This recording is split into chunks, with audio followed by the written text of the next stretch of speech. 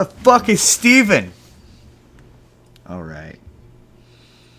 All righty then, man. Why does it? Why does it say that it's?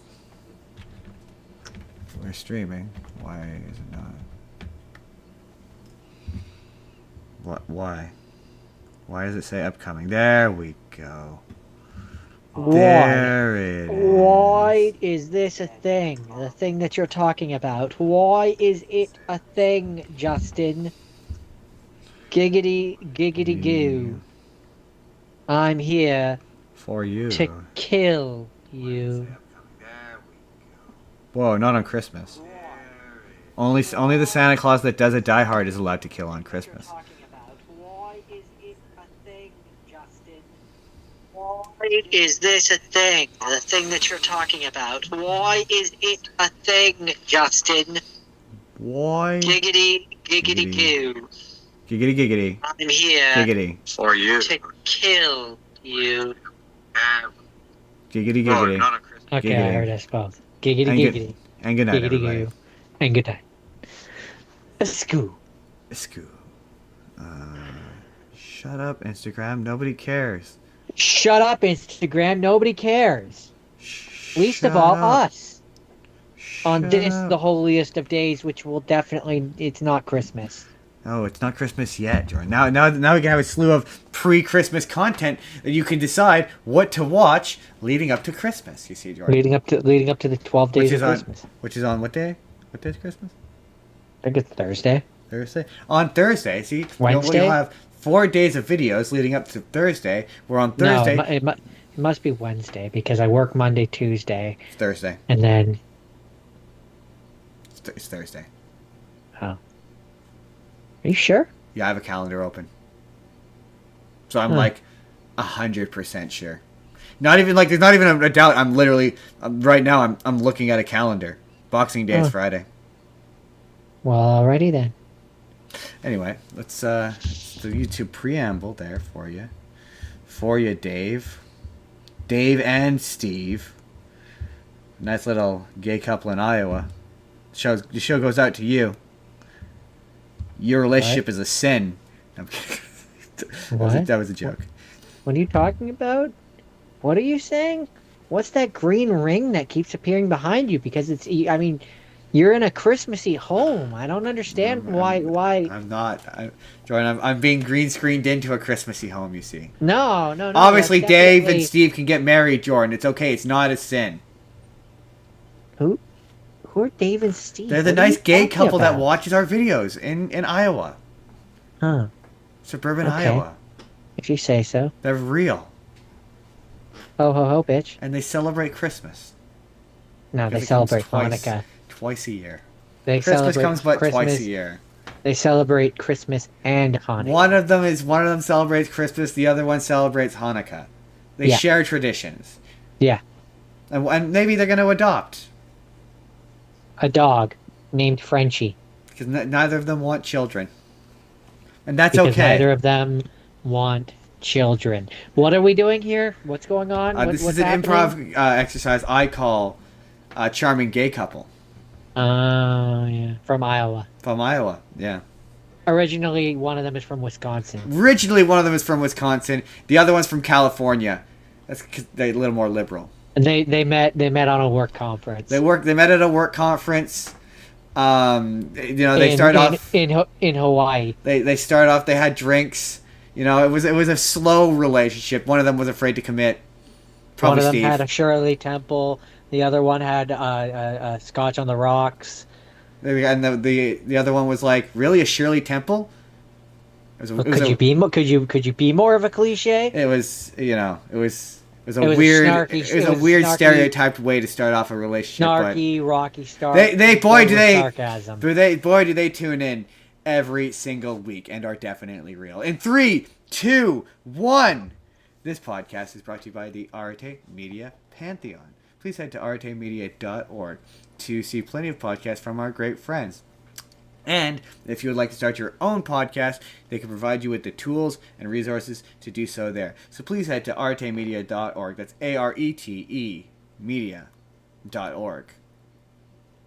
Welcome, everybody, to the show, to the Spur of the Moment podcast. Happy Christmas And just so you all know, season. we got to start the show off motivating you to go subscribe to us on YouTube if you aren't already, because you get all this extra bonus 2 to 3 minute improv exercise that me and Jordan just did. That you can only don't tell them what it is. Don't tell them what it is. No. They have to go to YouTube to find out what it is. All they get to find out on Spotify is that it was a fun little improv exercise we did, and it's on YouTube. And you have to go to YouTube to watch it and find out what it is. Don't tell them. Don't give away the goods. Jordan, there's the reason why I'm the award-winning salesperson and you just make metal. I mean, but damn do I look good doing Damn it. does he look good making that metal. On today's show. Today's going to be a weird show. Today's show. It's, we'll just do the end first. It's Christmas, obviously. Hence my festive, I'm in a festive, on those on Spotify, you can't see I'm in a festive living room with a Christmas And tree. I have a Santa Jordan hat. has a Santa hat. So later it's Christmas. We have some fun Christmas movies coming for you, including the previously mentioned from previous week, Hot Frosty. And Claus. And boy are we excited Klaus. to receive a little Hot Frosty.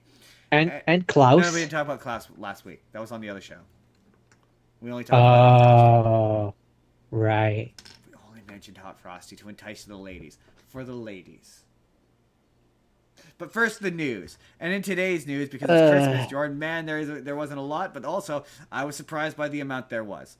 I see.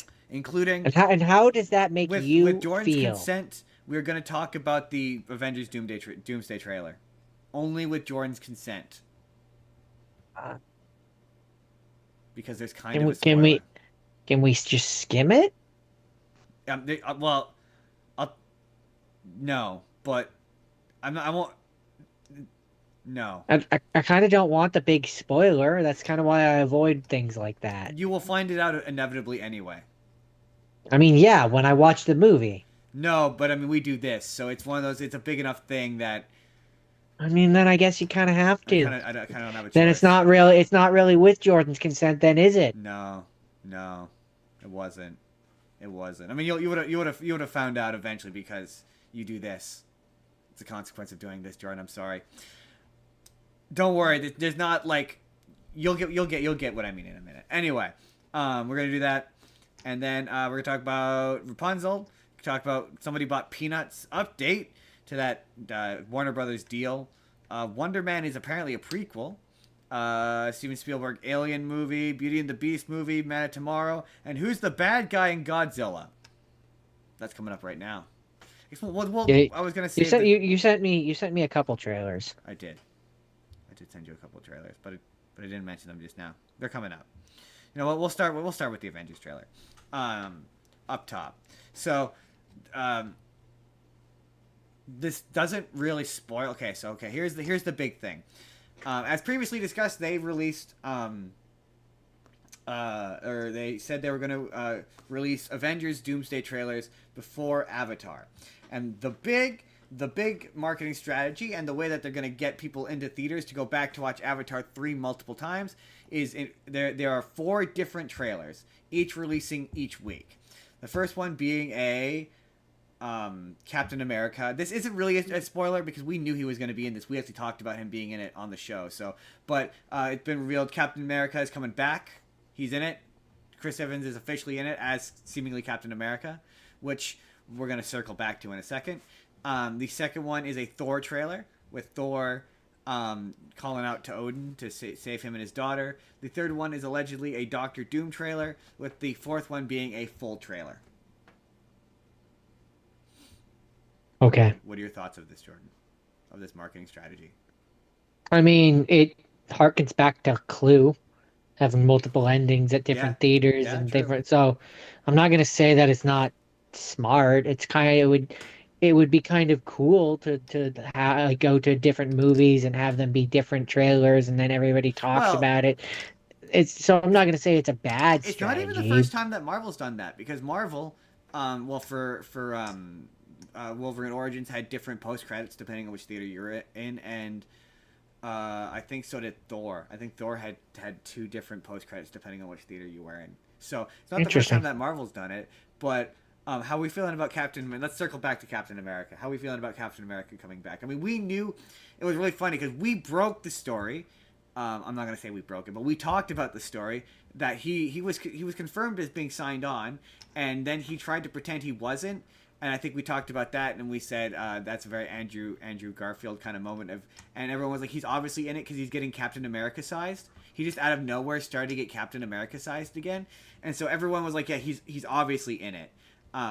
Yeah. So I don't know. I think it depends on the context. I suspect that he's going to come from the Doctor Doom world, and we're going to get an evil variant. I think he's I think our theory is right, and this version of Doctor Doom isn't really the Doctor Doom we all think of. I think he's evil Iron Man. I think that is what they're going to be maybe. doing, Um, and I think he's going to come from a world where all of the Avengers are evil, and that's going to be Chris Evans is only going to be in it insofar of the fact that he will either be one of dozens of cameos or he will be evil Captain America. Allegedly, he's a lead character, which has made people kind of pissed because they're like, well, everyone's so number one. It's so funny. You know how we went like Robert Downey Iron Man or Robert Downey Doom bothers us, and all of our energy that we put towards Robert Downey Doom has gone towards Captain America coming back this week on the internet. So That's everyone, funny. as pissed as we were about that, and how disheartened we were by that, they're disheartened by this. I've seen so many takes of people being like, "This is Marvel being like, none of the other characters matter. You know, this is them undercutting the entirety of Phase 4 and saying that it Yeah, ultimately that's didn't what mean we anything." said. That's what we said about Robert But Downey Doom. it doesn't. I mean, in retrospect, I mean, someone made a good point. Name one significant thing that has happened in these phases that has moved the universe in any sort of significant way. And nothing. It's introduced a bunch of characters that they haven't. What do you mean used. for Phase 4? Yeah, Yeah, well, I mean, nothing. Phase 4 has kind of sucked. Yeah. So, I mean, other than introduce a bunch of new characters, which they've done nothing with, I don't think bringing back. I've seen people be like, "Oh, bringing back Chris Evans, Captain America, undercuts what's his face is Captain Anthony Mackie's Captain America," but it doesn't because I saw it. Oh, they only gave him one piddly movie, but they gave him a whole show. Yeah, sure, he shared billing with Bucky, but he still had like a 6 or 7 episode show, so he still had like a 6 hours. He had more. Like I think it was like it ended up being like a 6 hour movie basically, plus his movie. So like in total, I don't remember how long each episode of Captain Falcon and the Winter Soldier was, but in total, he's had way more time theoretically in the spotlight as Captain America. Sure, he's had like one project as Captain America, but he's been around long enough that in comic book terms, now is the time where you have the original guy come back. Like the thing that people don't get about comics is like whenever you swap out a mantle, it's a stunt thing. You do it for like a run, a couple of issues. Yeah, and you ultimately bring back the ultimately original. bring back the original guy. The only exception to that is the Flash. Wally West was the Flash for years, and same thing with Hal Jordan. He was a bad guy for like a long time, but that's like the exception, not the norm. Yeah. Well, especially with the Flash, I think part of the reason why it always worked better is because, and I don't know how to articulate this, but like the Flash as a concept, he's just a speedster. Yeah. Like it's not like a Spider-Man where Spider-Man is Spider-Man. There's no other really version of, I mean there is now. Yeah, But like back for in the the day, longest I time get what you there mean. wasn't really any other version of Spider-Man. the best But there example are is, dozens of guys who run really fast. Yeah, like the best example is like Batman. Like anytime Dick Grayson takes over as Batman, within the next few issues, Bruce Wayne's right back to being Batman. Yeah, and that's because Bruce Wayne. I think the reason why, in particular with Batman, why it is that way, is because the comics in particular kind of set up that there is no Bruce Wayne. He Yeah, is there Batman. is only Batman. So now this trailer, is it. The reason why I was like I didn't really feel bad spoiling it. I was surprised you honestly didn't see it. The problem with these Avenger trailers now is this fucking AI where like you see a trailer and you watch a bit of it and you're like, oh yeah, okay, this looks legit, and then you see a face and you're like, oh fuck you, this is AI. It just keeps happening where you open up a kind of believable looking trailer and you're like, fuck it's just fucking AI again. And I so mean, for me, complaining very briefly about AI, for me, it's not even like the Avengers movies or the movie trailers that I don't get a lot of those. Surprisingly, the thing that keeps getting me is uh, when I open up my TikTok and I see another Donald Trump thing, and I legitimately at this point cannot distinguish between what is reality and what is that's AI so bad. because But like, he is so insane but that like uh, any of it feels believable. the only reason why we're talking about the Avengers one, we're gonna talk about it in passing. But the So reason the why whole it's because The Patriot games is a um great example of for the longest time. I wasn't sure if that was yeah real. I wasn't sure if this trailer was real or not, and I've corroborated as far as to determine that this trailer is real.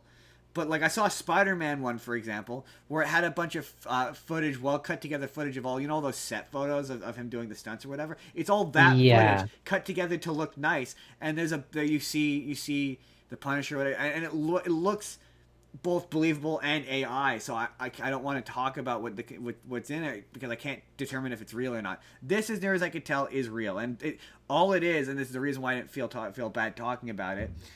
Is all it is you just see Captain America pull up on his motorcycle, take off his helmet, walk inside the house from the end of Endgame, and then pick up a baby. And this is seemingly confirming that because they've said that this movie is basically going to be a sequel to Endgame. interesting. So it's going to continue. So whatever happened in apparently, allegedly, what Steve Rogers did in Endgame is going to impact the multiverse and what happens in Doomsday, allegedly. Interesting. Allegedly. Jordan, fun bit of news, and it's so funny. I at one point was gonna be excited about this, or you know what? Yeah, we're gonna do that. At one point, I was excited about this, and then I wasn't. But they've confirmed the bad guy. They've registered the name. The bad guy in the next Godzilla X Kong Supernova, is gonna be Space Godzilla. Ha! Called it. And we did call that, but I'm. It's funny. I was pushing for that so hard. I wanted it so Yeah, bad. you wanted Space I wanted Godzilla. Space Godzilla because I just aesthetically, from a design standpoint, evil Godzilla. Like, what's not to like? It's a great concept for a bad guy, but his movie sucks balls. It's genuinely terrible. It like Space Yeah, but this is the Godzilla. opportunity for them to do that character and have him be good. Yeah. His big thing is he doesn't do I any. just remember that. I just remember that he's just Godzilla and he's got two pink mountains on his Yeah, oh, he's back. got two. They're not pink; they're white, but they're two crystals. When he lights up and blows, I remember because I remember him from the video game, Yeah, and I yeah. remember when he But does their his default breath state is they're attack, they're they're white. purple They're or they're pink rather. their default state is they're white. But yeah, all his fight just kind of devolves to him flying around and shooting lasers at Godzilla. It's from that era of Godzilla where every Godzilla fight devolves to them just shooting lasers at each other. And his fight, again, that I've said this before, but that movie contains everything that seems like it should be cool. Like, Space Godzilla seems like he should be cool, and then he's just not. Like, it's got a character called Moigra who's just Mecha Godzilla but shitty. Like, it's a direct sequel to the Mecha Godzilla movie, and the entire time you're like, why isn't Space Godzilla and why isn't regular Godzilla and Mecha Godzilla teaming up against Space Godzilla? Like, why is this not happening? Like, it's just, again, he's a character that feels like he should be cool, and in practice isn't. I have seen some what looked like concept art of what their idea of what Space Godzilla might look like, and like, yeah, having a Godzilla show up in this universe who is like a bad guy that's a fun concept because they have gone out of their way in this universe to be like, no, Godzilla is a good guy, just straight Yeah. up. All those moments where he seems like he's a bad guy, no, there's a reason for that. It's because the humans He is a fucked protector. up. Yeah, it's what they fucked up and made a Mecha Godzilla, and he's pissed off about that, and he knows that you're playing with the Ghidorah head, and it's actually for your own good, humans. Yeah.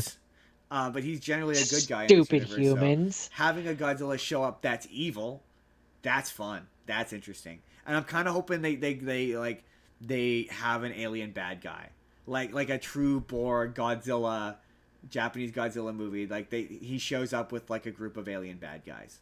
Like that would be Yeah, well, so like much fun. what I'm kind of hoping is that like yeah, there's a group of aliens who come down and get like some of Godzilla's DNA and legit like use that DNA to make Space Yeah, Godzilla, yeah, and he's like an alien clone version of Godzilla, but he's evil. that would be And rad. so then you have the aliens who are evil, who are controlling Space Godzilla, who are evil, and the humans who are good have to team up with regular Godzilla, who is good, and also Kong can be there for some reason. Exactly. Maybe you get a Space King Kong as well. I don't know. Yeah, Let's go supposedly, crazy with this. supposedly this one is going to be more of a Godzilla movie because the last two were really more Kong movies. So this one allegedly is going to be more of a Godzilla movie. But I'm still stoked. Oh I heck wanted, yeah, yeah. I wanted Destroyer because I think that Destroyer is the best modern Heisei era Godzilla villain. But at one point, Uh, there was a rumor that it was going to be Destroyer, and Destroyer is also badass. That movie's also badass. I'm not sure who that is. You would know him if you saw him. He was in one of those Probably. Godzilla games. Jordan, trailers ahoy! Jordan, it's time to do some. It's time to do some trailers. Jordan, there's a movie for a trailer for a movie called Jimmy, which is starring the guy from Riverdale, and he's playing Jimmy Stewart, and it's about how he Yeah, apparently wants to join I the don't army, but they know. won't let him. I don't know who Jimmy Stewart is, but that AJ Kappa is doing a good different voice from his regular Riverdale voice. Jimmy Stewart is the guy from It's a Wonderful Life. I've never watched It's a Wonderful Life. Jimmy Stewart. God, you produced Jimmy Stewart doing one of two faces. It's one of those guys you would know him if you saw him. You do know him. You just don't know that you know him. Like If you say so. there's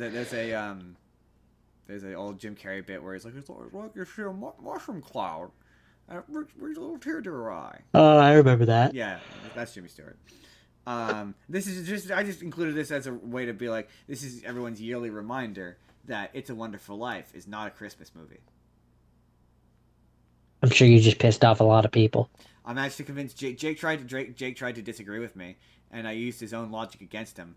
We're gonna talk about Jake's 3 tenets to what makes a Christmas movie later, but this does not meet 2 of the 3 tenets. Interesting. Yeah. Interesting. We're gonna talk about All right. it. We're gonna talk about it. All right. It All right. looks all right, I guess. I don't know. It looks like a really cheaply made biopic. I I'm mean, not. it just looks like your standard biopic. There No, wasn't but really it looks. anything to write home about. It looks like because what I've learned is there's like a grade when it comes to those kind of movies. So like it doesn't look like a prestige movie theater one. It looks like a straight to streaming, straight to DVD, B grade one, C grade one. Where like it doesn't look like a lot of money has been spent on this. I don't know. Maybe I don't understand this grading curve thing. They all look the same to me. Like for example, like it doesn't look as expensive as say like Michael or like the Queen one, where like those had really high budgets. This looks like it has a really low budget. I don't And it think will I've seen probably that. I don't think I've seen those, so I don't know. uh, I know like Lincoln, and this looks as good as Lincoln to me. So no, this looks significantly cheaper than Lincoln. Like significantly cheaper. This looks like it has like a shoestring budget. if you say so. KJ Appa is the most famous person in it, which really should say something. Jordan. I mean, that's typically how these things work. You get one or two famous people, and the rest of them are Yeah, relatively unknown. but he's like a C-lister at best. Jordan, an update to previous week's story. Apparently, Warner Brothers has rejected the Paramount's $108 billion bid and is backing the Netflix deal, which is really just like the lesser of two evils one, I guess. I don't know. I mean, I've been seeing a lot of memes where it's what's his name from Has Been Hotel, but it's got the Netflix logo over it, and he keeps killing the different things. And I mean, it's just a matter of time that before he goes after Disney. I just. I mean, yeah, but like Paramount would have been is the guy who Trump wanted, and that automatically made me go, "Oh yeah, no, that's worse." So like again, don't get me wrong, Yeah, both I bad. mean, yeah, you're Both not bad. wrong, but polish a turd, it's still a Yeah, turd. both bad. It really is a lesser of two evils kind of situation. Yeah, I mean, Netflix I'm is just hoping. insisting they're not I'm gonna just hoping that the government or whatever actually does the right thing for once and doesn't let it happen. Oh, Jordan. Jordan, I don't it's believe not it, going to but happen. That, you is know. absolutely, that deal is absolutely going to go through, and it's going to be awful for everybody involved, Especially the customers. especially the customers. So I guess what I'm trying to say, Justin, is when the Netflix rate becomes like $100 a month, I can't pay that. No, that's fair. That's fair. Netflix says allegedly they're going to keep their Warner Brothers operations, if they do get it, separate from the Netflix operations. But if you believe that, Right. They're wink. definitely gonna keep it separate. Wink. If you believe that, I have a bridge to sell you. Would you like to buy 50 pounds of manure? Jordan, can I convince you to buy a bridge? I mean, no, but I feel like you could really use 50 pounds of fertilizer. But I'm feeling You like know, Jordan. for the fields on your But farm. Jordan, haven't you always wanted your name on a bridge? I definitely think you need 50 pounds worth of fertilizer. Anyway, the bit is running long. I don't, but Jordan, you definitely want your name on a bridge. No, Imagine no, it, gold-plated, Jordan's no. bridge. Just imagine it. Field full of crops because of this wonderful manure. I don't have a field or crops. But You do. You're a could- farmer. You could own a bridge. Anyways, Jordan, what's next? Jordan, I sent you this trailer for this movie that Send me a few trailers. that I thought was funny because the article is misleading, but I think the trailer is also misleading. So this is a new murder mystery, The Sheep Detectives, which Oh yeah, that one looks fun. looked really funny. That one looked really fun. That looked real. I mean, not only do I love a good whodunit, I think okay, this is my prediction. I don't know if that's gonna be one we watch in theaters. I mean, depending on when it comes out, maybe. But Is that coming to theaters? I think so, yeah. Although it is made by Amazon, so maybe it's gonna come straight to Amazon. I don't know. I kind of assumed it was going to be a straight to Amazon one. Regardless, I'm gonna watch it, and my guess on the twist is that he's not actually dead. And they just think he is because they're sheep. They just think he is because he's sheep. Well, or he's in it more. Maybe he's in it as because it's weird. He's like the focal point of the trailer and all the marketing, and it's weird to spend money on Hugh Jackman only to immediately kill him. So like, I think he's probably in that movie more than the trailer suggests. I could believe that. I could believe that that's ultimately the final twist of the movie. He didn't actually die. He's alive. He had like he fainted or something, or like he had something like that. Something like that. Yeah. All I know is that I definitely saw it, and so the one missed opportunity, assuming that one of the sheep isn't secretly him, but is I think the main guy sheep should have been Daniel Craig. Speaking in the voice that he does in Knives Out. That would have been funny. That would have been and have it be a fun meta reference. Jordan, they have announced. Now I think that it was this at this time with this person. It was this time at this person. Obviously, we were out in the fields, partaking in the wonderful grass that our farmer has provided. Like for I'm us. just saying, would that not have been a great meta reference? And would that not have been? He choked the chicken. Would that not have been sheep-tastic? Would have been sheep-tastic. Jordan, apparently, I know nothing about this, but I thought this was. I know less than nothing because I don't even know what this is. Jordan, the Labubu movie. You just said words that make no sense. Jordan, do you not know what a Labubu is? Labubus, I mean I do because they were everywhere on the internet for a while there. They're like that weird monster doll, right? Yeah. That got so? stupidly popular and really expensive for some reason. I just know there's that one episode of South Park where it was essentially they were the devil. They were essentially the 2025 version of the Beanbag Babies or the Cabbage Patch Kids or the Beanie Bags or Tickle Him Elmo. Yeah. Or like a Tickle Him Elmo. But more like the bean. You know the one that the Beanie Babies. The TY whatever they're called, Bean Babies. No, that's Beanie Babies. Yeah, you got it right. Yeah, it's Beanie Babies. Yeah, it's pretty accurate. Anyway, they're making a movie and it's going to be directed by the guy who did Paddington. I just showed my age. Yeah, right. It's going to be made by the guy who made Paddington and Wonka. Oh, so it might be okay. That's my thing. I'm like, is this going to be like the Trolls movie? Or because that's my framework for like kids based. And is it gonna be like the Labubus come to the? You think it's gonna be the Labubus come to the real world movie? Either that or it'll be the Boo Boos come to life, and it's like a Toy Story. It's like a Toy Story thing, or it's gonna be the people go to the Labubu world. Is there a Labubu I world? don't know enough about Labubus. What is to the know. story of the Labubus? I don't know, and I cannot be bothered to find. Somebody tell me. Tell me what the story of the Labubus is. Tell me what a Labubu movie Is there could be. is there a story? Like, what could the story be? Like, Because as far as I'm concerned, not even knowing if there is like a secret deep lore to the Labubus, as far as I'm concerned, they're just toys, and the only thing you can do with that is a Toy Story movie I mean, that makes sense to me. where toys come to life. I mean, that makes sense. That makes sense. And to then me. and like, I don't know, maybe it's like a bunch of them. Maybe it's about like how they're no longer popular, and the group that we follow like has to get sold before they get thrown out into the garbage or I something. mean, that's just that's believable to me, but I know nothing. Somebody in the comments of whatever, if this is a video, let me know in the comments. What What the fuck is a Labubu? What is a Labubu, and how could they possibly make a movie of it? Yeah, Jordan.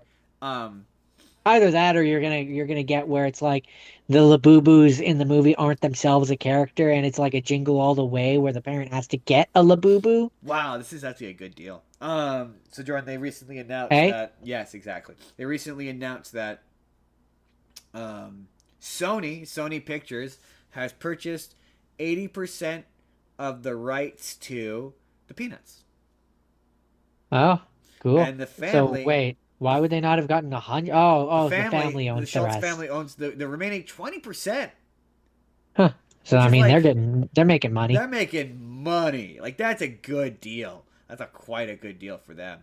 I saw someone say that's Sony's attempt to make the comic strip universe, because they own they can do Garfield. They own Garfield, and they own the Peanuts. So I mean, that would be fun. that would be kind of fun. I saw off the back of this because I like Sony Pictures Animation. They've been really knocking it out of the park. I think there's been a couple of really solid ones lately. I think they did the Mitchells versus the Machines, if I'm not mistaken. But yeah, they've been knocking it out of the park in terms of creative takes at animation. So I'm fundamentally not against this. But off the back of this, I saw someone say, I liked the last. I liked the last Charlie Brown Peanut movie. It was really cute. Yeah, but that was and it's still one. It's still one that I put on every now and then. So my point was more just I'm okay with anything that gives us more of as long as the they Peanuts. don't fuck it up. That previous Snoopy movie or Peanuts movie was done by Blue Sky, so a different animation company, but still. My point was just more. I'd be okay with more. I saw off the back. Heck, if they did like a new movie and it wasn't in the 3D style and it was back to being the 2D traditional animation, that would be cool too. I mean, that's what all the animated specials are. They're all in 2D. Yeah, but like a full movie, not just a special. Off the back of this, though, I saw some writer or producer or director or someone was like, "I've been trying to make a Calvin and Hobbes movie for years, and somebody really should tell that man that will never happen, ever, Why? Ever happen, because Bill Watterson, the creator of Calvin and Hobbes, will not sign over the rights to it. No matter what anyone does, he does not like he does not like commercialization. He has no desire to commercialize those characters. So he has famously rejected every attempt at merchandising, every attempt at expanding the characters. He said no to. And if you're like, well, you just wait till Bill Watterson dies, his family will then continue to say no every chance they get.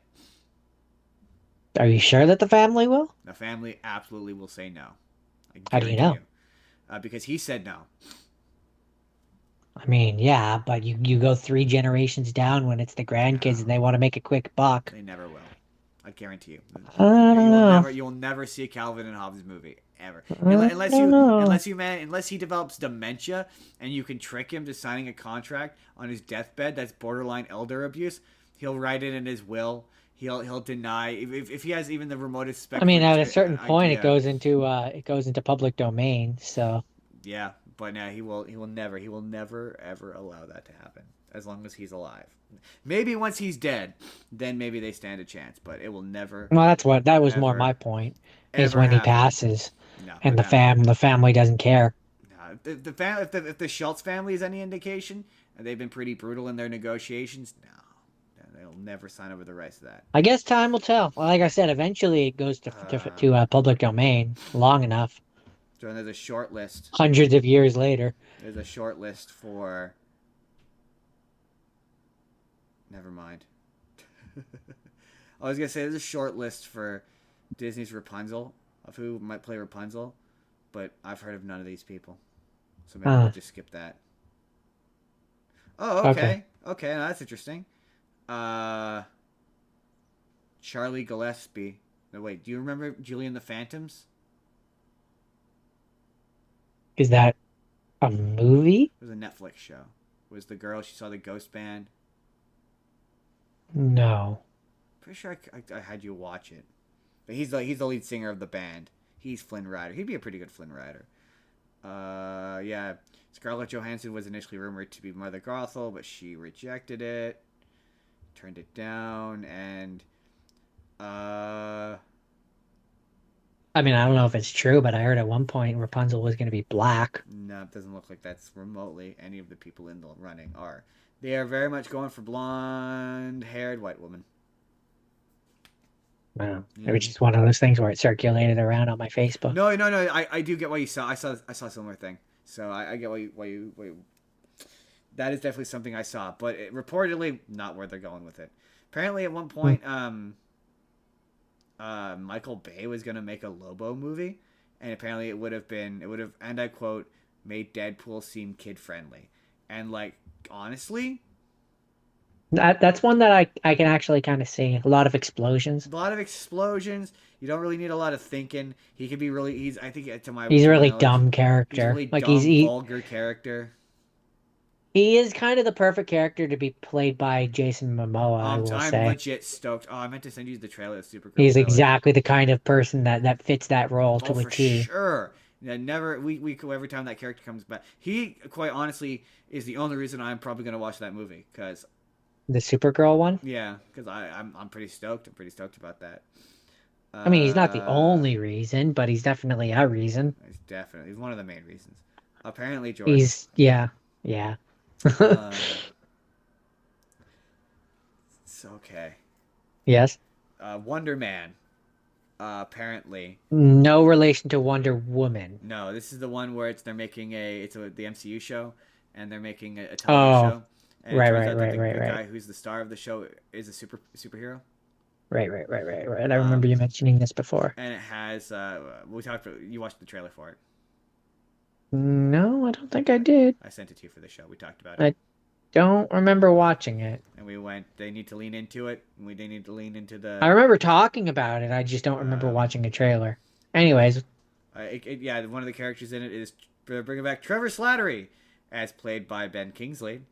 And this is allegedly We hate him. I don't hate him. I love that character. I don't know what you're talking about. He ruined Iron Man 3. He did not ruin Iron Man 3. Yes, he did.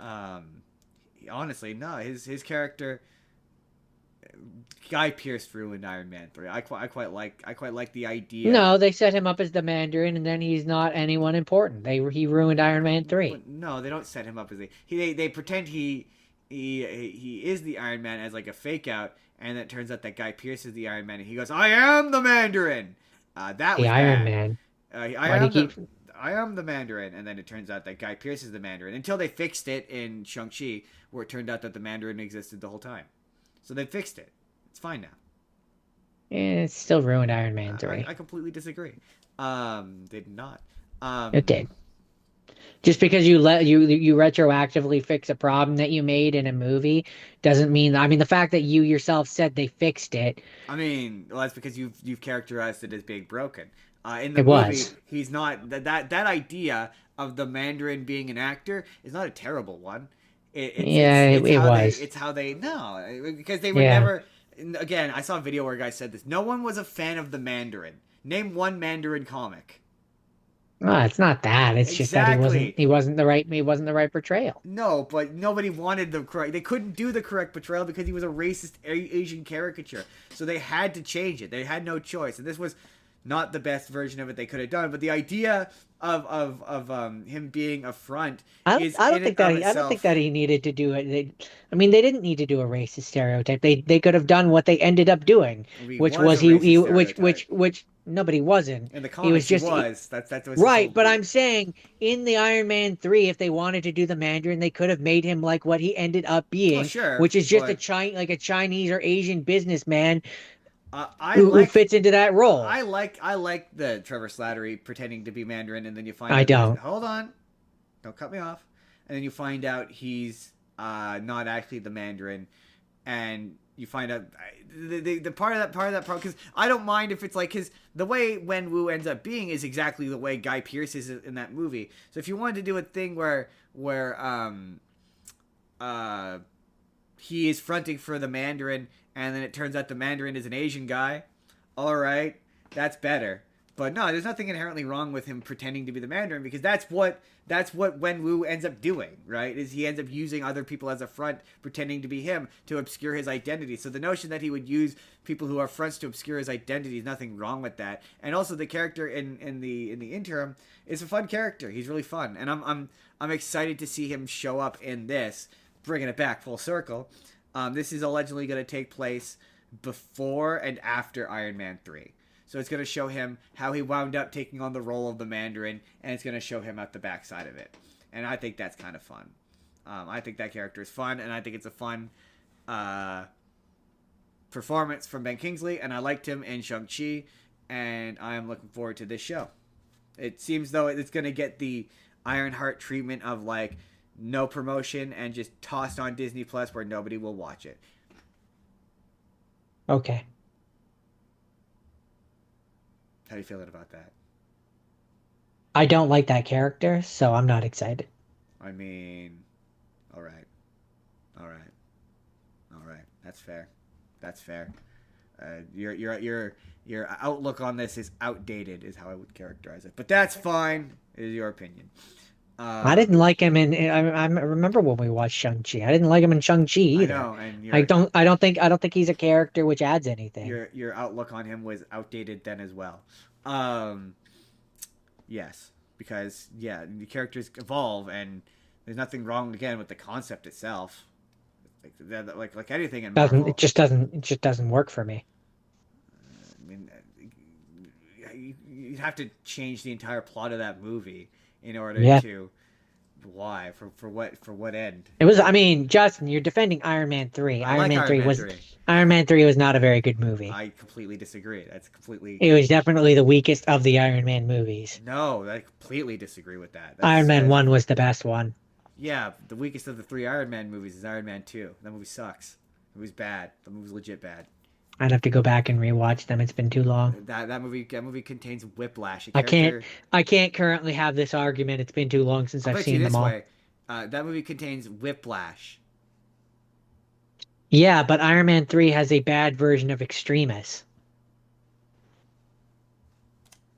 Again, I wouldn't characterize it as a bad version of Extremis. I would. It's exactly how Extremis works in the comics. It's an accurate version of Extremis. The only difference is he doesn't blow a guy's head off. But no, again, we're having an argument where I said it's been too long since I've watched it to have the argument. So that's my point, though. Is you remember Trevor Slattery and the Mandarin up until 5 minutes ago. You didn't remember Whiplash. I mean, no, I do.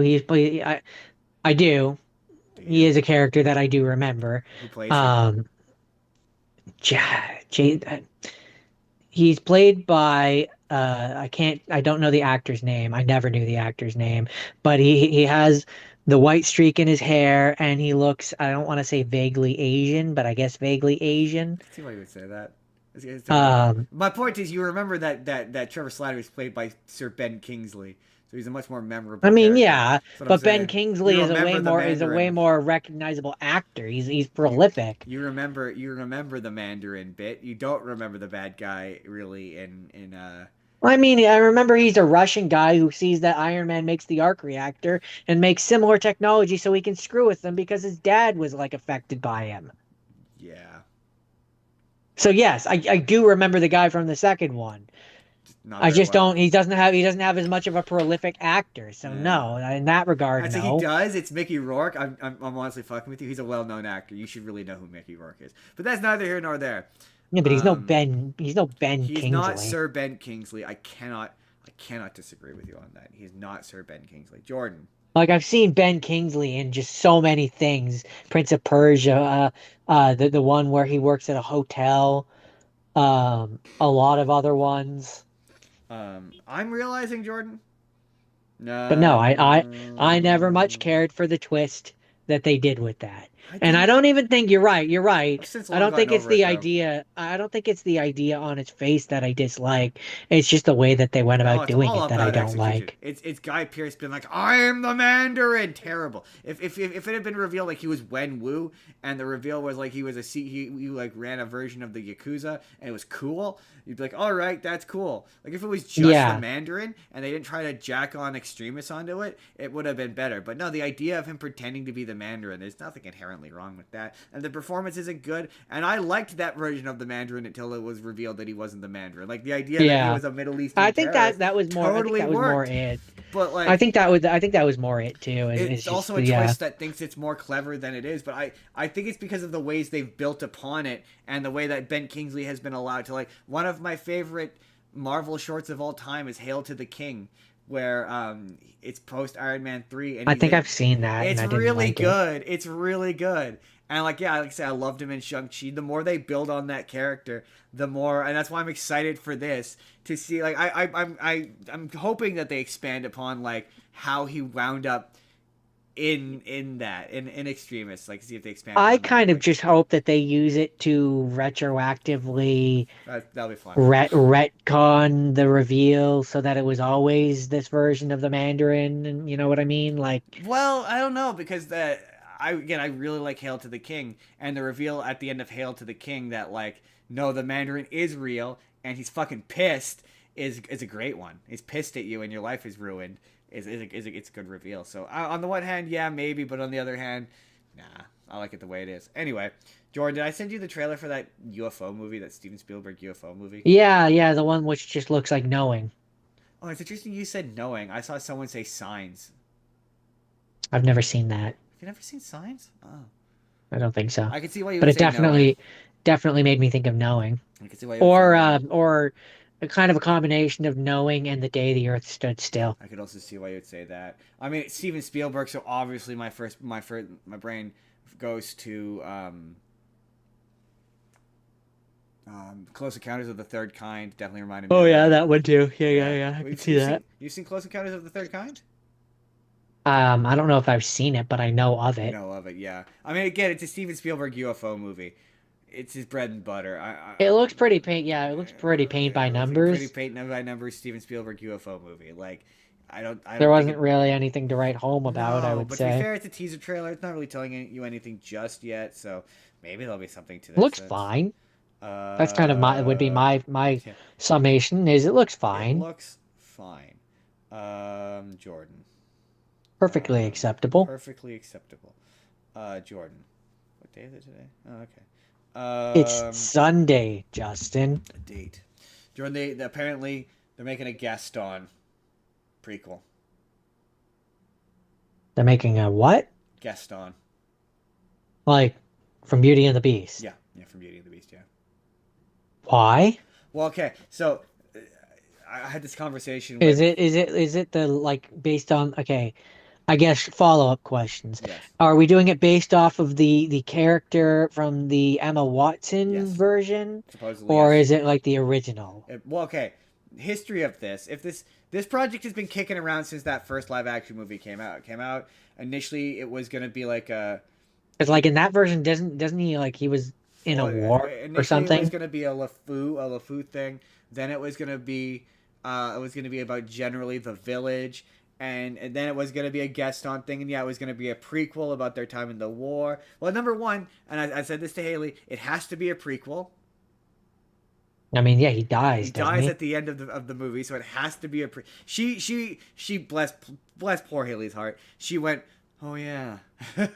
When I It's said just, that, it's like yeah. So it can't be a sequel. Can't be a I mean, midquel unless because that it short is it very could it short. could it could be a sequel if they wanted to go the route of like, oh yeah, he somehow because doesn't he fall into like a ravine or like a river or Oh, I something? guess yeah. He does So fall like off of you the could castle. have it be a Yeah, sequel where he somehow and he survived has and now he's amnesia. out for revenge. I think it'd be kind of fun if like if the enchantress used her magic and now he's a beast.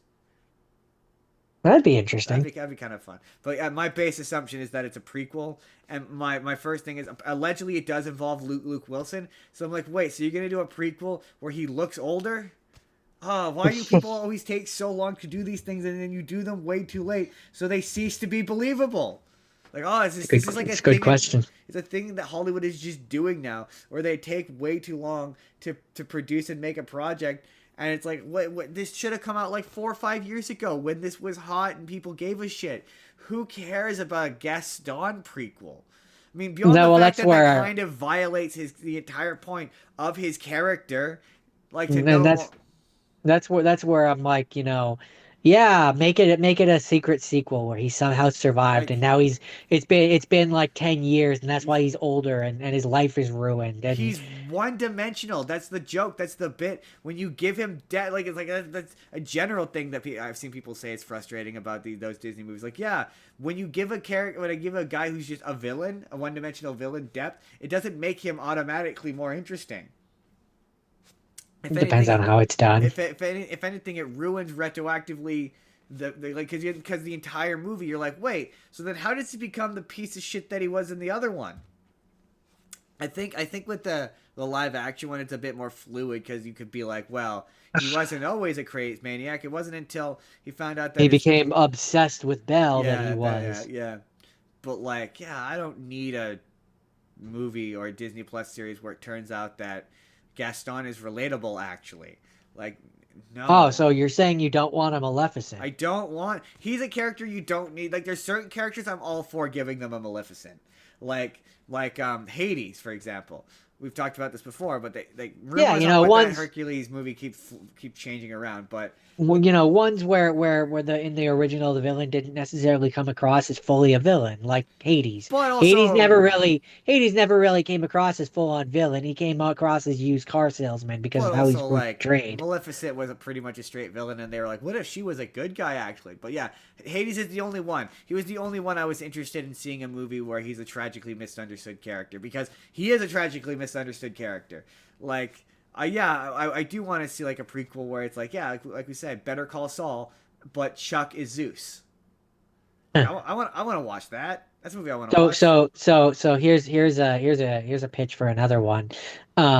You have a Ursula one where you find out that Triton was awful to her, and then she's just trying to get by, and she makes all these deals, That's and another one. That's a perfect, yeah. That that you say that, yeah, an Ursula movie where, yeah, it's like Maleficent, where it turns out she was actually fucked. She got fucked over. Like, yeah, that's interesting.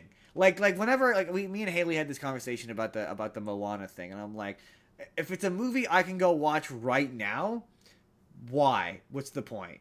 Right? But if yeah. you're gonna do something different, yeah, I want to watch a movie where it's Ursula's tragic backstory, because yeah, that's interesting, and you can make it where It's maybe she doesn't turn into the version from the Disney movie. Like, you don't need to have that. That's not like, but Or yeah, it's an Ephaba thing where or a not Ephaba like a thing where like she chooses to look like she does in the movie because yeah, she Alphaba, doesn't yeah, care. Alphaba, yeah, that's a good comparison. Yeah, Alphaba, is that a good comparison? yeah, where she's co-opting the image of being the sea witch for her own purposes. Yeah, and maybe you subvert it, and like Ariel's awful. Like, to me that is interesting. That's worth making. Well, because That's worth, when you but the look at problem it is when you mainstream look at it from chumps like won't go another watch point of shit like view, that.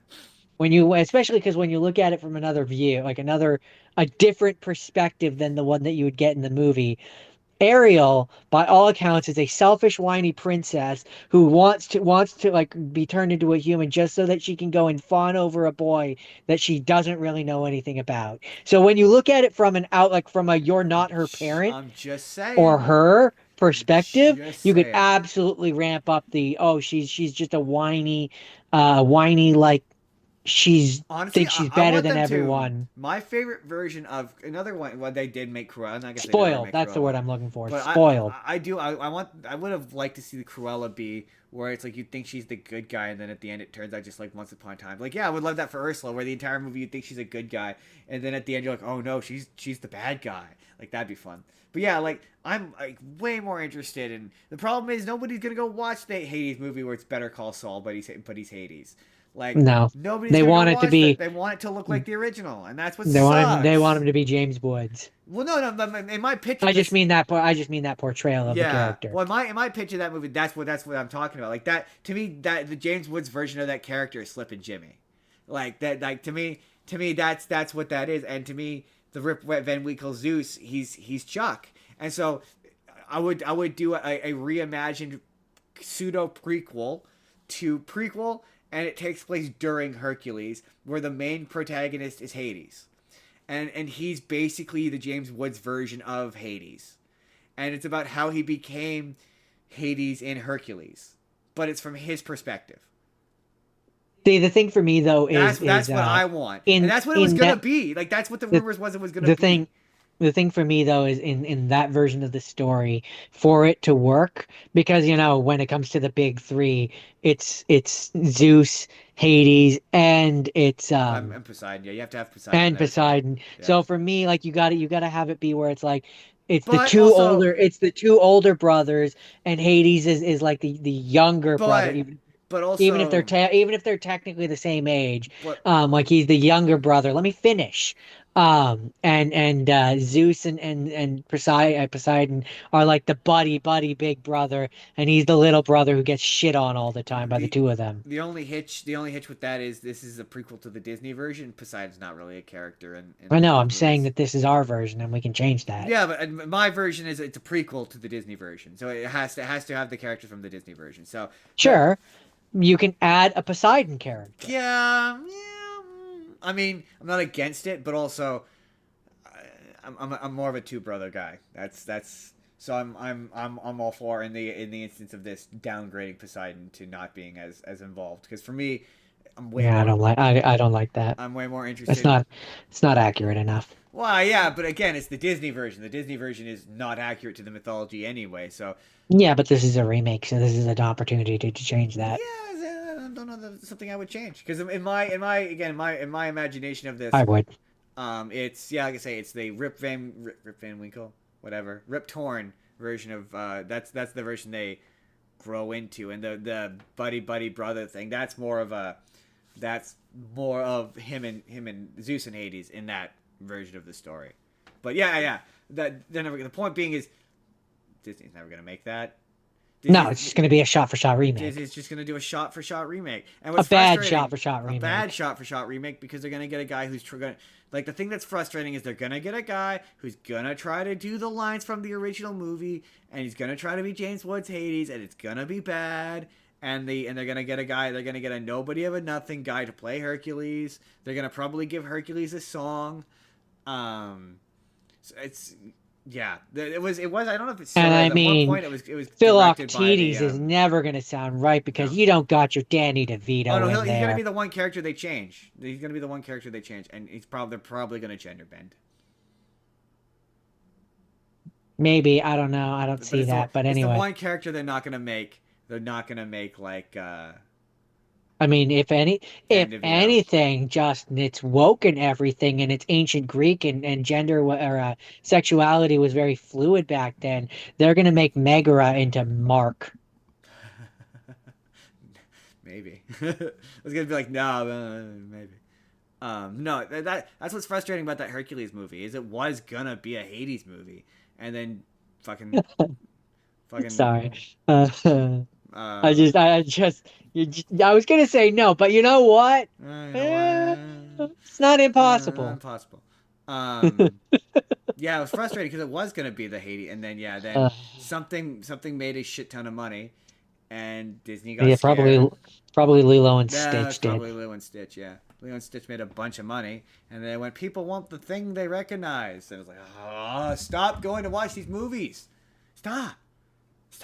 Watch it on streaming like God intended. Watch it on streaming like God. And then rip it apart on the internet. And then rip it apart on the internet for money. And then finally, Jordan. No, not for money. Do it for free. Do it Some for things free. are worth doing for free. That is true. I'm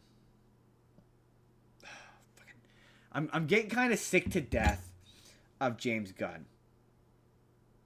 Oh, we got a hot take here. Good night, everybody. No, it's just I really wish he would stop talking shit on the Existing. internet. No, yeah, I wish he would just stop existing. No, I wish he would I stop. just wish he would stop being around. I wish he would stop talking shit or saying shit or announcing shit or doing shit on the internet because it's getting really fucking old as a movie news podcast. Because like, one point Brainiac was gonna be in the next Superman movie, and then the next minute he wasn't, and then he wasn't. He's like, I never said that he was gonna be in the next Superman movie, and now he's like, oh, maybe he will be. You know, I do need a role for my good friend Dave Bautista, who would be a terrible Brainiac, by the way. So what you're saying is we need to stop supporting DC, let it die, and move on with our No, lives. Dave Bautista should play. I saw the thin version of him. I saw side by side with him and Hugo Strange, and I'm like, he'd be a great Hugo Strange. Yeah, okay. All right. Oh man, can you open up Messenger on your tablet? Hold on, I can pick, I mean, no, but I can kind of picture it. I can open messages though. But I can kind of picture. I remember him from Arkham Asylum. Yeah, I can kind of picture it. there it is. I can't think of a better option. So if I send this to you on Messenger, okay, I don't know if you're gonna be able to see. I'm gonna put it in the video later. Green screen. Can you see? Vaguely, but not well enough. You sent it to me? Yeah, I'll send it to you. Hold on. Bear with us, internet. See, the internet, when they watch this later, they've already seen the picture. But Jordan, it's gonna take me a second to send it to Jordan. Hold on. There, I sent it to you.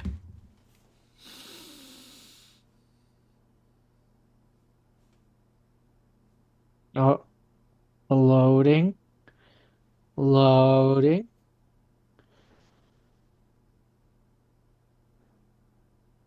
This is taking a bit It's longer. flashing. It's flashing white. This is taking, Hold on, maybe. This is maybe taking if longer than maybe I expected it to. I was expecting this to be kind of quick. Oh, there we go. This bit has backfired on me. Okay, yeah, with that image, with the beard like that, I definitely see Right? it. I didn't, to be complete fair to you, you were skeptical at first, right? And I don't blame you because I was skeptical as well because I saw someone was like, yeah, Dave Bautista should be Doctor Strange, or not Doctor Strange, Hugo Strange, and I went, what? No. And then I saw that side by side picture, and I went, you know what? Honestly, I can kind of see it. I can kind of see it. Yeah. But also for the record, Hugo Strange is a doctor, ergo he would be playing Doctor Strange. He didn't go to medical school for 5 years to not be called doctor. That was disrespectful of me. I acknowledge that. Yeah. You should know better. I should know better.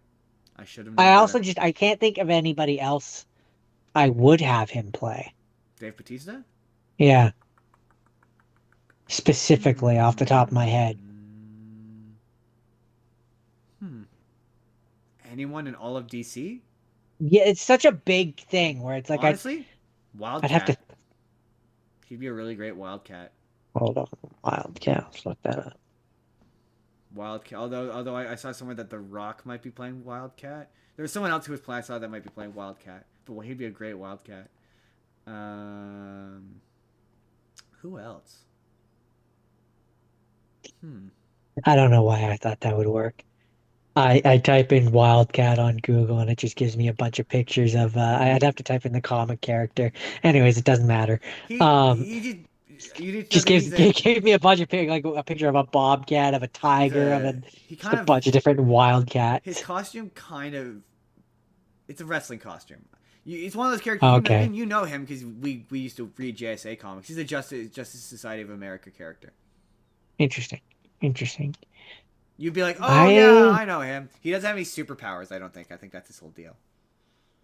Yeah, I don't really have anyone in I know I particular that I can't I would can't cast think him of as. like I'm going through all of James Gunn's friends. Who would you have Chris? Oh yeah, we already talked about Booster Gold for Chris I Pratt, think right? I know. Actually, I think I do have one person who maybe I can't think of the character's name. But he would be definitely a Dave Batista would come in and would be CG'd, CGI, a CGI character. But he's the Green Lantern one that's big and giant Oh, and red. Balrog. Not I don't think his name is Balrog. Balrog, the big giant pink guy. Yeah, Yeah, it's definitely Balrog. Balrog. Balrog is the Lord of the Rings thing. I'm pretty sure it's Balrog. Blrog. He's the one that calls people a puta or a putan or Yeah, in something. the movie in the one movie he's voiced by Michael Clark Duncan. Yeah, I'm almost entirely positive that's Balrog. Hold on, let's look this up. Balrog, Green Lantern.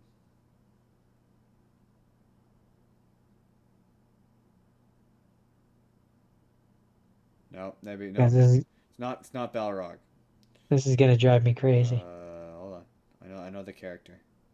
He's played by Michael Clark Duncan. Hold on. Angela Bassett. Kilowog, not Balrog. Kilowog. Kilowog, that was it. Kilowog. That was I knew it close. wasn't Balrog. I was like, that's the Lord of the Rings thing. No, I knew it that's not ended with right. Og. I knew it was some Og. Like Kilowog. Kilowog. Okay, I can see that. That I can see. Yeah, I can. Yeah, yeah. I think that's who I would have him play. Yeah, I can see that. Maybe that's maybe that's not fair because that's kind of typecasting him, but Yeah. you know, That's the news. ain't broke, don't fix it. You broke, don't fix it, bitch. That's the news.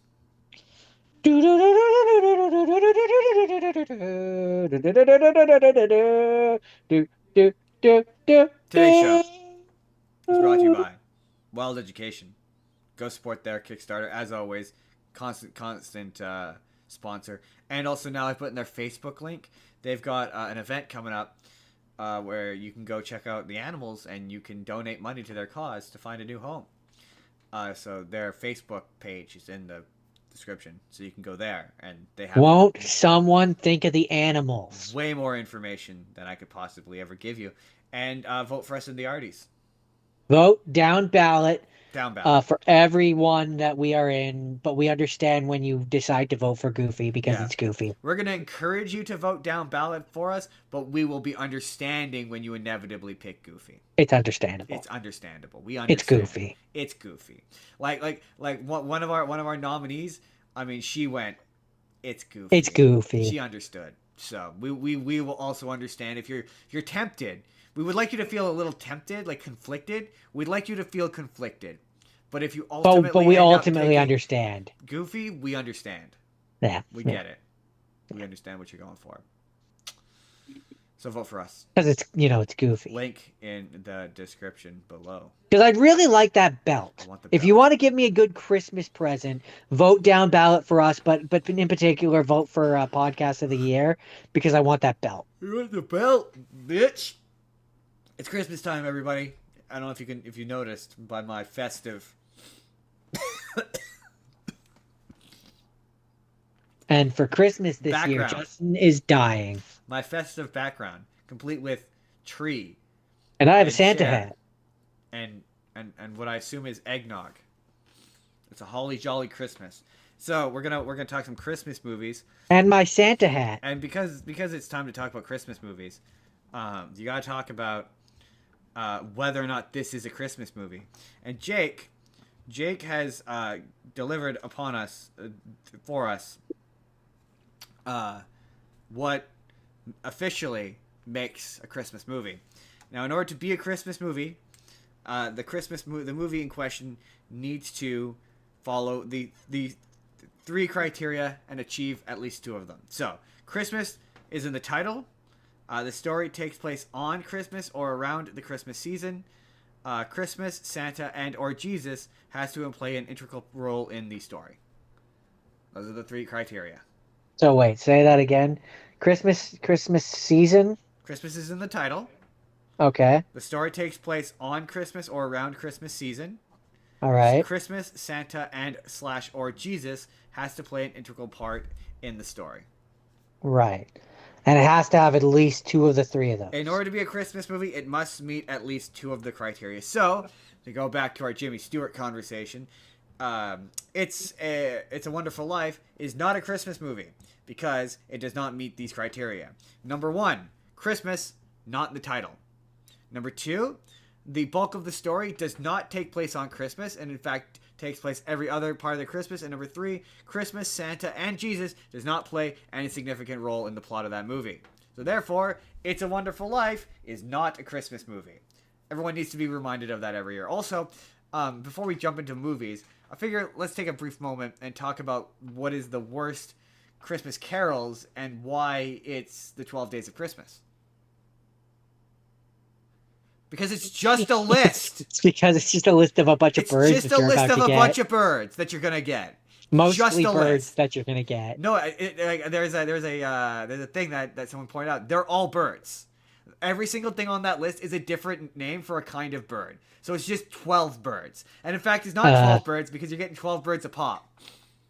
So Haley says, and I still don't care what you say. Yes, it is a Christmas movie, and so is Rent. Stop taking it away from me. I haven't seen Rent, so I cannot confirm Rent. But It's a Wonderful Life is not a Christmas movie. That is, every time I watch it, I am reminded that it is not a Christmas movie. It's funny because movies and television will attempt to gaslight you into thinking it's a Christmas movie by playing it in other movies that are Christmas movies, but it's not a Christmas movie. But we're not here to talk about It's a Wonderful Life, Jordan. What's your first? My gift to you. What's your first Christmas movie? She says, "It's a Wonderful Life is my Christmas tradition. Stop taking it from me." I mean, it doesn't meet the three criteria, Haley. There's the three criteria. It does not meet a single. To be fair, Jake also tried to argue it was a Christmas movie, and then I busted out the three criteria and proved that it wasn't definitively a Christmas movie. 1 year, Jordan. 1 year, Jordan's gonna watch it. Maybe next year. Next year, Jordan will watch It's a Wonderful Life, and he'll agree with me. He'll agree with me that it's not a Christmas movie. Jordan, what's your first Christmas movie? So my first holiday movie, because by the criteria of which you have laid upon me, apparently she will fight you. Upon the criteria which you have laid upon me, I must conclude that this is not a Christmas movie, and I feel like it's a holiday movie. As previously discussed. Well, tell me about it, and then as previously discussed in weeks past, you either have movies which are directly Christmas movies, which are more, or those which are more just they take place around the holidays and they fit into that category. This is the princess switched again. Okay, so this is what we're gonna do for this. I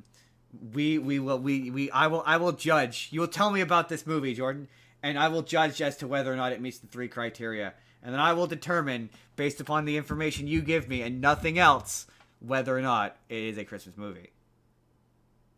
And then you'll do the same for me. So this is a sequel to the first Princess Switch. It is supposed to be several months later. Wait, months, not years. I think it's months. Okay, interesting. All right. Hold on. Oh no, sorry, I'm immediately wrong. It's 2 years after the end of the first film. Okay, I was gonna say because it's funny. We'll get to it, but another one of my movies from Netflix, also 2 years. I guess 2 years is just a nice, safe, like. I think the reason why I thought months is because there's a point later on when, okay, I'm jumping the gun. Real quick, I guess just 2 years is just an amount of time that feels like a long time, but is not such a long time that you look all that physically different. Yeah, I guess is maybe the idea. Because a lot can happen in 2 years. A lot can happen in 2 years, but also not a lot can happen in 2 years. It's kind of a nice. It's not like 20 years. Exactly, or like 5 years or 10 years. Like that would be a long time. Anyway, Princess Switch 2. There's now 3 of them, right? That's the one thing I remember about this. Yeah. But this is the second one. So it's 2 years later. Stacy is a princess of Belgravia. And also Margaret is about to ascend to the throne of Montenegro because her dad died. And her son, his son, which I guess is her brother. That's a weird way to word it.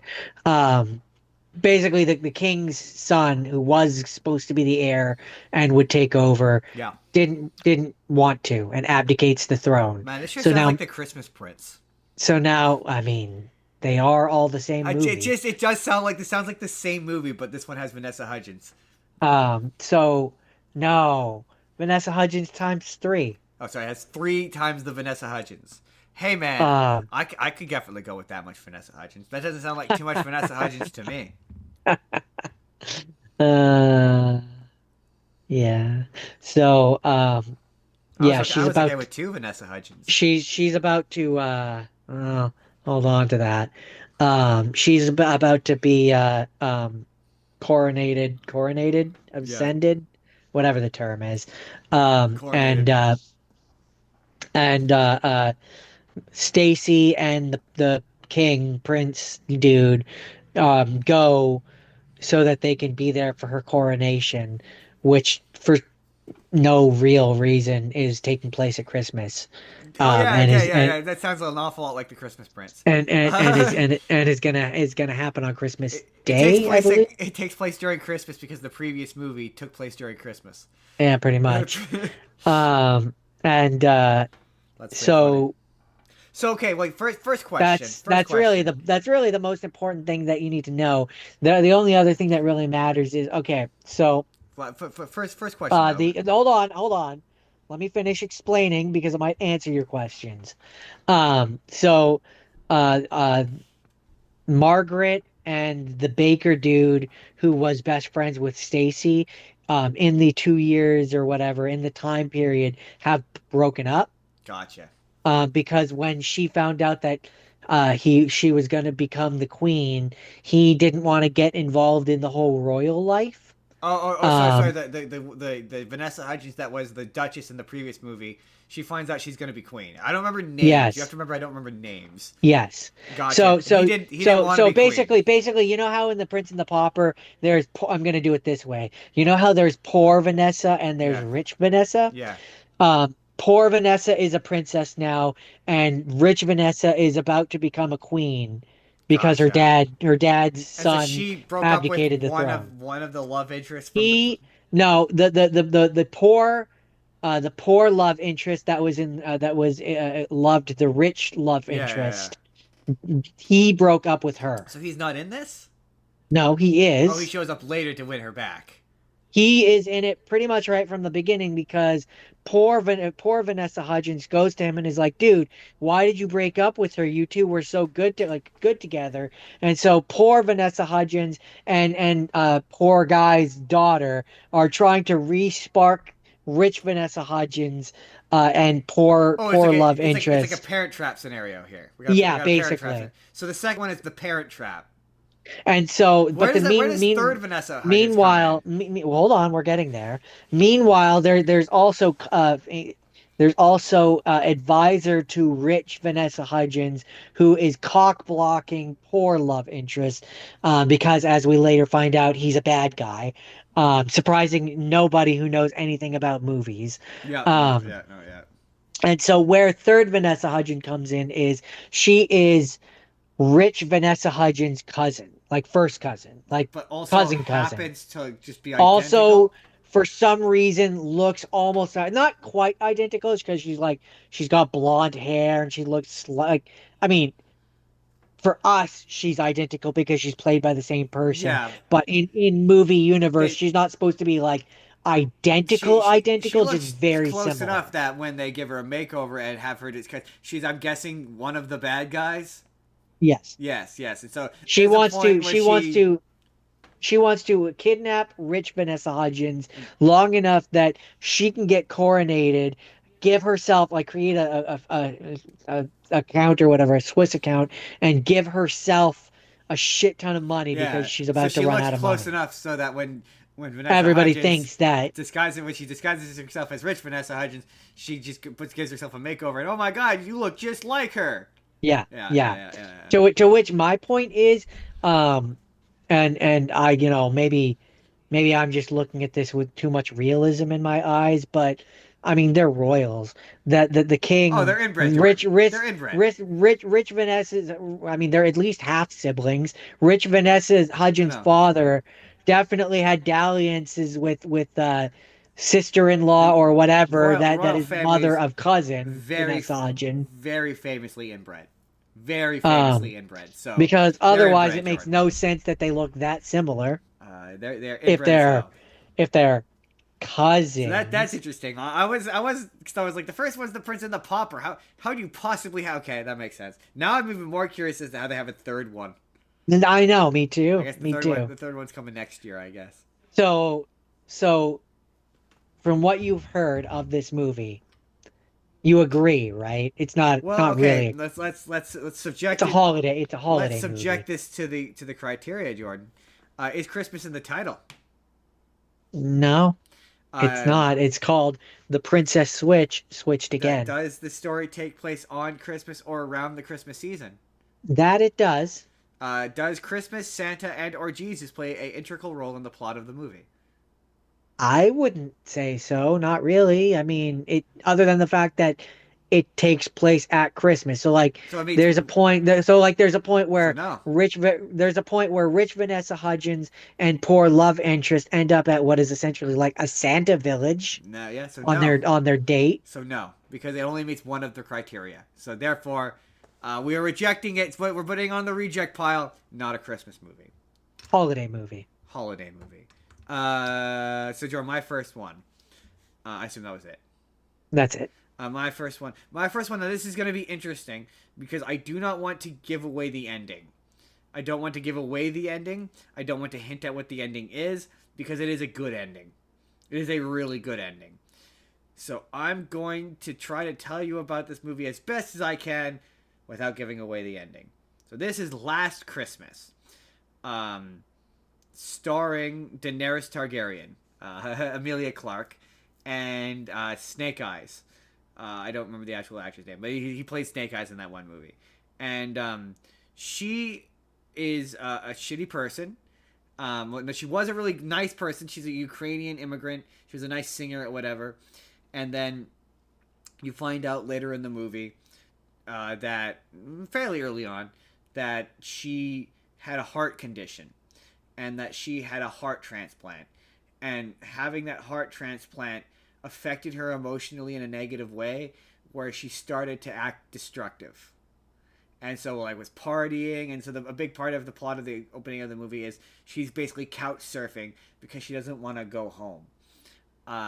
So she's living on people's couches, but she keeps like damaging their property or like sleeping with their boyfriends or what have you, and keeps getting kicked out.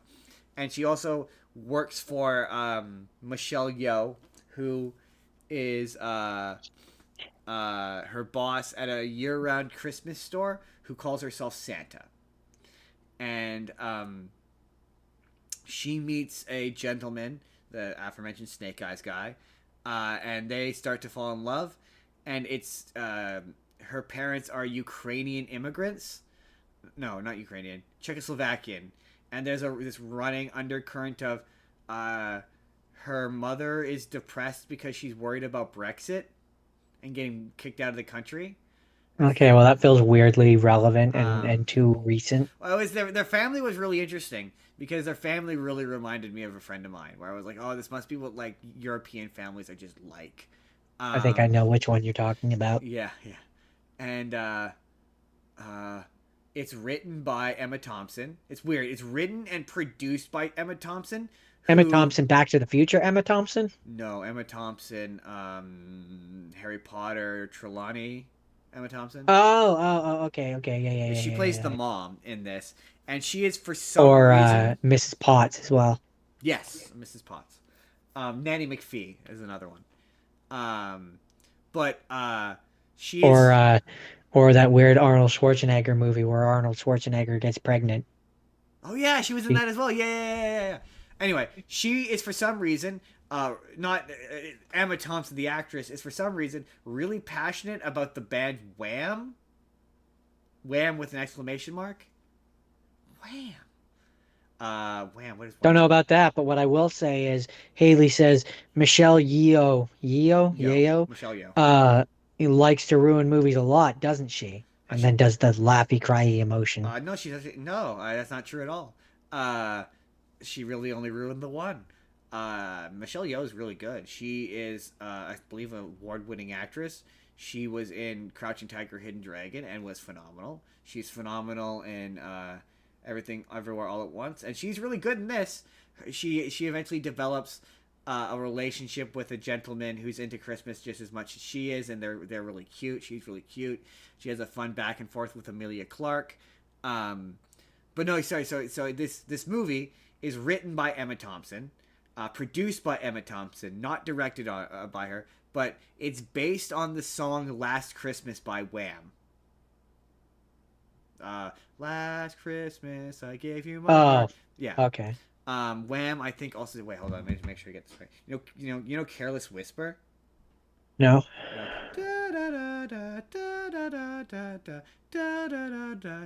Vaguely. It's a song that plays in the ending credits of Deadpool. Oh, that one. Yeah. Never gonna da-na-na. Yeah. Got no rhythm. I'm pretty sure that's Wham. Hold on. Oh, it's by George Michael, but I'm pretty sure. Wham bam. Thank you, ma'am. Ho ho ho ho ho. Ho ho ho. Ho, ho. Yeah. It was released as part of Wham's. You see the exclamation. They had to earn the exclamation point, Jordan. But anyway, characters in this movie sing multiple songs by Wham. Like multiple, as in more than one. So Emma Thompson is just, for whatever reason, really into the music of Wham. Like, the climax of this movie involves them singing a Wham song for some reason. Is that a bad thing? In this context, no, I like Wham. So, but I'm just saying it was very strange how much she clearly was into Wham. And yes, the ending is really, really good. I'm not going to give it away. I'm not going to spoil it. You're just going to have to go watch it yourself. Because if I give you any hints, it'll give it away in the movie. And I don't want to do that because it was a legit surprise. So, all right. So, let's follow your checklist. What's the name? Last Christmas. All right. So Christmas is in the name. Yes. So it passes that. Absolutely. It takes place around Christmas. Yes. So 2 out of 3, baby. We Yeah, don't even need to get to the third one. It's a Christmas movie, and Christmas does feature in the plot in a major way. All right. So it meets all three. Right. So it is very much a Christmas movie. And it's good. It's cute. It's fun. They say the chemistry between her and the guy are good. That was one of the ones that Briley recommended, and she said if you watch it, prepare to have your heart wrenched out. And for 2/3 of it, I was like, I wonder why she said that. And then it ripped your heart out. And then it absolutely ripped my heart out. So yeah, I get why she says that. Why she said that, because that's very much definitely has a rip your heart out kind of ending. But like the rip your heart kind of ending. We talked about this on Haley's podcast, but like kind of like a Bridge to Terabithia or like a My Girl. Oh, interesting. Where you're like, interesting. You're not really expecting it to get sad, and then it just does. Like, whoa, okay, wasn't expecting that. That almost kind of ruins things. No, it doesn't. It doesn't. Like, I mean, like Bridge to Terabithia, it does. Oh, I see what you're saying.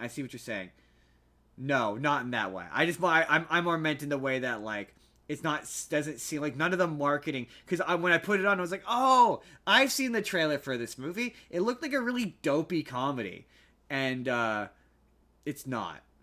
Without giving anything further away, it's not. Interesting. Yeah, it's okay. not in the like, oh, it's all of a sudden gets sad out of nowhere and it kind of taints the rest of the movie kind of way. Not in that way. Okay, interesting. So then that's Last Christmas. I guess we'll move on to mine. Yeah. Moving right so this one's actually it's a fairly new movie. Came out November 26th, 2025 on Netflix. Oh wow, it's really new. It's called Jingle Bell Heist. I don't know if that counts as having Christmas in the title, but no, I'm gonna say no. It's Christmas adjacent. Yeah, it's Christmas adjacent. Christmas related. It's not Christmas. It's not the word Christmas. All right, Jingle Bell Heist. You said you wanted to guess. Well, I mean, I'm gonna guess it's they're doing a bank robbery during Christmas. Not quite a bank robbery, but just before Christmas, two strangers, Sophia and Nick, team up to rob one of London's most famous department stores, both to seek revenge on the owner and overcome financial difficulties. And it's really sweet. What did I really enjoyed this movie. what did the owner do to them? That they need revenge. Revenge seems like such a strong It's revenge. Did they do a murder?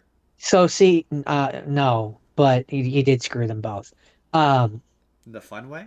I'm torn. No, I'm torn because on the one hand, I want to tell you about it, but on the other hand, I kind of want there's some twists which I'm gonna actively avoid giving away.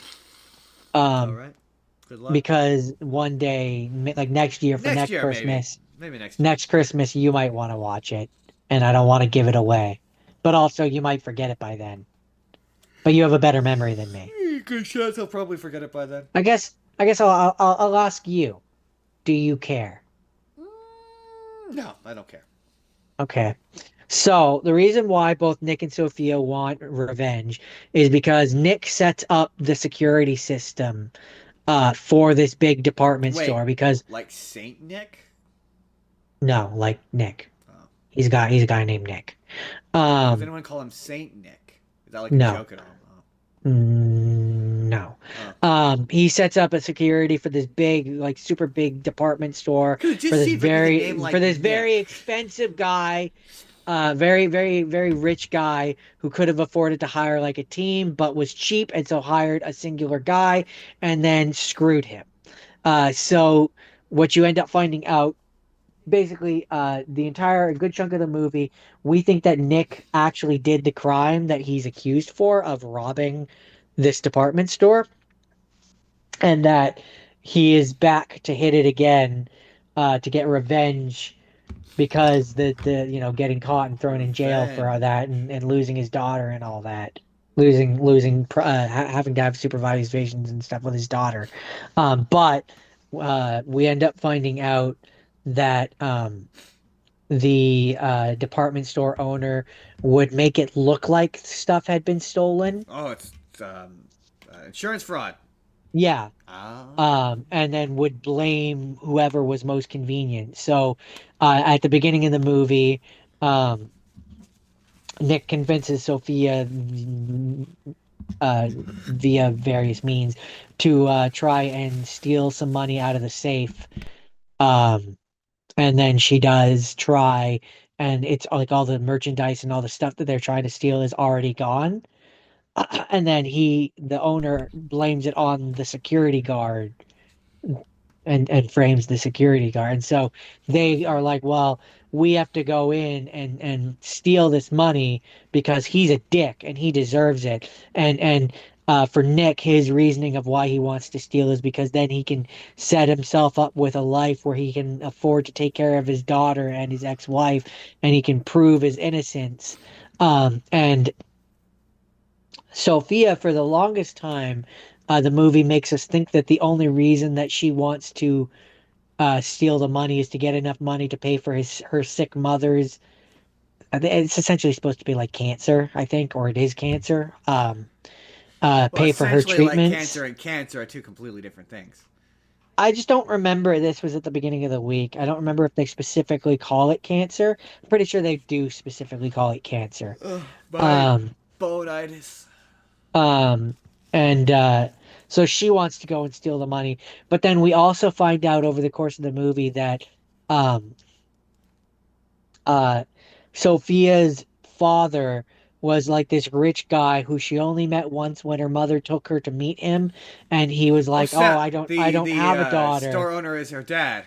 Yes. Oh snap! We end up finding out at the end of the snap. movie, and I'm like, "Oh snap!" Oh snap! That's why she Um, wants revenge. She wants revenge against Daddy. basically.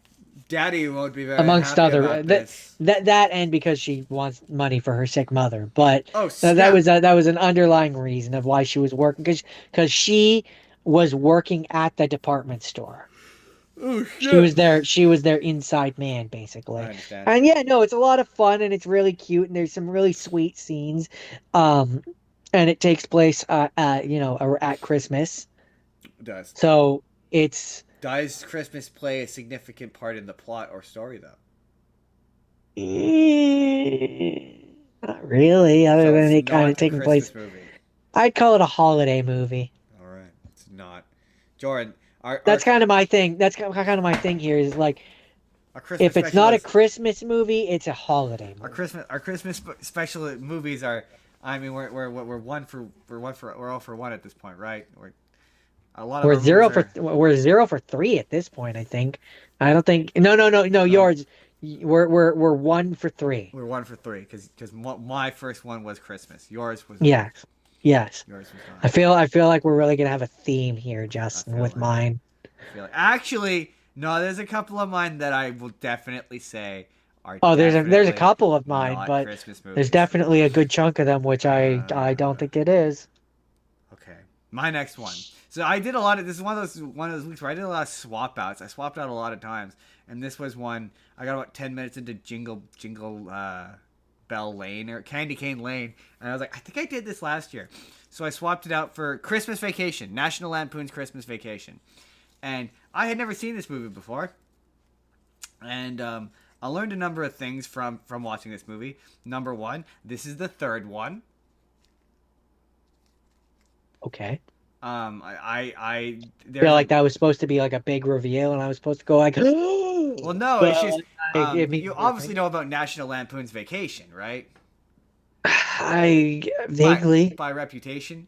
Well, there's like. apparently a I mean, second one. I have a vague memory. I think you owned a DVD of one of them. Did I? Oh, okay.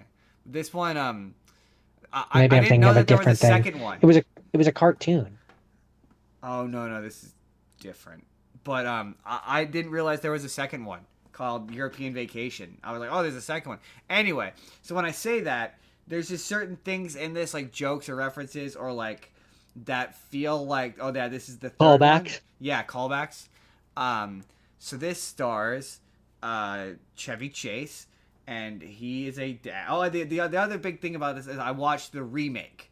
So there's a remake of this. No, it wasn't a remake. It was a remake slash sequel called Vacation. It starred Ed Helms, and in that movie, he played the adult version of the son of the Chevy Chase character from these movies, and Ed Helms sure looks like Chevy Chase. Like that, like it's really remarkable. He really does look like a grown up version of the Rusty character, his son character from these movies. Like it's kind of, but this contains a really young Johnny Galecki, who's Leonard from Big Bang Theory. Like it Oh took me a yeah. minute. I went, he looks familiar, and it was one of those like had to go to Google. Yeah, like I don't know, like kid, like maybe preteen version of Oh Johnny yeah. Galecki before he did Roseanne. Like Cool. that's how young he is. And this is about a man who wants to have Christmas vacation with his family, but is slowly going mad as everything just seems to go wrong. Starts off with like, yeah, they try to buy a Christmas tree. There's a really funny running gag of like every time something goes wrong. Like there's a point where they're like, oh, they've got these really snooty neighbors. One of them is Elaine from Seinfeld. And there's like a couple. They're basically the victims of the Griswolds. That's the last name. The Griswolds shenanigans. So there's a point where the tree catches on fire and like shoots out their window, and they're just sitting there calmly eating dinner or whatever. And she's like, you know what? Maybe we should get a Christmas tree. And like, where will we get a Christmas tree? It's Christmas Eve. And he's like, and then just out of nowhere, the tree goes shooting through their window, and they just both look at it calmly. It's really funny.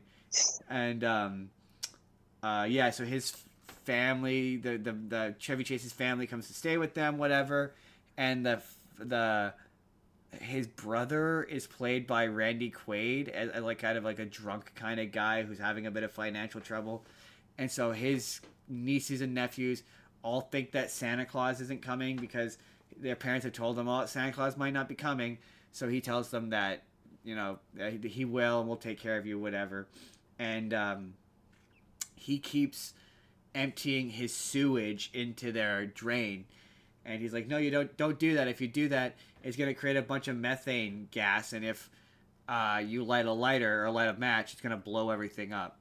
And throughout the movie, there's been this kind of running thing of he wants this bonus check. He's been waiting for this bonus check from his boss because, and this is how you can tell this is a movie that takes place in the 1980s. He has pre-purchased a pool for his family, using money that he does not have. So he cashed this check, but there's no money in the account for them to cash the check. So he wrote this check. So he has to wait for the bonus check to come into his account so the check will clear. But they haven't actually cashed the check yet. And I'm like, man, that is such a 1980s problem. Yes. Right.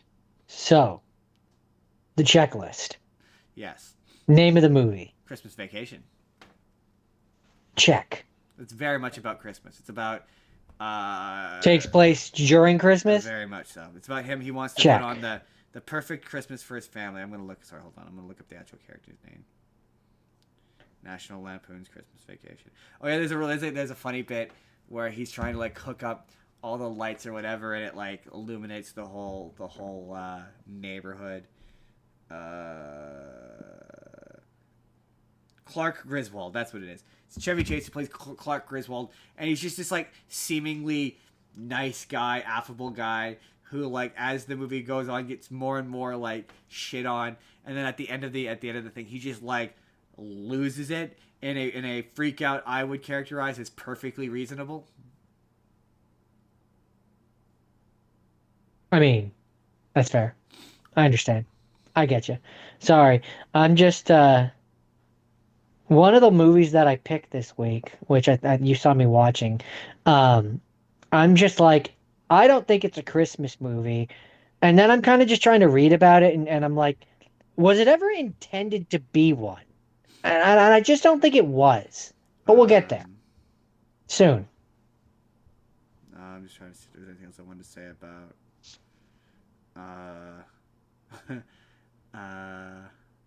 yeah, no, I think that's it. It's a Christmas Vacation. Real classic Christmas movie. You'd absolutely watch it with Christmas on family on Christmas. It's a good time. That's Christmas Vacation. Okay. So I jumped the line on this one because I wanted to talk about it immediately. So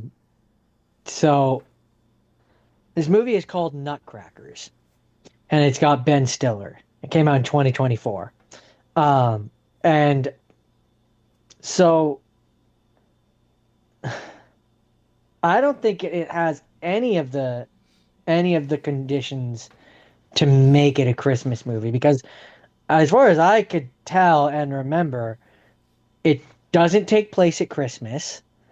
The only real theming that you could consider to be Christmassy is that they're going to put on the Nutcrackers, but it's not even like they're not doing it for Christmas, from what I can remember and tell. My question is the Tchaikovsky? Is that who does the Nutcracker? Is the Nutcracker suite specifically a Christmas suite? Like, is there anything about the Nutcracker suite that says that it has to be done at Christmas? Yeah, I don't know. I'm not the right guy to answer that question. I'm not the person who knows those things. That would be because to answer your question, if the Nutcracker suite is not a Christmas thing, then you're right. It doesn't have to be a Christmas thing. Well, the only thing that makes it confusing for me, because okay, so based on that, I would say that this is not a Christmas movie and not intended to be. But then when you look at the poster is you got Ben Stiller, who has Christmas lights wrapped all around him, and like there's like the kids and Christmas ornament balls are on the ground, and the one girl, when did it come out? One woman or whatever is wearing a Christmas hat. But like there's nothing within the movie itself, again, other than maybe the Nutcracker. The marketing team clearly thought this was a Christmas movie. It came out. It was released September 5th, 2024. Okay. Or November 29th, 2024 in the United States. So they definitely meant for it to be associated with Christmas, certainly. Basically plot of the story is not a Christmas movie by the definition. Does the plot pertain or involve Christmas in any meaningful way? Again, Depends on whether or not you consider the Nutcracker to be Christmas related. Okay. It's gonna entirely depend on Fair, that. fair. That's fair. Cause yeah. Cause if you do, then yeah, I guess it is. But from what I saw, it doesn't really look like it takes place during December. So Ben Stiller basically is pulled away from his job in Chicago because his sister Chicago. Janet dies. Janet and her husband dies. And so he has to go and look after his four nephews. Um, and then it's basically about like he's trying to find a home for them, because he's that classic movie adult who's a dick and wants nothing to do with the Just kids, gotta learn a lesson. who ultimately by the end of it realizes that he loves being around the kids and he's better when he's around the kids, and so he's gonna look after the kids. All right. After some moments where he's a dick.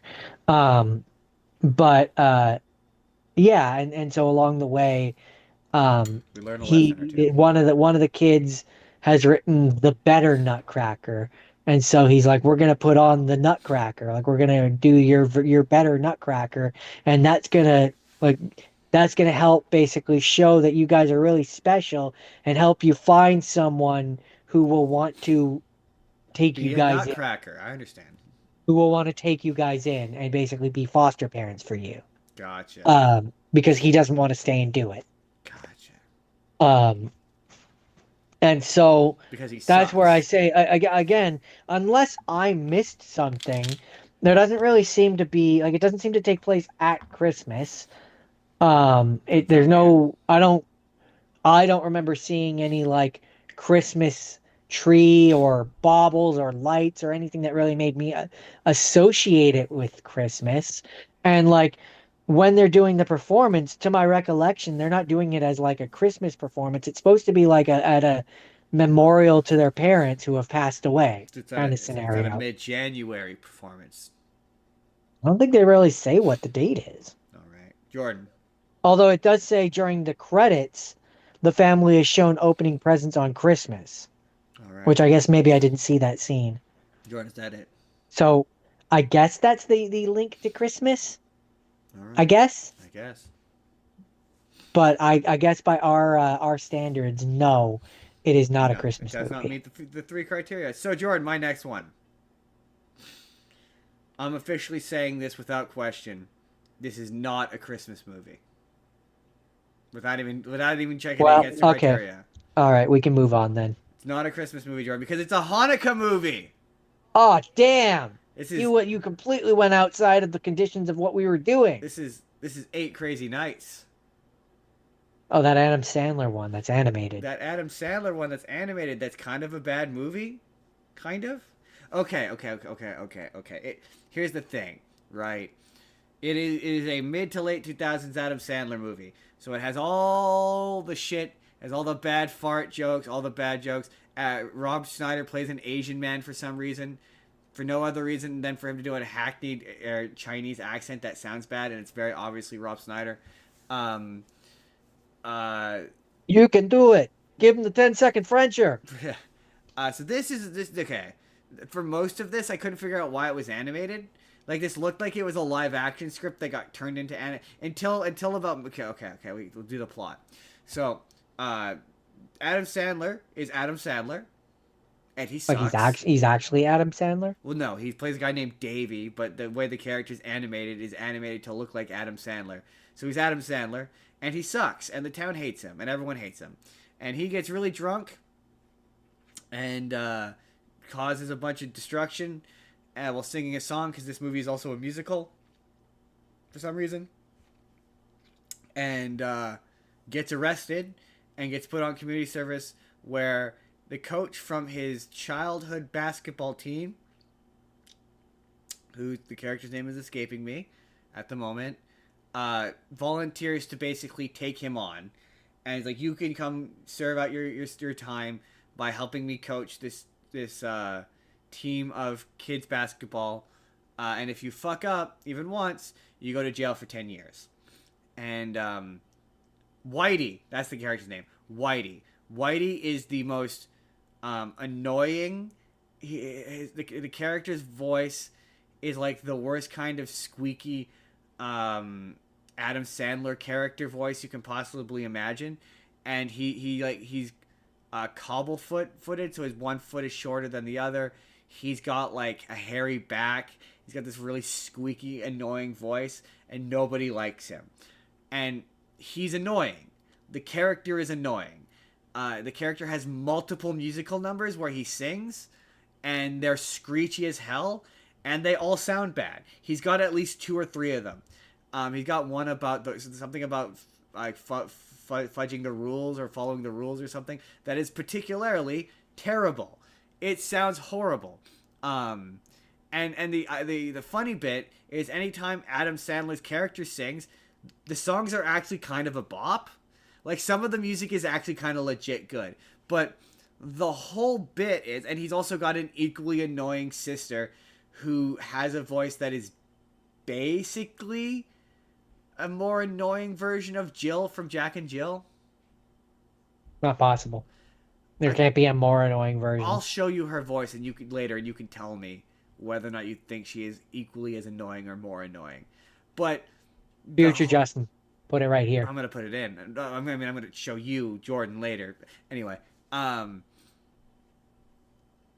he's annoying, but it gets to the. So I'm gonna spoil the end of this movie. About midway through the end of the movie, you find out that there's a scene where Whitey just says Adam Sandler's backstory unprompted and for no real reason. Like they're at the ski hill skiing, and it's one of those movies where you know the deal. Adam Sandler starts off as a dick, and then he becomes a nice guy by the end of the movie. You've seen this movie. Yeah, you know what it is. yeah. I mean, I haven't seen that movie, but I've seen this movie. You've seen that Adam Sandler movie somewhere, sometime. You've seen Click. You've seen Anger Management. Anger Management. You've seen the one where he plays video games. Pixels. Pixels. You've seen Pixels. It's that.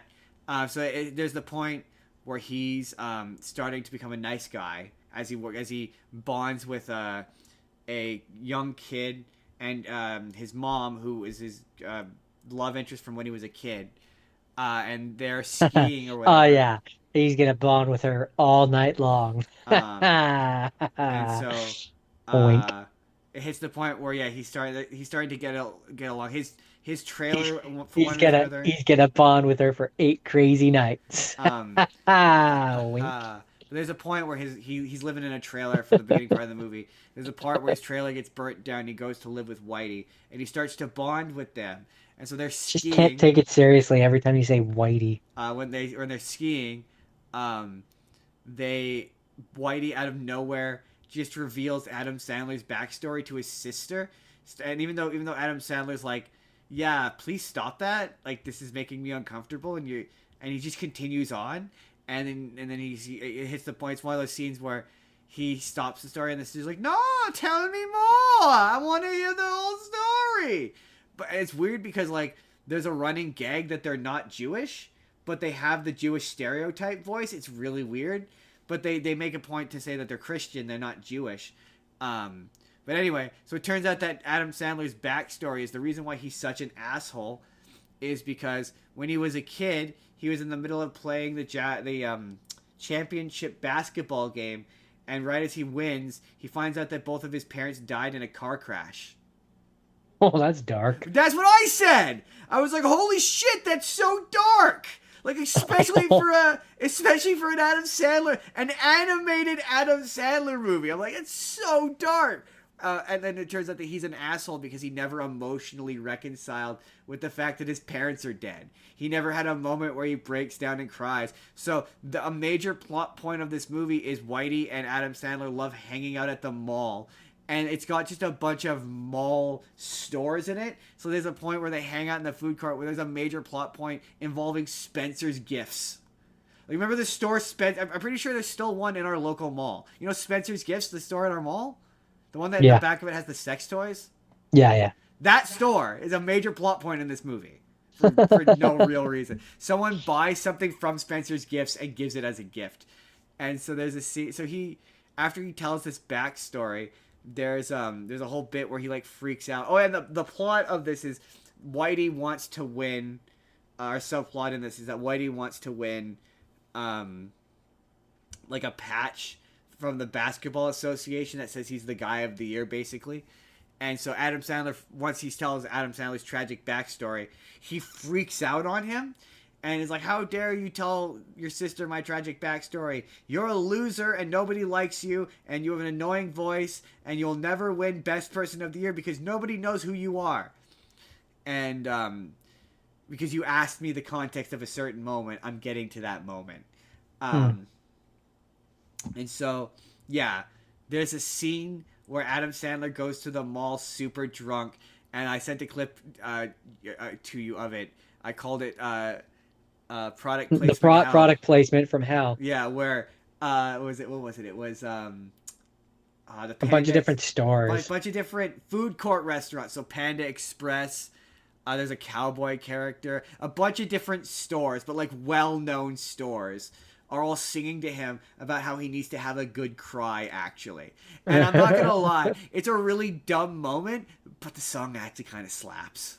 Like it's like it's actually kind of a good song, like legit. Like, and so then him and Whitey get mad and they break. Oh yeah, and so the only reason this movie is animated is because for some reason Adam Sandler loves basketball. Like in real life, Adam Sandler has made multiple movies about him playing basketball for some reason. But the only reason why this movie is animated is because he does a bunch of really funny, well done basketball moves that he just wouldn't be able to physically do in real life. And so for the first 30 minutes of the movie, I'm like, why is this animated? There's like one stunt he does that Adam Sandler wouldn't have been able to do where he like skates on a hubcap. Then I'm like, you could have cut that and changed that. Why is this? And then he there's a bit where he's just absurdly good at basketball, and you're like, oh, that's why this is animated. I understand now. So what was with the Russian dancer dude? So it gets to the dinner or whatever where he's gonna win. He thinks he's gonna win this patch, this award, and John Lovitz shows up and wins it instead because he's friends with Adam Sandler, and he starts to have like sort of a moment where he's like, Adam Sandler was right. Nobody likes me. Nobody's ever going to give me this award. I suck. And everyone hates me. And he runs. And Adam Sandler has had his like, I'm a better person moment where he realized that he actually is friends with Whitey. And Whitey is actually a really sweet and well-meaning guy. And just because he's loyal. Yeah. And loyal and fiercely loyal. And he'll do whatever you want. And he gets there as Whitey has already left. And that song that you sing, the bit where he goes, boom, boom, dee dee doo ba bum bum, that's the song he sings to them to be like, I'm willing to bet that you've all taken advantage of Whitey in some meaningful way, but yet didn't acknowledge him or otherwise are nice to him. I'm willing to guess that you all think he's annoying, but ultimately have abused and otherwise used him for his usefulness. And that song is basically them all confessing and being like, yeah, no, he does deserve to win this award. And he's this real cinnamon roll of a guy. And yeah, he's slightly... And so that moment is Adam Sandler pleading to them, being like, you should give him this award. And a big part of it is this town is Jewish. So that is a Hebrew. And that's a Jewish dance. And so the big thing of this movie is it takes place. I always thought it was Russian. Yeah, to my knowledge, it's Hebrew. It might be. I might be incorrect about that. Someone can correct me if I'm incorrect. But the idea is, they're all Jewish, and the woman who's singing, the kid, and Adam Sandler are all Jewish, and so it ends with obviously there's a very incredibly touching and sweet moment where Whitey runs away to the mall, and Adam Sandler finds him and is like, I'm sorry for the way I acted and whatever, and saying what I did. I was wrong. You're really cool. And the entire town comes out and gives him their awards. A blowy. No. They give him his awards. And they're like, no, Whitey, you're actually really cool. And I'm really... They give him a hot Frosty. They give him a hot Frosty. Yeah. It's funny because when I posted the clip of me being like, oh, it's a bad Adam Sandler movie, it is. Whitey is the most annoying character in existence. The jokes are dated as hell. There's so many bad stereotypes and bad. This is the mid 2000s Adam Sandler movie, so it's about as dated as Big Daddy is. We're like, oh, this is aged poorly. But the ending, uh, Whitey being annoying and being obnoxious and being agitating and grating is the point. Like you're Yeah. supposed to like when you get to the ending, like I made that video being like, oh, it's a bad Adam Sandler movie before I got to the end, where I was like, oh no, that's the point. The point He's is, supposed to be an irritating yeah, he's piece of supposed shit. to be irritating, and you're supposed to be like, oh, but it's he means well, and he's a sweetheart, and he's really nice, and he'll literally like let you walk on top of him to walk over a puddle. Like he's that kind of nice guy. Like part of the song is him being like, yeah, we had Whitey, we called Whitey. Our TV was on the fritz, and we had him hold our bunny ears up, and then he got electrocuted by lightning, and we just watched the game anyway while he was groaning in pain. Like it's that kind of yeah, that kind of relationship. And so yeah, it's the ending is really touching and sweet and Lenny would kind-hearted. do anything for George. Kind of that kind of relationship. So like yeah, the beginning of this is like yeah, there's a couple of songs that are terrible. They are genuinely bad. When Whitey sings, it's awful, and they go on for fucking ever, and you're like, oh my god, when will this end? But the ending is really touching, and yeah, some of the songs are again legit bangers. Like that one, the bum dee dee dee dee dee dee bum bum. That's actually not a bad song. It legit is. It's not a bad song. So this isn't a Christmas movie. My one thing I will say is, I definitely went. Surely there are better Hanukkah movies than this. Like so that's the way I'm gonna end this, and that's how our Justin's gonna end this as well, because this is gonna probably be a YouTube video. He's gonna end it by asking you, recommend me some good Hanukkah movies, because surely there are better Hanukkah movies than this, and maybe next year we'll do a Hanukkah special. Yeah, right. Okay. In the comments right now, tell me some solid Hanukkah movies. That's it. That's 8 Crazy Nights. It's not a Christmas movie. It's a Hanukkah movie. Okay. All right. So, but also debatably a Christmas movie as well, because Christmas it is in there. But it's I'm calling it a Hanukkah movie. Hanukkah movie. okay. Hanukkah movie. Okay. Hanukkah movie. Pushing on through. I'm gonna well. Oh no! I'm gonna knock over my camera. Jordan disappeared. Where'd he go? I'm gonna take this moment and thank all the little people. No, I'm gonna talk to future Justin here. Now, future Justin, when you inevitably end up editing this into the YouTube video, which is going to be called "These Two Movies Are Exactly the Same," and only one of them is a Christmas movie on a technicality. But you're going to edit together this and Hot Frosty because they are basically the same movie. But does it have a snowman with 6-pack abs though? Joe, we're giving away Hot Frosty. We can't give away Hot Frosty. Just no, but that's where I say I'm talking to editor Justin. All right. But the one that we're talking about first is called The Night Before Christmas. Night as in KNIGHT. And all over the house, my armor was clanging as I stepped on that mouse. And I mean, this is basically, yeah, like I said, it's just Hot Frosty. You have Hot Boy, who in this version, I guess we'll do it this way. In this version of the story, it's Hot Guy who somehow magically comes from the past to fall in love with Vanessa Hudgens. Wait, Vanessa Hudgens is also in this one? She is also in this one. Who, in this version of the story, Vanessa Hudgens is a teacher who no longer believes in, people falling in love. Santa Claus. And over the course of the movie, the knight from the past, he is helpful to the town. Everybody falls in love with him. He's just a great guy all around. This does sound an awful lot like Hot Frosty. And then at the end of it, he has to go away, which is code for go back to the past. Ultimately, just for him to realize that he is in love with Vanessa Hudgens and ends up living in the present day with her, which for some reason doesn't affect the space-time continuum. and that's how it ends. Is it's him and he lives with her and they're in love. The end. The end. The end. So it's really it really is But just is this very one based on similar. a classic piece of literature like The Princess and the Pauper? Mm, no, it's I mean kind of. I would compare it to like how Hot Frosty is Frosty the Snowman. I'd kind of compare it to that similar kind of story where you have strange being that comes. I don't know. Here's the Maybe it's the question, night Jordan. before Christmas. Here's the question. I assume it's supposed to be based around the night before Christmas, considering it's called the night before Yeah, but Christmas. but what? But I mean, all the children were stirring, and all through the house, not a creature was stirring, but me and my armor. Dash away, dash away, dash away. I don't know. All I know is it was fine. So to do the list, Do the list. it has Christmas in the It title, has Christmas in the title, and it takes place around Christmas.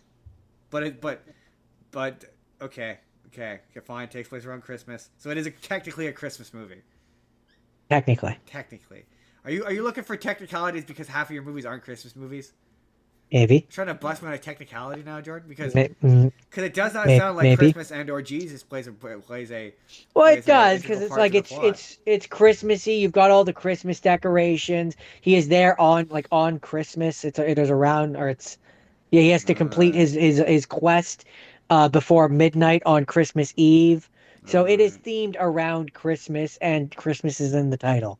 alright. So by your definition, yes, it is a Christmas movie. So, is that it? That is it. But remember, when you're editing this, edit together with Hot Frosty. Alright, alright. I mean, yeah, Hot Frosty is probably gonna.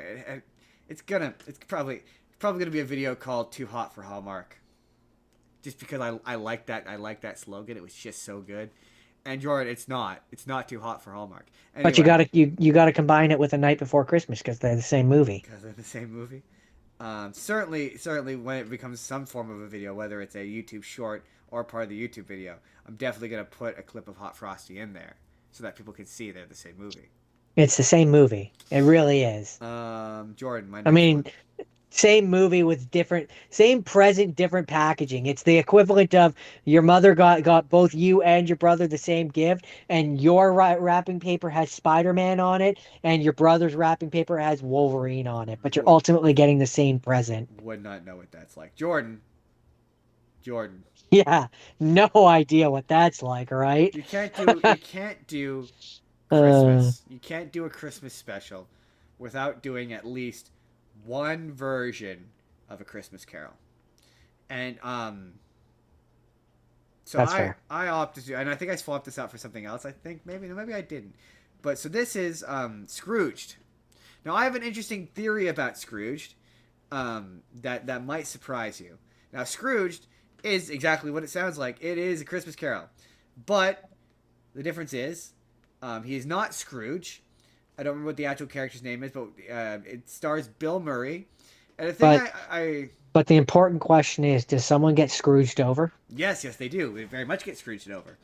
Um, so the big thing with this one is I don't remember the name of the character, but he's a TV executive, and it opens with a bunch of cameos from a bunch of celebrities from the '80s that you don't remember. Like it's got the $1 Million Man and a bunch of people like that. Where you're like, nobody remembers these people.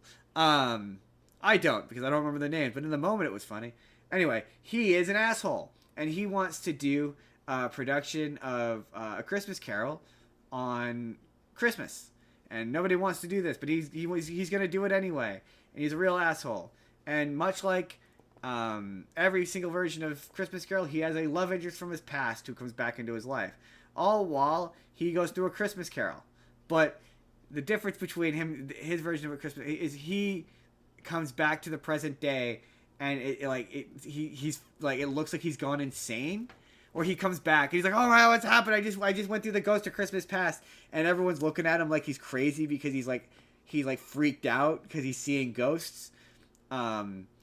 Because he's crazy. Because and so it goes through, you know the plot of A Christmas Carol. It goes through the plot of A Christmas Carol. he sees the present, past, future. He gets to the point where he gets to the future and he's dead or whatever. Yeah. And Christmas Carol. We've all been there. we've all been there. But what's interesting about this movie is, do you remember? Obviously, you remember. You remember Spirited? Yeah. The Ryan Reynolds one. Yeah. My headcanon is this is one of their jobs. This movie.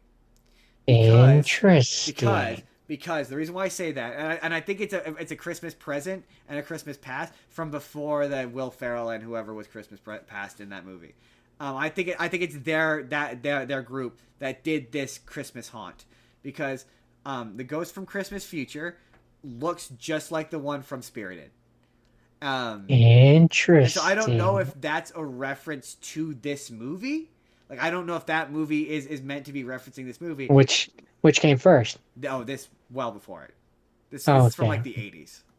Yeah, then that might be a reference to this. I think it is, because the movie ends with the ghost of Christmas Future. He looks just like the one from Spirited, and the movie ends with a big musical number. Interesting. Yeah, it ends with them all doing a big musical number and everyone singing, and then it does the bit from, remember the bit from Spirited where the person that they've haunted sees the ghosts and they wave at them or whatever approvingly. Yes. Yeah, they do that. Where they're all sitting on a little ledge and they all wave at them approvingly with the his version of Marley. And I'm pretty sure I don't know if Spirited is meant to be a reference to this, but it feels like it is. And I thought that was funny. I was like, oh my god. So in my headcanon, Scrooged and Spirited take place in the same universe.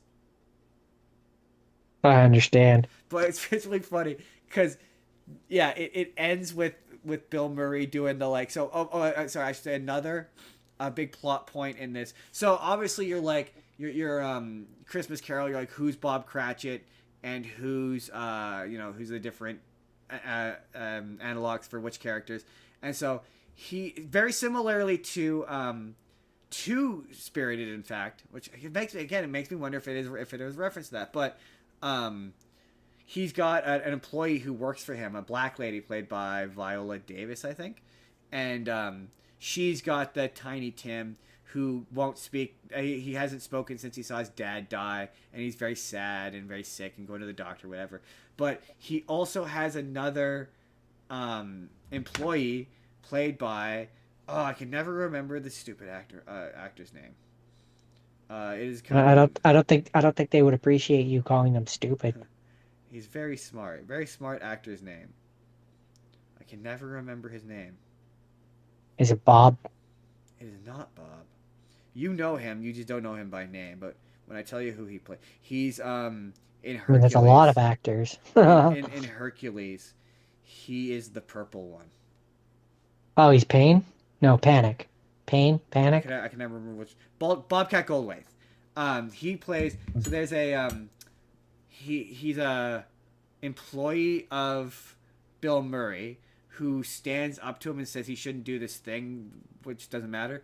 And so Bill Murray fires him, and he ends up.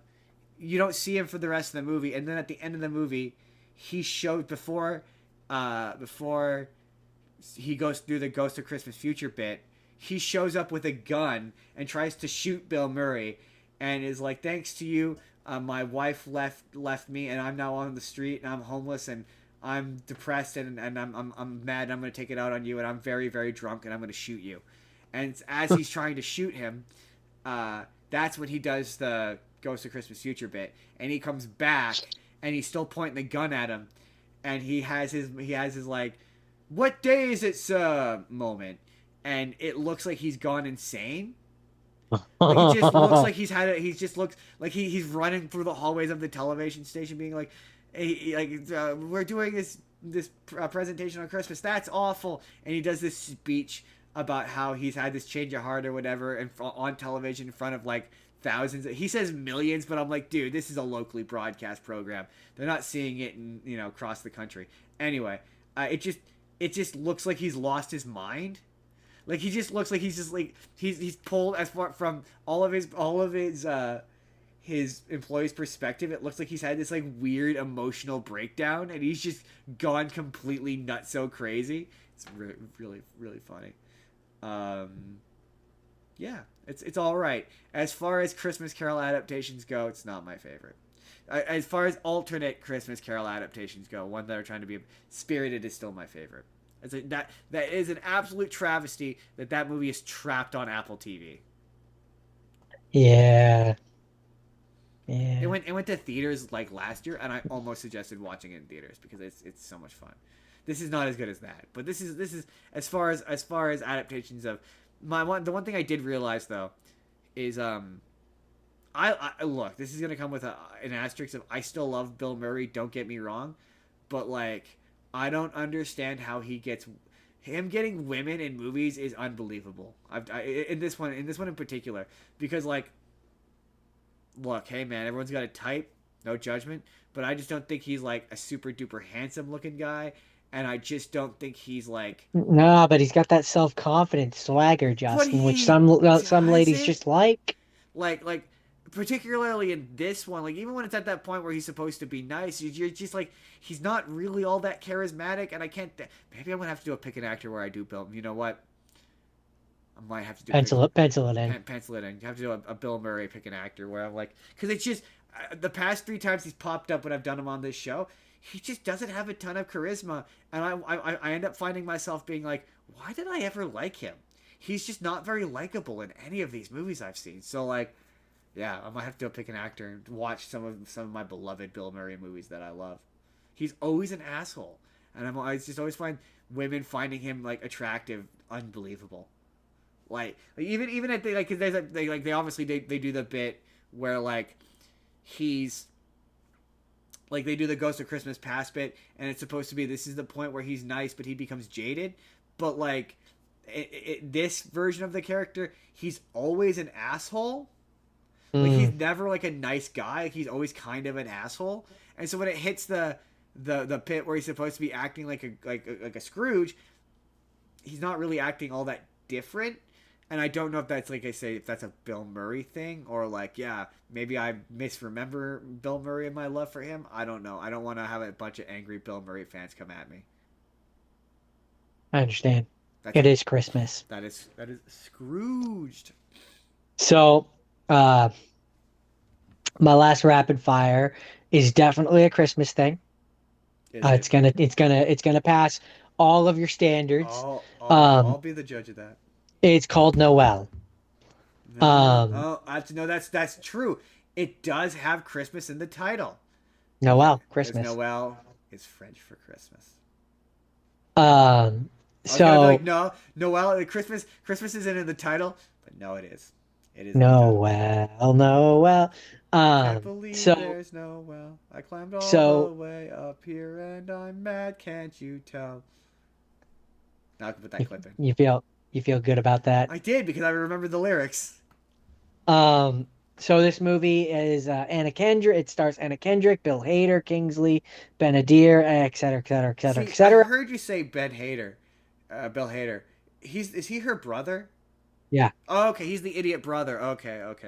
You know, it's really funny. You say Bill Hader, and my brain automatically went, he must be the dumb brother that I heard them talking about when I was listening to you watch the movie.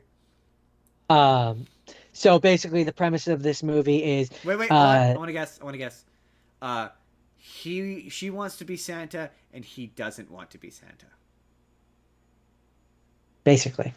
When it starts with them as kids, and Santa is delivering presents, and he's giving them the real Santa experience. We see Anna Kendrick's character as a little girl who sneaks down to catch Santa delivering the presents, and then that's when we find out that he's their dad. I do love a movie where it's like let's we're gonna talk about one of them, but I love a movie like that. This in concept reminds me a lot of Arthur Christmas, where it's like yes, I can see why you would say that. It's an institution, like it's like a family thing. Like obviously Santa Claus wouldn't go up to the North Pole and live up there by himself. He'd go insane. Like I love movies like that where like there's more to the idea of Santa Claus. Like they play with it a bit. I do like that. That's fun. So this movie is basically if you took that family dynamic of the Arthur Christmas and you combined it with Anna from Frozen. Oh my God. May sure, but no. Specifically in terms of movie Elf. Oh, okay, Elf, Elf. Yeah, yeah. the The one Will with Ferrell the Will one. Ferrell one. Yeah, yeah, yeah. Because the idea is basically, yeah, But her not brother, annoying. Santa. Yeah, exactly. It's a good version of Elf. Oh, I'm gonna get a people who are, lot yeah, of I was just gonna say I'm people who are gonna get a fans of lot of Elf are angry. gonna be pissed. Elf sucks. So we don't I have don't it. like We don't. I No, don't no, see, like no. Elf. I think Haley likes Elf. I think I talked about this last year on here. You did Elf last year. Um, You did Elf. I think I did Elf last year, and it was I might do bad, and it. it made me I might do it upset. next year. No, Um, just as an aside, my funny Elf story is always, yeah, we were gonna do work. We're gonna do a work movie thing, and at they wouldn't tell us what the movie was. Everyone kept asking. They refused to tell us what it was, probably because they knew if people found out what the movie was, they wouldn't show up. And I finally managed to weasel it out of my boss that it was Elf, and then I laughed in her face and I said I would literally rather do anything else. yeah, that movie is just not, and it really, this movie really proves that it's not the idea of it which was bad. It was exclusively Will Ferrell. Hey man, if it makes you feel any better, Will Ferrell also hates that movie, so Um, because yeah, no, this movie. So basically, yeah, in this movie, when they're kids, uh, Anna Kendrick's character is like, I want to be important and I want to do things to help and I want to, really take part in the I family want to be venture. I want to be Basically, Santa Claus. I don't she want to just doesn't. be She doesn't. Mrs. Claus. No, she doesn't specifically say that she wants to be Santa because her brother's Santa, but she wants to take in a larger aspect of like helping him be a good Santa. And Santa at the time is basically like, we need you to keep doing what you've been doing, which Girl is, can't be keep Santa. your brother in good spirits and make those really awesome Christmas cards that you've been doing. And so then we transition to her That as an adult, and the way you've articulated that sounds very condescending. You just keep making those useless, yeah, I mean, it was very useful Christmas cards. basically, yeah. Oh, okay, so it is meant to be Um, condescending because it sounds condescending. Yeah, it's supposed to basically be the idea of, oh, Pat, Santa go away. Santa can't be a woman, Santa can't be a girl. Can't That's Santa supposed to can't be be the a girl? Hey, that's supposed to be the idea. that sounds like that Um, movie I watched last week. and so then her brother has been training to become Santa, and Santa, passes away, and he's this year the brother is going to be doing the Santa thing for the first time, but he's bad at it. Does Bill Really, Hader really bad at it. does Bill And Hader and have a so then Santa beard? uh, kind of no, yes, no. When he's supposed to be Santa, yes. When you see him and he's in the real world, no. All right, all right. I just need to know if Bill Hader had a Santa beard because, like, I'm not gonna lie, I kind of want to see Bill Hader with this. I can't picture him with a Santa beard. Anyways, Does he look weird with a Santa beard? anyways, you'll have to watch the movie yourself to figure that out. Anyways, uh, so then, yeah, he's really stressed out about it, and he's like, I can't do this. Like, I'm not meant to do this. I'm no good at this. And then his sister, Anna Kendrick, is basically like, you should go take a weekend. Like, go take a weekend, get your head together, come back, and then be ready to be Santa, right? And he goes off into the world, but then he like disappears for I think it's supposed to be like a month or two.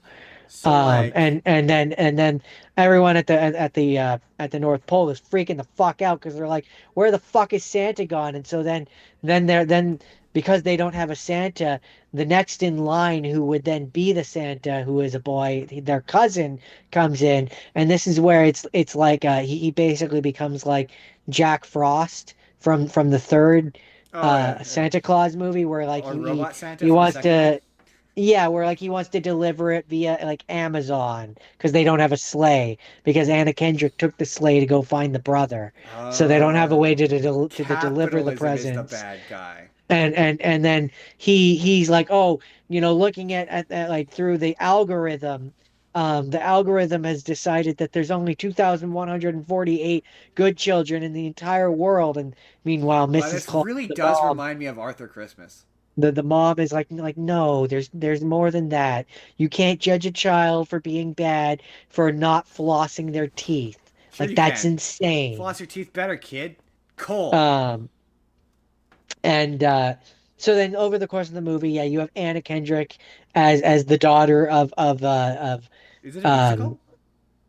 No, not really. Not There's a really. couple points where she does like a oh Oh, to but get there's one not of the like. reindeer to come, but it's not like a real. Ah, so that seems like a missed opportunity. There's a couple like song It's Anna Kendrick, moments, right? It's Anna but Kendrick.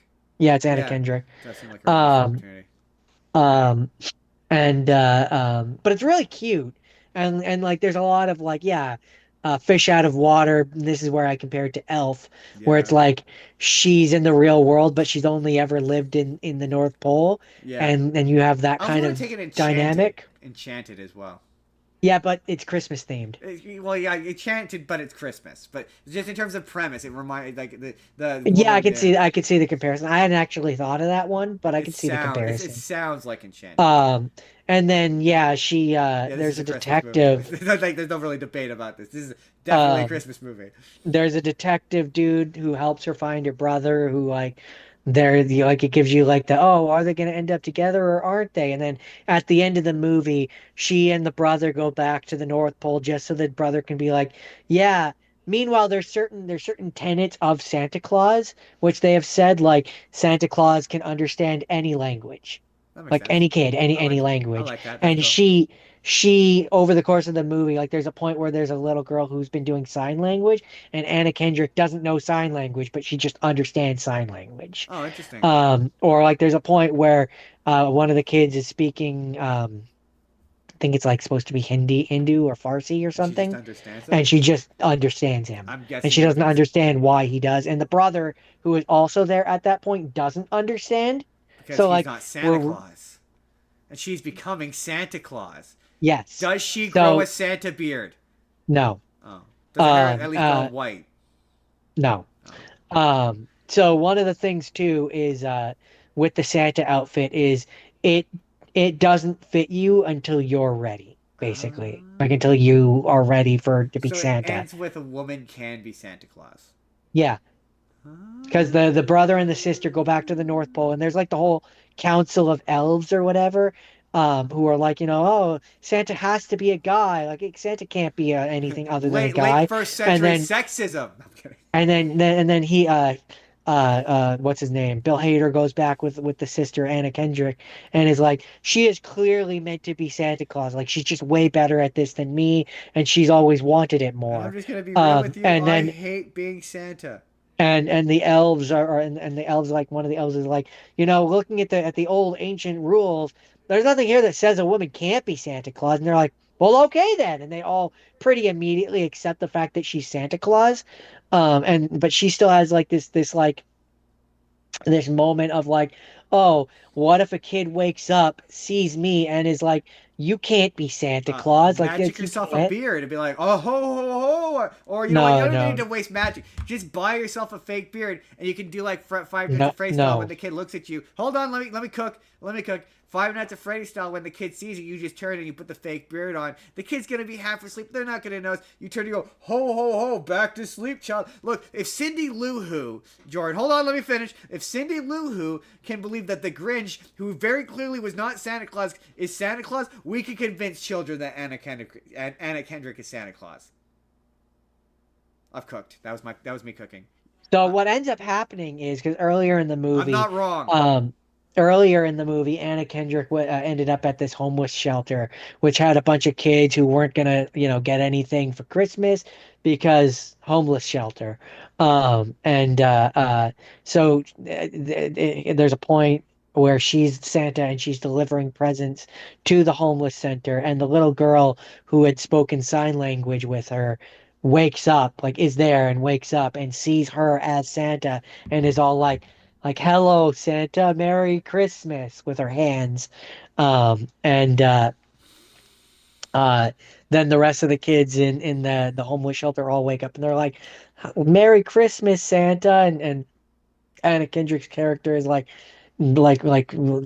feeling good about that and is like thank you, and then like goes and she's back in the sleigh, and then the outfit that she's wearing shrinks down to her size because she's finally accepted and ready to be Santa. And then one of the final scenes in the movie is she goes and visit and basically takes because there's this whole plot line of the detective that she was starting to like, his son the Christmas wish of his son, because they're divorced or whatever. The dad is divorced, is for him to go to his mom's house and spend Christmas all together with the stepdad and the mom and the dad as a family. And so one of the final scenes is Anna Kendrick as Santa flying Detective Dad to ex-wife's house as the Christmas present so he can be there on Christmas Day Did they for make his son. did they only make one of these? So far, Oh, yeah. yes, but I wouldn't be surprised if there ends up being a sequel Because here's my question. where in the sequel she needs a Mr. I was Claus just gonna ask that who, question. So does he become Mr. Claus? And at and what I would point, assume how so. does that work? That's sort of like the first gentleman. It feels something about that feels wrong. I don't And so know. this I don't movie know. really, yeah, this movie really, it felt like a combination. The end in particular made it feel like a combination I'm kidding. of Elf, Arthur Christmas, and the Santa Claus. Yeah, I can see why you would say that.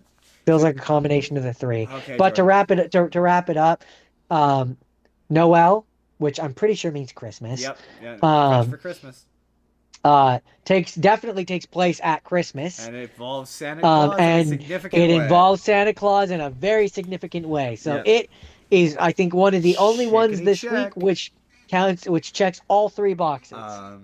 Okay, Jordan. So this one is And I not. really like it. And I really like it, and it's a great Christmas movie, and I It think people sounds should cute. watch it. I probably will add it to my list for next year. Jordan.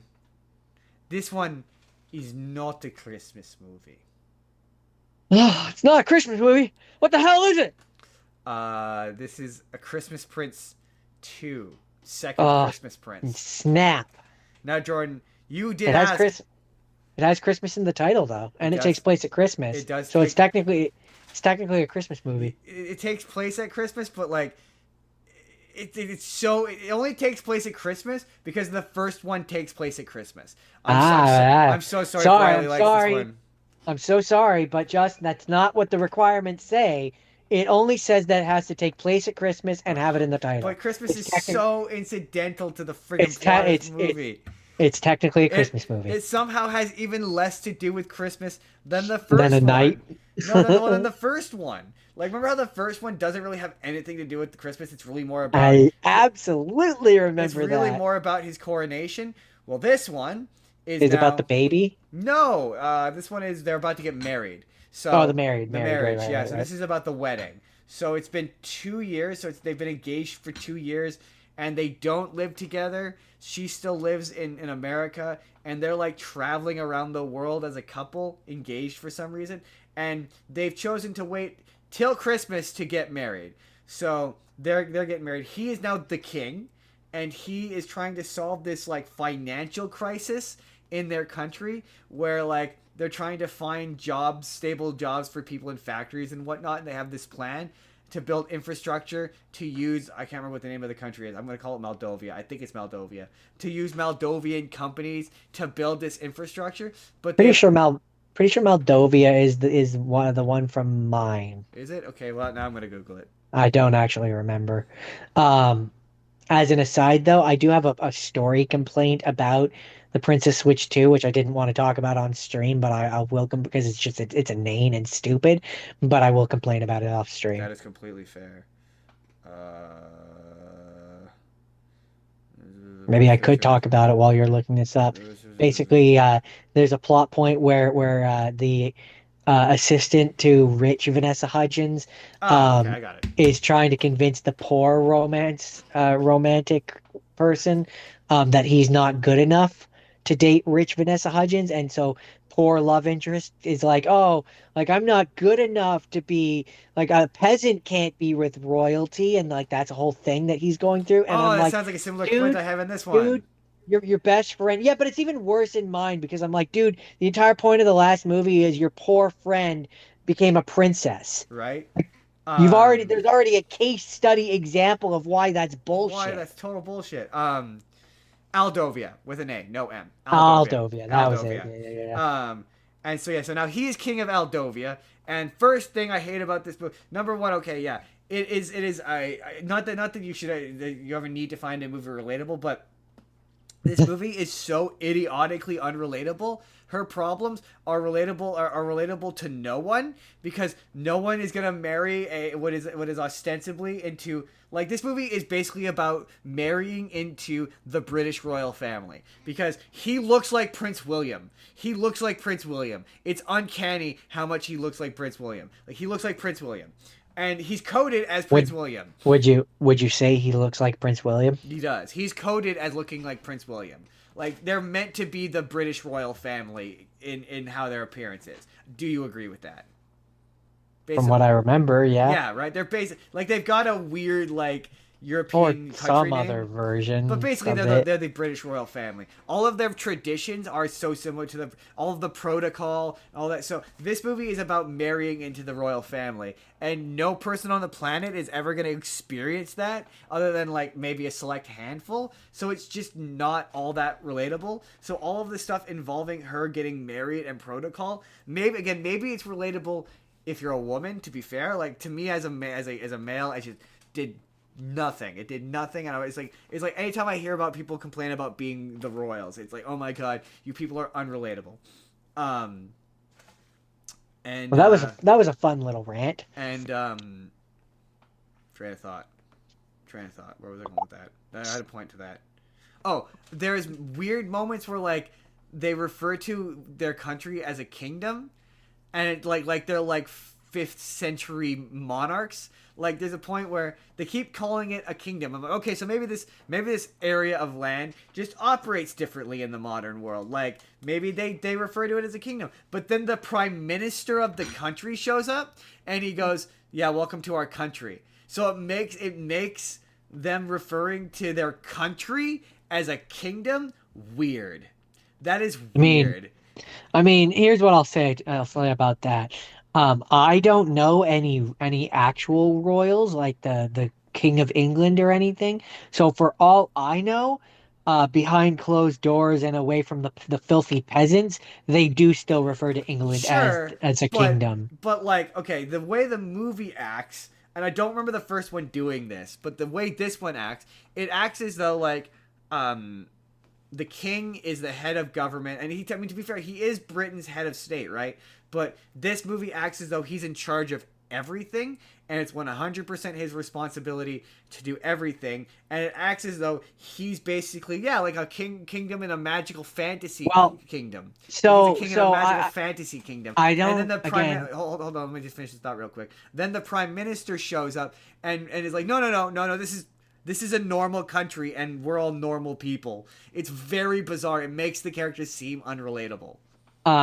So okay. Take this with a grain of salt, because I'm using another book as a source of information. So grain of salt. But in one of the obviously, the Da Vinci Code. Yes. One of the books, I don't remember which one it is, but they're in Spain or something like that, or not Spain, but like one of those countries. That area of the world. Sure. That area of the world.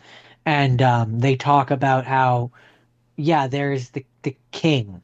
They have a king who is basically in charge. So, like, I think this is supposed to take place kind of in that area of the world. That I get, right? I get what you're saying. And the movie acts like that until, again, the prime minister shows up and he refers to their country as a country. And so, in seeming to indicate or imply that this country operates like the British government. So it makes all the language of having to save the kingdom feel weird and out of touch from the people they claim to be representing. Like, it's very, it makes the movie reads as being pro-monarchy, even more so than the last one, which already read as pro-monarchy. It's so fucking weird. Like, yeah, so much of the fair. conflict of the movie is you remember from the first one, I don't remember the character's name, but she was like the woman who was like the nanny for the daughter, the sister. She was really stodgy and like, you couldn't break any rules or whatever. I think she's the one that I got confused at a certain point when not Vanessa Hudgens. Vanessa Hudgens? iZombie. Is she in that one? No, iZombie. Yeah, when iZombie goes back and she's talking to the lady and there's the guards and stuff. And at first, the first watching or whatever, I thought that was the mom. And then I'm like, oh no, that's the caretaker. Yeah, yeah. So she's basically the antagonist in this movie, where like she wants iZombie to conform to tradition, and iZombie is a modern woman who doesn't want to conform to tradition. And she has that moment at the end of the movie where she's like, "This is our wedding, and I'll have it the way I want to, and I'll use my dress, and I'll hire my thing. And just because you're the royal family, with hundreds of years of established tradition, we're gonna throw that all of that out the window for me." It's one of those kind of movies. I mean, it is her wedding. It is her wedding. She's allowed to do that. She can be a bridezilla if she wants to. She's not though. That's kind of the whole plot of the movie. And then there's a whole subplot of they're trying to create this new economic platform, and they bring back the cousin from the first one who shows Oh, the up. one who tried to usurp the throne? Why would they Yeah. ever trust him again? No, that's that. But to be fair, that's kind of a plot point of this movie. So he comes back and he's now divorced from the chick who he was married to, and he's all sad and he keeps trying to weasel his way in. And the king is like, "Why would I ever remotely trust you?" And he's shifty the whole fucking movie, and you think it's gonna this is the one compliment I will pay this movie, and that's they do a really good job of subverting you're sort of expecting him, because there's several moments of him, like if he had a mustache he'd be twirling it, where he looks into the camera and he's like, "Meh," like it's, it's like they really telegraph it and make it look like he's gonna be the bad guy, and then he ends up teaming up with them and helping them to figure out who the actual bad guy is, who I won't give away. And then there's a really funny bit at the end where he's like, "Since I did such a good job, maybe you consider putting me on your personal council." And he's like, "Don't push it." And he's like, "Fair enough." So the dynamic between him, every time that he goes to suggest something, they're like, "Shut up." Basically, it's really fun. It's a really fun dynamic. And of course, the best character in this movie is the sister. She's still the best character in this movie. She is my favorite. She's the funniest. She's a lot of sass. And she was the only reason I had any fun watching this. But yeah, this was a bad movie. I feel bad saying that. I don't like insulting movies that people I know like, but like this was not a It is a movie. technically bad It is a movie. technically bad movie. I need to watch the third one. Like I have to watch the third one now. Because I need to see if it improves. Because a lot of times in the third one it improves. Much like I assume you feel the same way of the Princess Switch. I need to know how the trilogy ends. Yeah, but this again also time jump between it is 2 years, same as yours. I thought that was interesting when you said that. I was like, oh, that's interesting. Those movies seem to be really like, I don't know if they have the same production team or like, I mean, you've since discovered the interconnected Netflix Christmas movie universe. But like, Yeah. I don't know if they're produced by the same production company or what the deal is, because they all look the same. Yeah, Like, they look the same, they feel the same, and they reference each other. Yeah. Like Christmas Prince and Christmas Witch. Like you're gonna see a video where we talk about those, but they look like they're the same movie. Like they're not the same movie, but they look like they're the same movie. You really hit the nail on the head when you say Disney Channel original movie. They take place in the same universe. So like, yeah, they feel like they take place in the same universe. Which is cool. And they do take place in the same universe, and they feel like they do. They absolutely. So I didn't look it up, but Briley said that there's like a chart somewhere that someone's made up of how they connect. So that's it? Yeah, that's it. Okay. I guess it's technically a Christmas movie, even though again the plot has nothing to do with Christmas until the end when they're all celebrating Christmas. That's it. but That's by the only your connection. by your list Hey, there, it's not my list. It's Jake's rules. It hits 2 out of 3. It does hit the 2 out of 3. Ah, it's indisputable. Um, Caught on a technicality. so Ooh, I think that might be the name of the title. The time of the movie. Christmas Prince is technically a Christmas movie. Moving on to have scenes. My first have scene is the Polar Express, which checks 2 out of 3 boxes. You mean that movie about a train that goes through the uncanny valley? It sure brushes close, doesn't it? No. That is full bore in the uncanny valley. I think he gets away with not being full bore because of the time when in which it came out. It would be too close to reality if it had come out like 5 years later and the technology was better. I don't know. I think this is the start of okay, maybe it's not in like the It's actual not full bore, valley, but I would say that but it's it's dipping. definitely dipping into it. It's like if the bottom of the hill is down here, it's like up at the top. It's It's starting to descending. it's descending It's into the descending into the uncanny valley. Maybe it's not that fully in the uncanny valley, but definitely descending. I think yes. part of the problem is like early on they had this notion that this technology should be used so so one actor can play multiple characters, and I think that's part of the detriment to this movie. I think the fact that Tom Hanks is Absolutely. everybody is weird. Why did he need to be the Most kid? I everybody. don't understand why he's the kid. Was he Like the kid? he's the he does the motion capture for the kid. Yeah, the voice is not him. I don't think the voice is him, but he Oh does yeah, the he's motion. here. He's Hero Boy. Yeah, yeah, yeah. Yeah, but he I don't think he's the voice actor. He's Hero Boy, Father, the Conductor, Hobo, Ebenezer Scrooge Puppet, and Santa Claus. Yeah, yeah. But the voice of the Hero Boy is Daryl Sabara. Really? Oh, that I didn't know. And as child, as young like young child, and Josh Hutcherson as he apparently did additional motion capture. Oh, interesting. Really? Oh, I didn't know that. Apparently. Yeah, yeah. That's my thing with this is Tom Hanks plays too many characters, and it gets distracting. Especially because yeah, there's a desire with these to look like the actor, and so many of them look like Tom Hanks. It's weird. It's strange. It's distracting. Um Overall, I I like do this love this movie. movie though. I It's mean, cute. my favorite part of this movie is on TikTok when you can tell it's Christmas and everyone's doing the meme where they're doing the dance from the and that's the way you do it from the Polar Express. I mean, I like, and I mean, I'm too old to do it, but if I had a kid, there are like actual Polar Oh Expresses yeah, yeah, yeah. that you can go and take, and Absolutely, there's yeah. shows, and they give you hot They do the chocolate, bit, they dance through the thing, and they play out the plot of the movie. and it Yeah. looks like a lot of fun, but I'm just slightly too old to do it without having a child I present. don't have enough of a nostalgic attachment to the Polar Express to have a desire to want to do that. I mean, Without a it's not for child, with a me. child, I would do it with that sounds weird. Yeah, But like, yeah, if I had a if there was nephew, someone or who a I like niece, still felt the joy of Christmas, perhaps, yeah. I would probably invest in interest. But I've never been a big like, I didn't really much care for the book. This is one of those times where like I predate the book, so I read the book as a child, and the movie came out way later. So like, the book is like I don't know like 20 pages. It's not very long. I don't remember the book. You don't remember the book? I remember the book. This movie, to be fair, it wholesale steal, not steals, but like there's scenes, and especially at the end, there's scenes that are taken straight from the artwork of the book. Interesting. It's kind of the same length of you definitely read it, or someone. Oh, Or I'm sure I have, but at I the would have very been a least kid. somebody read it to you. But it's like a Robert Munch kind of those kind of books where it's not very long and every page is a Yeah. piece of artwork.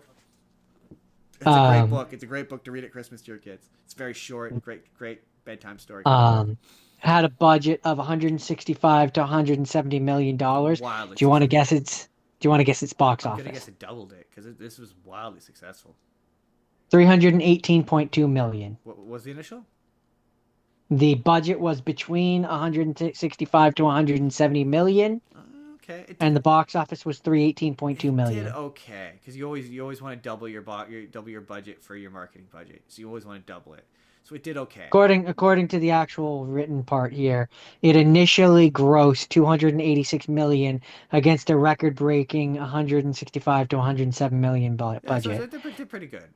But And to be then fair, the film's final gross re-releases helped propel the film's gross yeah, to it's 318.2 one of million. those movies have re-released it a bunch. But like, Um, yeah, this movie came up in that time where things didn't make like $1 billion. So this is not like $1 billion movie. But there's a reason why they invested so heavily in the technology. yeah, and then later did Scrooge Scrooge is the with Jim Carrey. Scrooge was way weirder than this because yeah, he played all the ghosts and there's one of the ghosts that's literally just his face. It's weird. Yeah, no, that one. Yeah, that one was. That was weird. That one was weird. This That one I would say was way more in the uncanny valley than this. Oh, that's for sure way more. Like, this to me, this is like further in the uncanny valley than Mars Needs Moms, which is not is that one they dialed back the looking like the actor. That was the last major one they did with this animation style. Like, I don't think they've really, no, that's not true. I think he did one recently, but they haven't really done anything, because I guess people realized that they didn't want their animated movies to look too human, because like, well, yeah, because part of it is like it just that kind of goes it goes against the very nature of why would you do animation if you want it to look realistic. This movie, here's what I'm going to ask you. Could this movie be live action? Does it need to be animated? Beyond showing off the technology, what about it requires it to be animated? I think, especially like if it was to be remade now, today, like and in this day and age, I definitely think this would just be live action with 3D elements. Day and age, this was what, 2000? This was 2004. It's still at the point where they could have done a halfway decent live action version. So that's 21 years ago. Okay, it's still at that period in like post where I don't think you would have I think it would look better nowadays in live action. What in that movie, like there's an action sequence involving being on top of the train. That's the most difficult part, which again I would say would have 3D elements, is when the train is on the ice. And it's like they're trying to scoot it back and forth and back and forth and stuff. But even then, that wouldn't be that. Nowadays, that would be pretty easy to do. So even in 2004, it's not going to look spectacular. I know. I mean, in 2004 it would look spectacular, but it probably wouldn't have aged well. But like, yeah, I think you shoot this on a practical train. I agree. Movie. I absolutely think this is one that could be done in live action. Yeah, right. There's nothing about it that says it needs to. The only reason, like, and that's kind of my takeaway from watching it this time is like, I love this movie. I love it. Like, I feel like I'm shitting on it. I love the polar. I want to be fair. Like, I love this movie, but like for me, if you're gonna do it in animation, do it in animation. Like, have it be in 2D. Give it a bit. Make it look pretty. Make something about it. Make it feel like animation. Even if you want to do a 3D animated movie, we've kind of seen that 3D animation with look creative. But like you can make it look stylized. You can make it look different. That's how I agree. That's how I would put it. Like having them look all pseudo. Again, this movie exists to show. Because you did motion capture and you tried to make it look like the faces.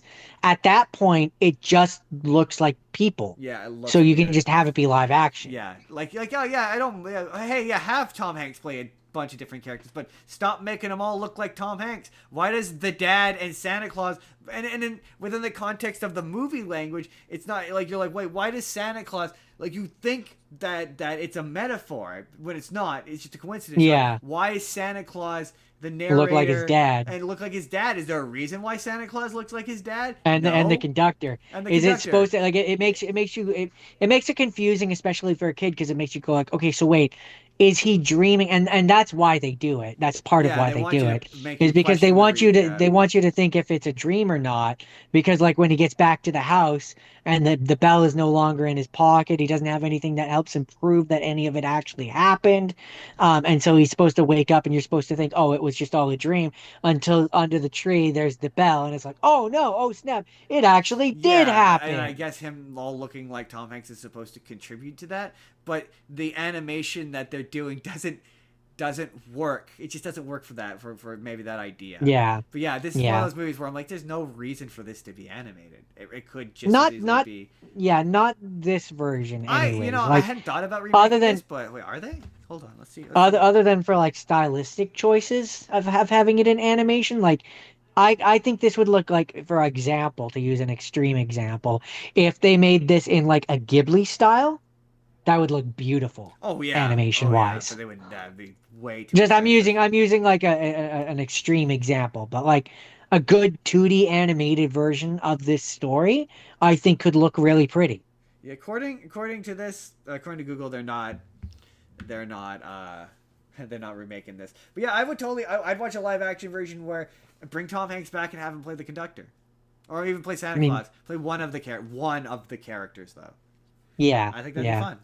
I would totally. I mean, I'm just I saying. think I think a halfway decent like. This feels so dismissive, but like Netflix. I think this would be a really good movie for Netflix to do a live action version of this. Who made it originally? Warner Brothers, I think. Then Disney could do it. Yeah, or Disney. Disney would also be good. But I don't know why. I can't because like in concept, a live action version of this kind of reminds me of like just in terms of style, that Slumberland movie. I could picture kind of looking like that. But Disney would also be good. Disney Plus, yeah, that'd be good. Joy, is that it? Yeah, no, I mean, I like this movie, and it's good, and it's fun, and it's cute, and it is definitely a Christmas movie. Takes place at Christmas, has Santa and the North Pole as a heavy, impactful thing in the story. It has two of the three boxes. It doesn't have Christmas in the title, Yeah, close but enough. it's still a Christmas movie. So, Jordan, this next one, I don't know if it's a Christmas movie. I'm not going into this confident on this one.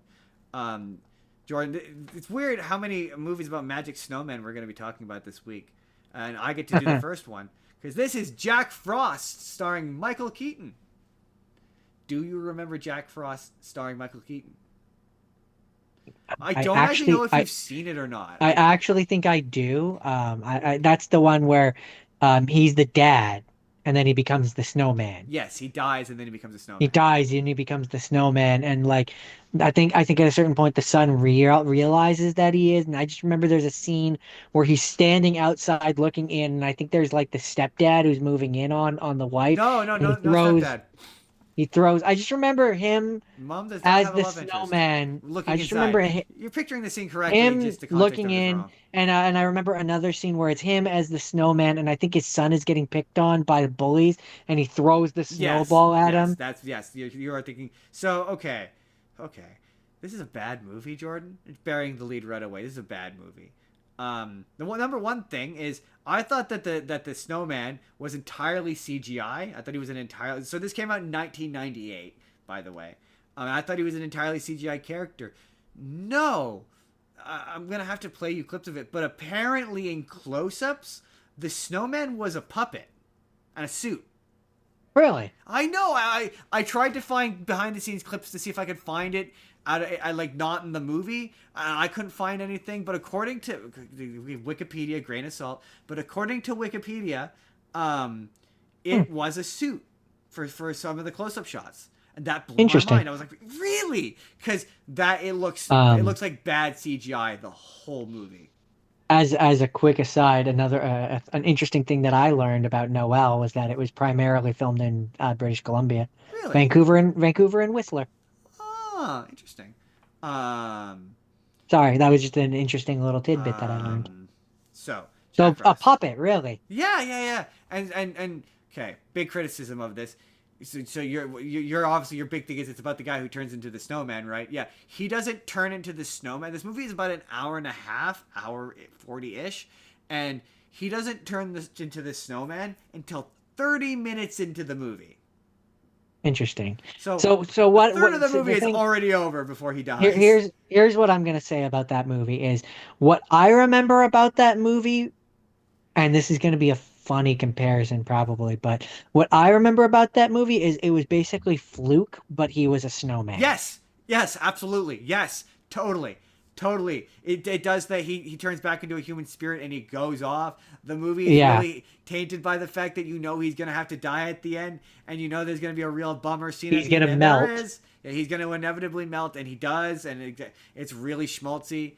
And the wife doesn't believe him at first, and then he has to prove that he's the snowman. She finds out he's the snowman, and there's the moment where they get to say goodbye or whatever. Like, it's very bizarre. The only difference is it spends 30 minutes setting up a character arc for the character that he never pays off.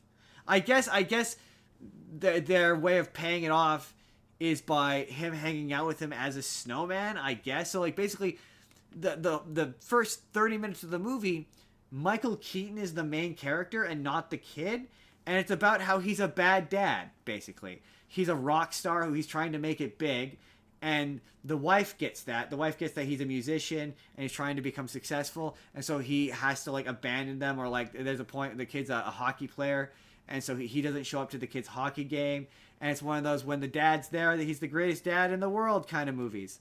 But the problem is he's never there kind of movies. Oh, that's a way too relatable of a It's subject for some people. too close for some people. And so there's the whole like the wife's like I get your deal and I support you and I will support you whatever you do, but the kid doesn't get it. The kid just sees that you're not there and he doesn't get why. And he wants to know why his dad doesn't love him. And so it feels like the movie is going to be about if I were to play that first 30 minutes and didn't tell you about the magic snowman part, you would think it's about him learning to be a better dad. And then 30 minutes in the movie he dies and he has this harmonica that he gives the kid, and he's like, if you blow the harmonica, I'll come find you wherever I am. And so that's what brings the snowman to life. And that's the only explanation given to how the snowman comes to life. Justin, it's Christmas magic and it's a romp. Well, okay? that's okay. But now I do think that maybe the beginning part of it takes place during Christmas, because I think his band is singing Christmas music. Like Michael Keaton, I don't know if it's Michael Keaton singing, but if it is, he sings quite well. Some of the songs are actually kind of good. The song, there's a point basically where they record a song, and it's actually kind of a good song. It's kind of a bop, and the big time record producer hears it, and he goes to see the record producer. He's like, "This is the one shot we have to do this," and he's about to go see the guy, and he changes his mind last minute, and he goes to go back home or his family is on vacation. He goes to see his family basically, and that's where he dies. So yeah. Anyway, so the songs he's singing are Christmas songs, but when the snowman comes alive, it flash forwards like I think it's a few months later, certainly a few weeks. So the bulk of the movie of him being the magic snowman takes place during winter, because there's snow obviously, but it's the end of the snow, because the conflict towards the end of the movie is he's melting because it's starting to get warm. So it's not the beginning of the snow, it's the end of the snow. So like the criteria does not contain Christmas in the name, does not involve Santa or Jesus. I mean, I guess it kind of involves Jesus in the sense that it's about a man who gets resurrected. But, beyond that, doesn't, he's dead for a period of time and comes back to life. One could say that that's a Jesus allegory. I don't see you disagreeing with me. But that would be more Easter. Resurrection would be Easter, so it would make it an Easter movie then. Christmas is about the birth of Jesus. The resurrection, that's Easter. So I just think that in relation to some of these movies that the three checklist is flawed. Hold on. I kind of contest the rules themselves. How so? Well, for example, my next one, it takes place around Christmas. It focuses on Christmas, but it doesn't have Santa or Jesus, and it doesn't have Christmas in the title. But I still would consider it a Christmas movie. Okay. Well, hey. I mean, obviously, Jake will inevitably see you contesting the rules in the short that inevitably gets made. So, he will. Like, I don't empirically 100%, but there's just certain. I think there's.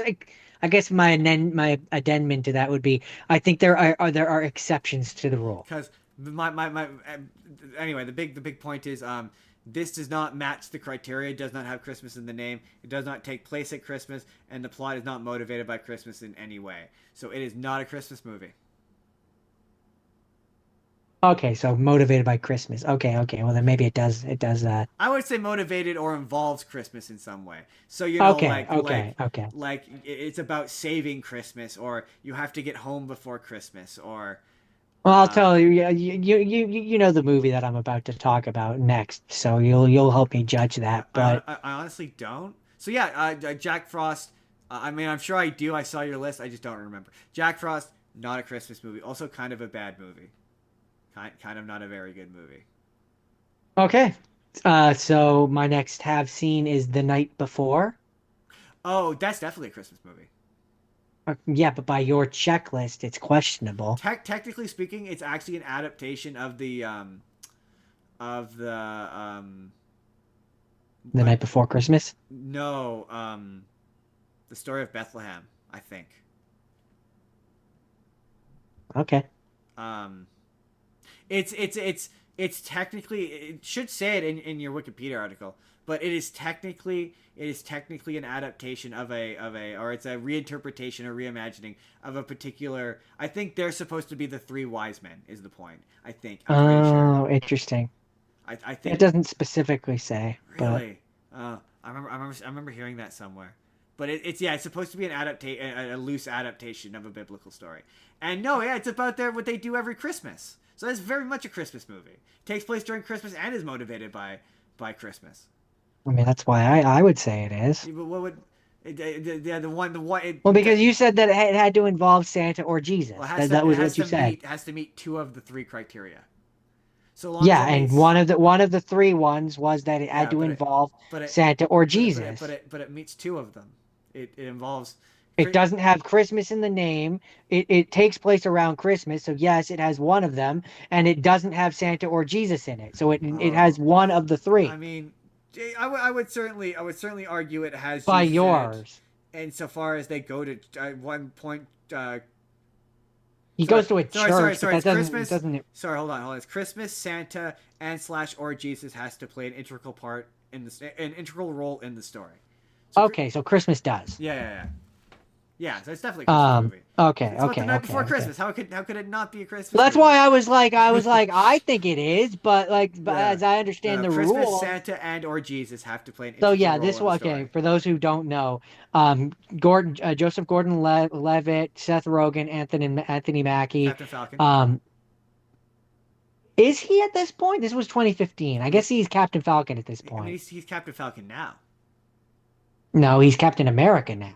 Oh, that's true. That's a valid point. But we call him Captain Falcon because it's a mashup of Captain America and the Falcon. Oh yeah, right. So he might just be the Falcon at He's this probably point. just the Falcon at this point. I don't actually know. I'd have to look it up. 2015. He I might. feel be. like he's. I feel like he's the. Let's find out. Hold on.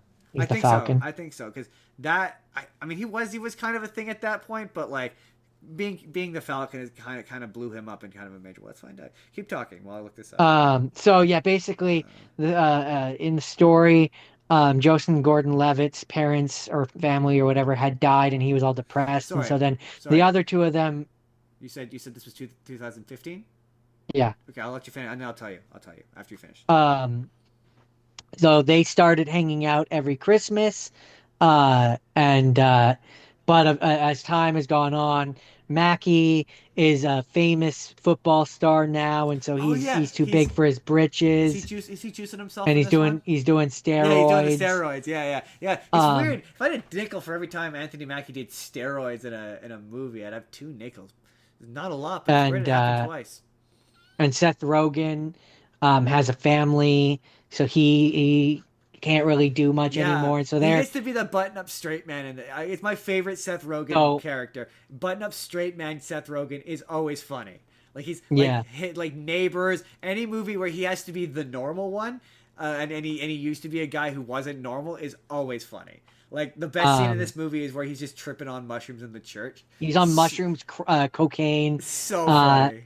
and just funny. A bunch of just a cocktail of drugs, and he's freaking out he's in in front of the So church good. talking to the manger, the manger thing or whatever. He's talking to the Jesus because he's so fucked up on drugs so funny. that he thinks that the manger people it's things definitely one of those are like, talking to him, and then his obviously, wife shows up, and he's like, "Where am I? What's going on? What's happening? Why are you here right now?" This is one of those Christmas movies I would like maintain. It is a modern movie, like Christmas movie classic, where like it's so you could good. Absolutely rotate this into your Christmas movies. Like obviously not with the kids around, but like if it's you, No. and you want a spouse, or This is an adult one. This is one you watch after they go to bed. So good, like The stoner film. My favorite scene is spoilers, I guess, but.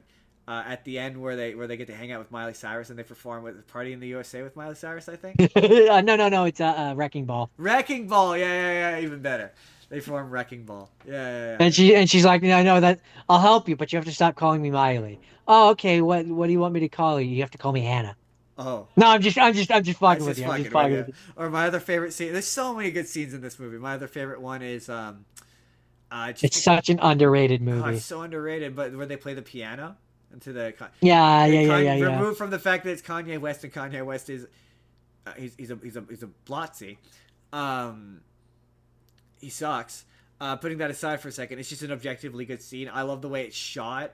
It's like it.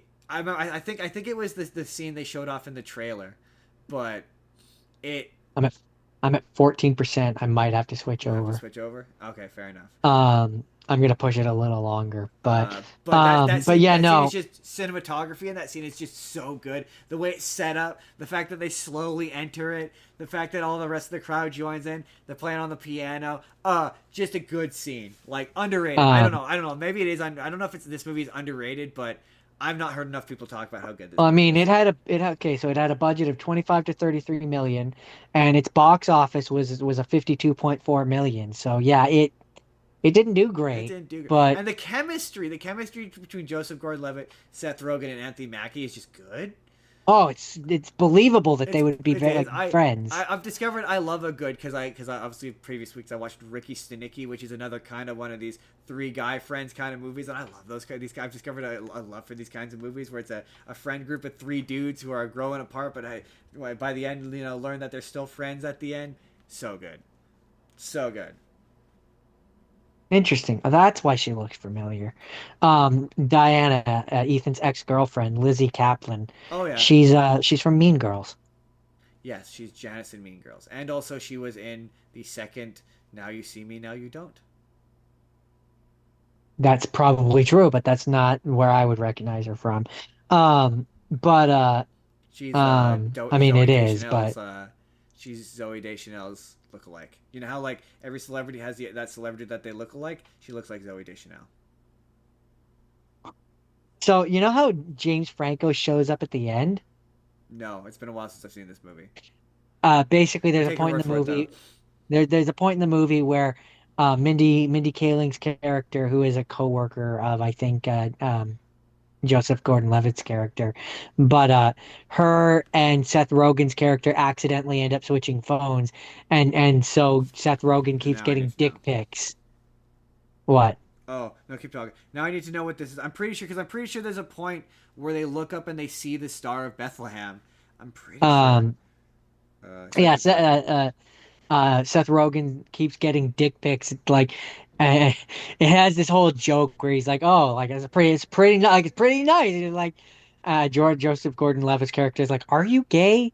He's like, "No," and like this is the whole running gag or whatever. But it gets to the end of the movie, and they're at the big party, the whatever it's called party, and James Franco is there, and he's with Mindy Kaling's character, and he's like, oh, you saw my dick, you saw my. And he's like, yeah, it's a pretty scrumptious dick, and like there's the whole back and forth between him and Seth Rogen's character, but on here, so it says Miley Cyrus as herself, Baron Davis as himself, and James Franco as himself. So that character wasn't even supposed to, I guess, It's just wasn't even supposed to be another character. It's just supposed to be James it's Franco, just James Franco. That's funny.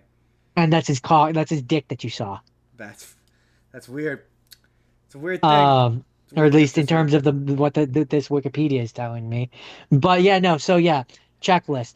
It's not Christmas is not in the title, but it is Christmas time. And Christmas plays a very heavy role in this movie. So it is a Christmas movie. It is. It is a Christmas movie. So Uh, you had something you wanted to tell me uh, about it. You were looking something up. I'm at uh, 12%.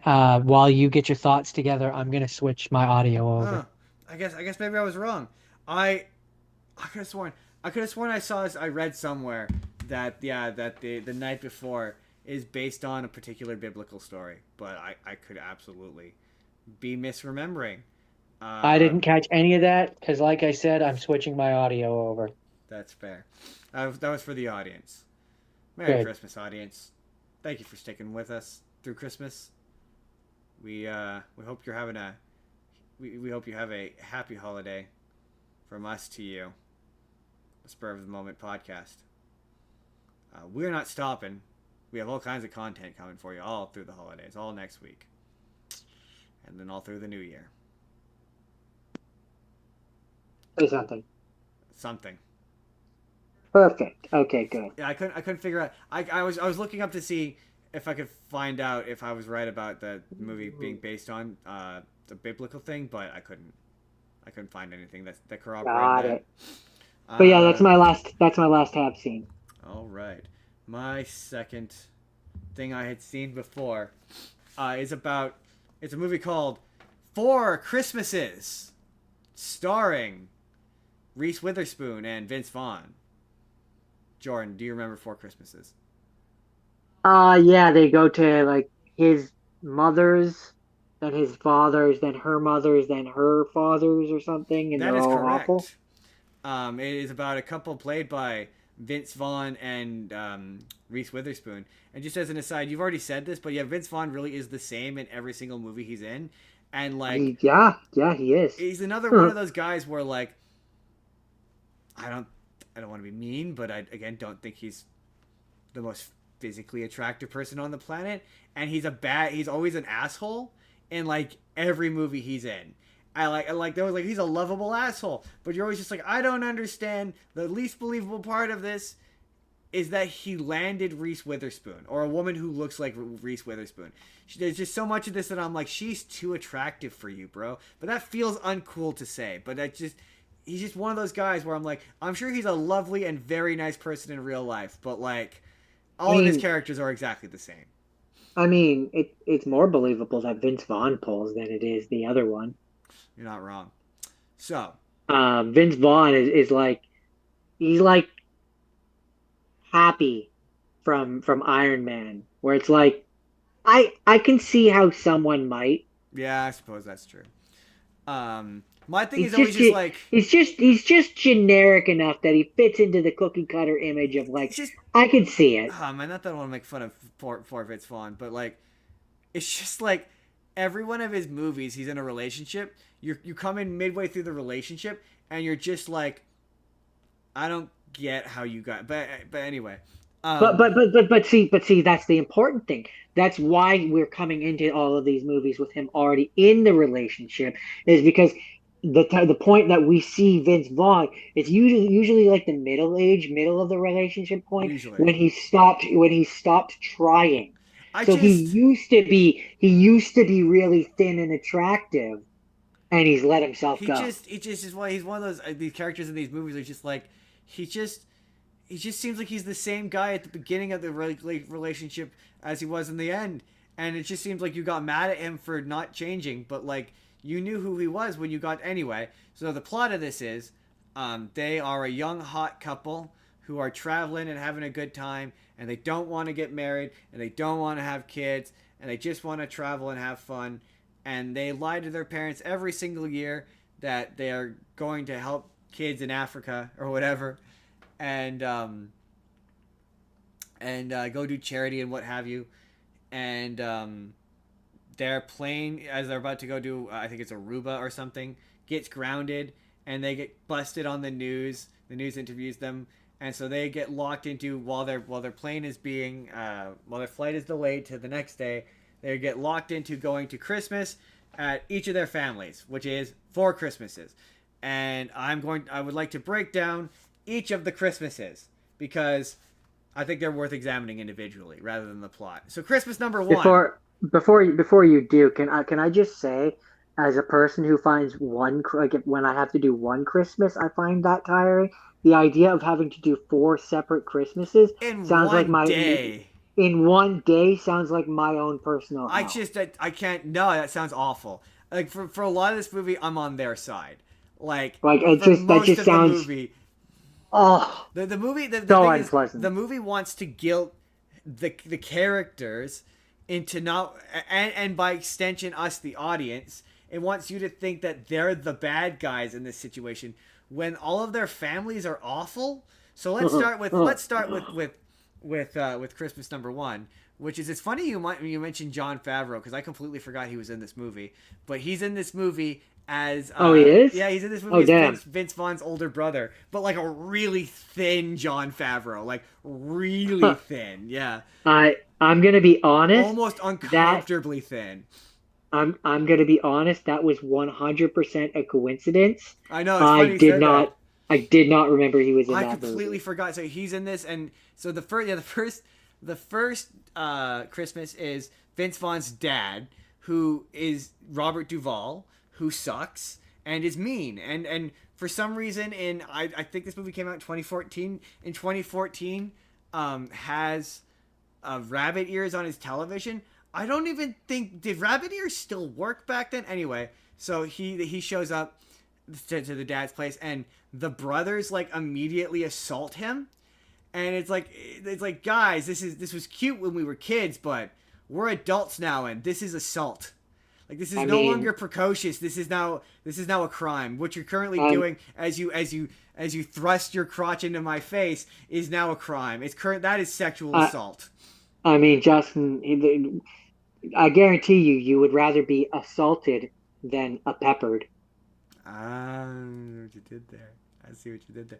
And yeah, so they have a safe word where they're like, I can't remember mistletoe, I think is the safe word. And so the kids are all the brothers and now their kids are just wailing on Vince Vaughn. And so they do a little gift exchange, and they're like, oh, there's a $10 limit. And Vince Vaughn didn't know about this, so he bought them an Xbox. And he's like, how did you find an Xbox for under $10? And he was like, I didn't know about the limit. But then I was also like, but wait, that doesn't make any sense. How did you get gifts? You weren't gonna be here. So did you did you send the gifts? Maybe they sent the gifts. I guess maybe they mailed them the gifts. But he gives the dad a satellite dish, and he keeps calling it a satellite dish. And I'm like, wow, I think this might be the thing that dates the movie the most. And so then Justin explained it to the children. satellite, it basically was a dish. You'd have to get a dish in order to access certain cable television channels. But it was kind of cool because like if you pointed the dish in the correct way, you could pirate channels for free, and you can get the porn channels for free. Now tell the children why you know that, Justin. Because I got the porn channels for free. Ho ho ho. No. Christmas. Christmas. It's family-friendly Christmas things. So it's fine. It's funny. So next Christmas, Jordan. So yeah, he gets his ass kicked. He's like, mistletoe, I'm out. We're done at Vince Vaughn's dad's. Next stop is was it Vince Vaughn's mom, or or Reese Witherspoon's mom?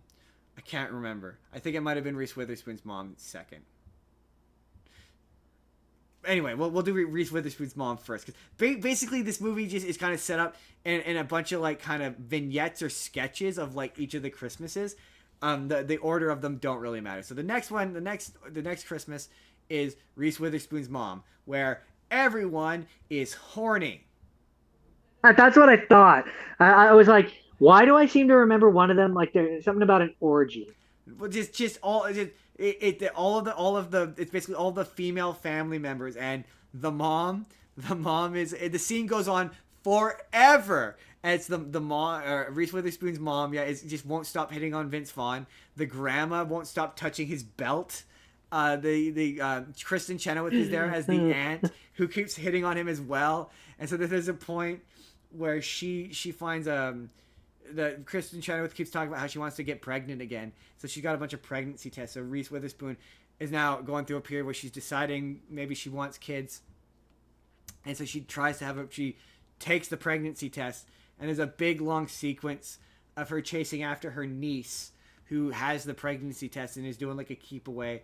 And like, it's one of those movies where, so there's a bit where she goes to go in this bouncy house, but she doesn't want to go in the bouncy house. And it does that like perspective thing where the camera shakes to indicate that she's scared of it, but they haven't done any setup to explain why she would be scared of it. It's very strange.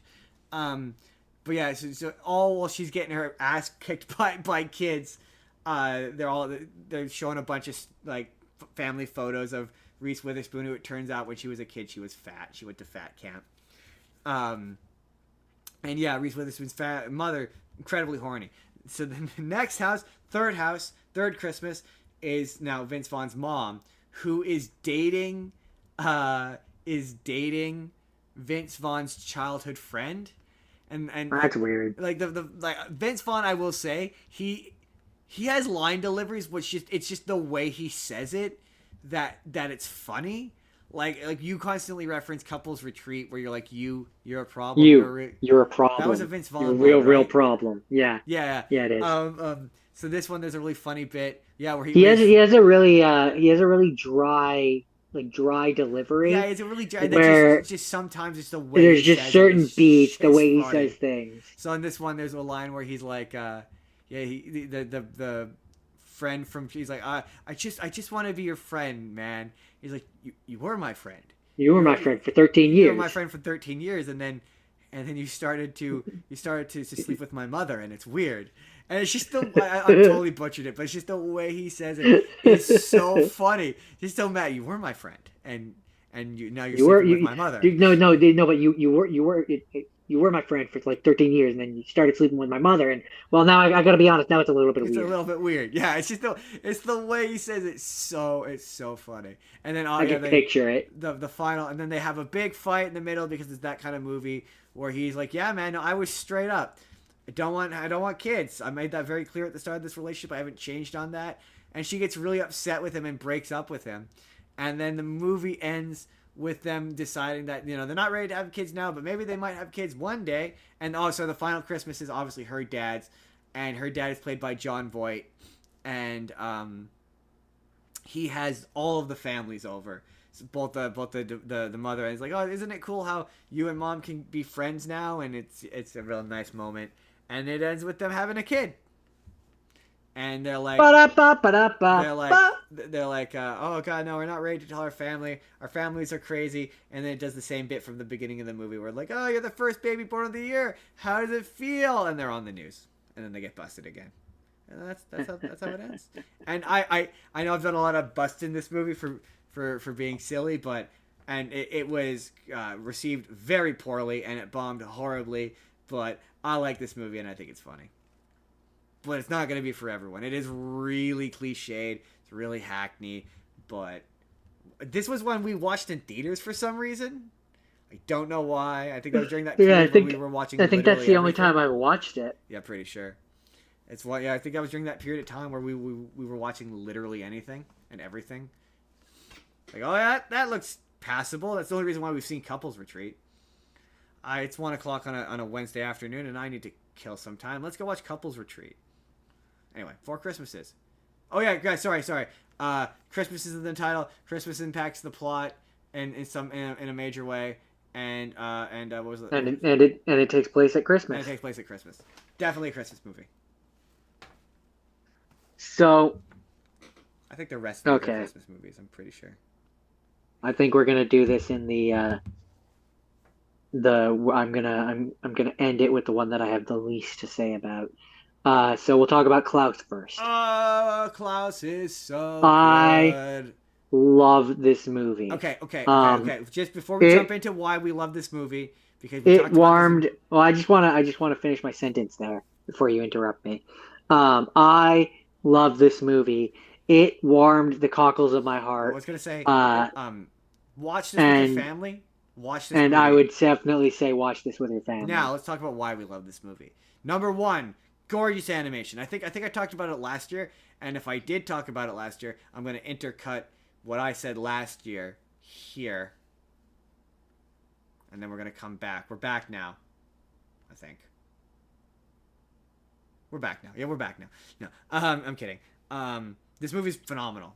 It's beautifully animated. I call it underrated, when I say not nominated for an Oscar. So when I say to harken back to an earlier thing, when I say if you're going to do Polar Express, do it stylized. Do it like this. This style. Yes, completely agree.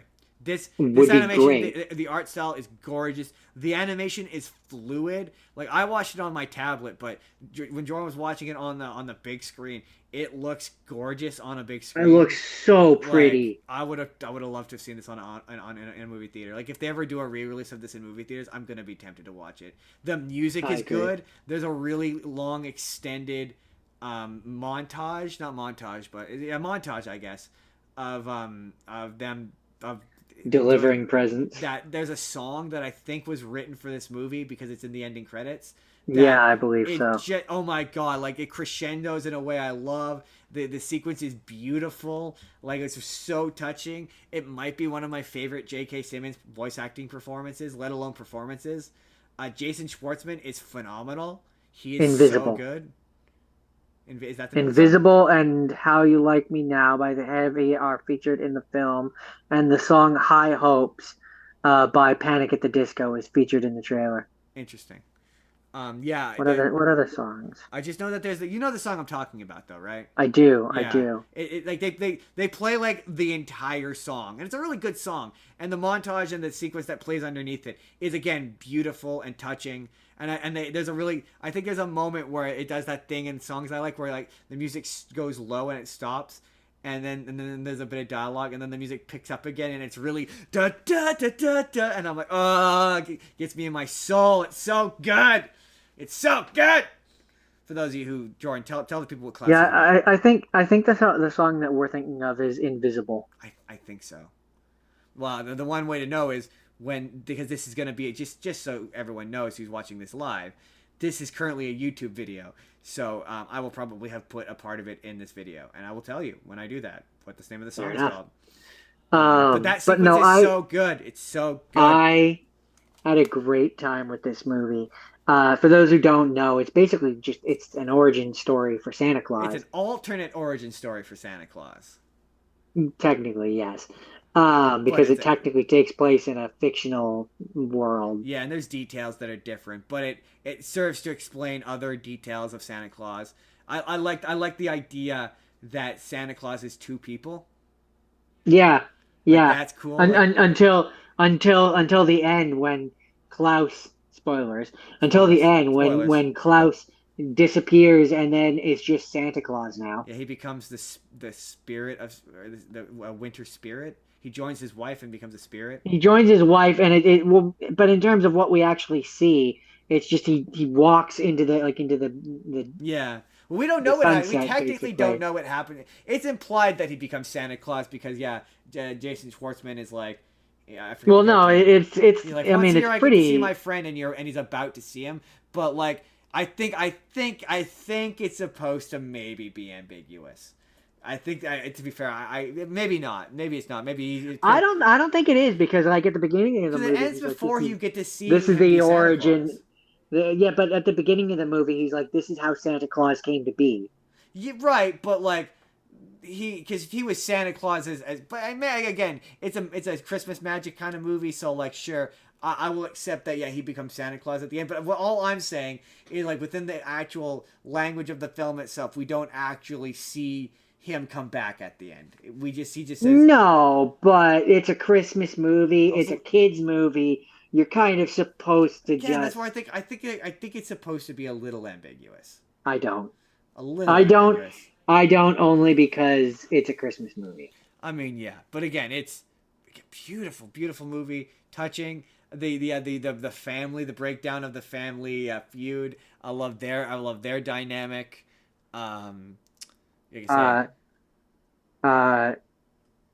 think she's talking about this one, but Haley says, and it's about Santa, therefore, boom, Christmas movie. This is about Santa. Oh, this is a Christmas movie.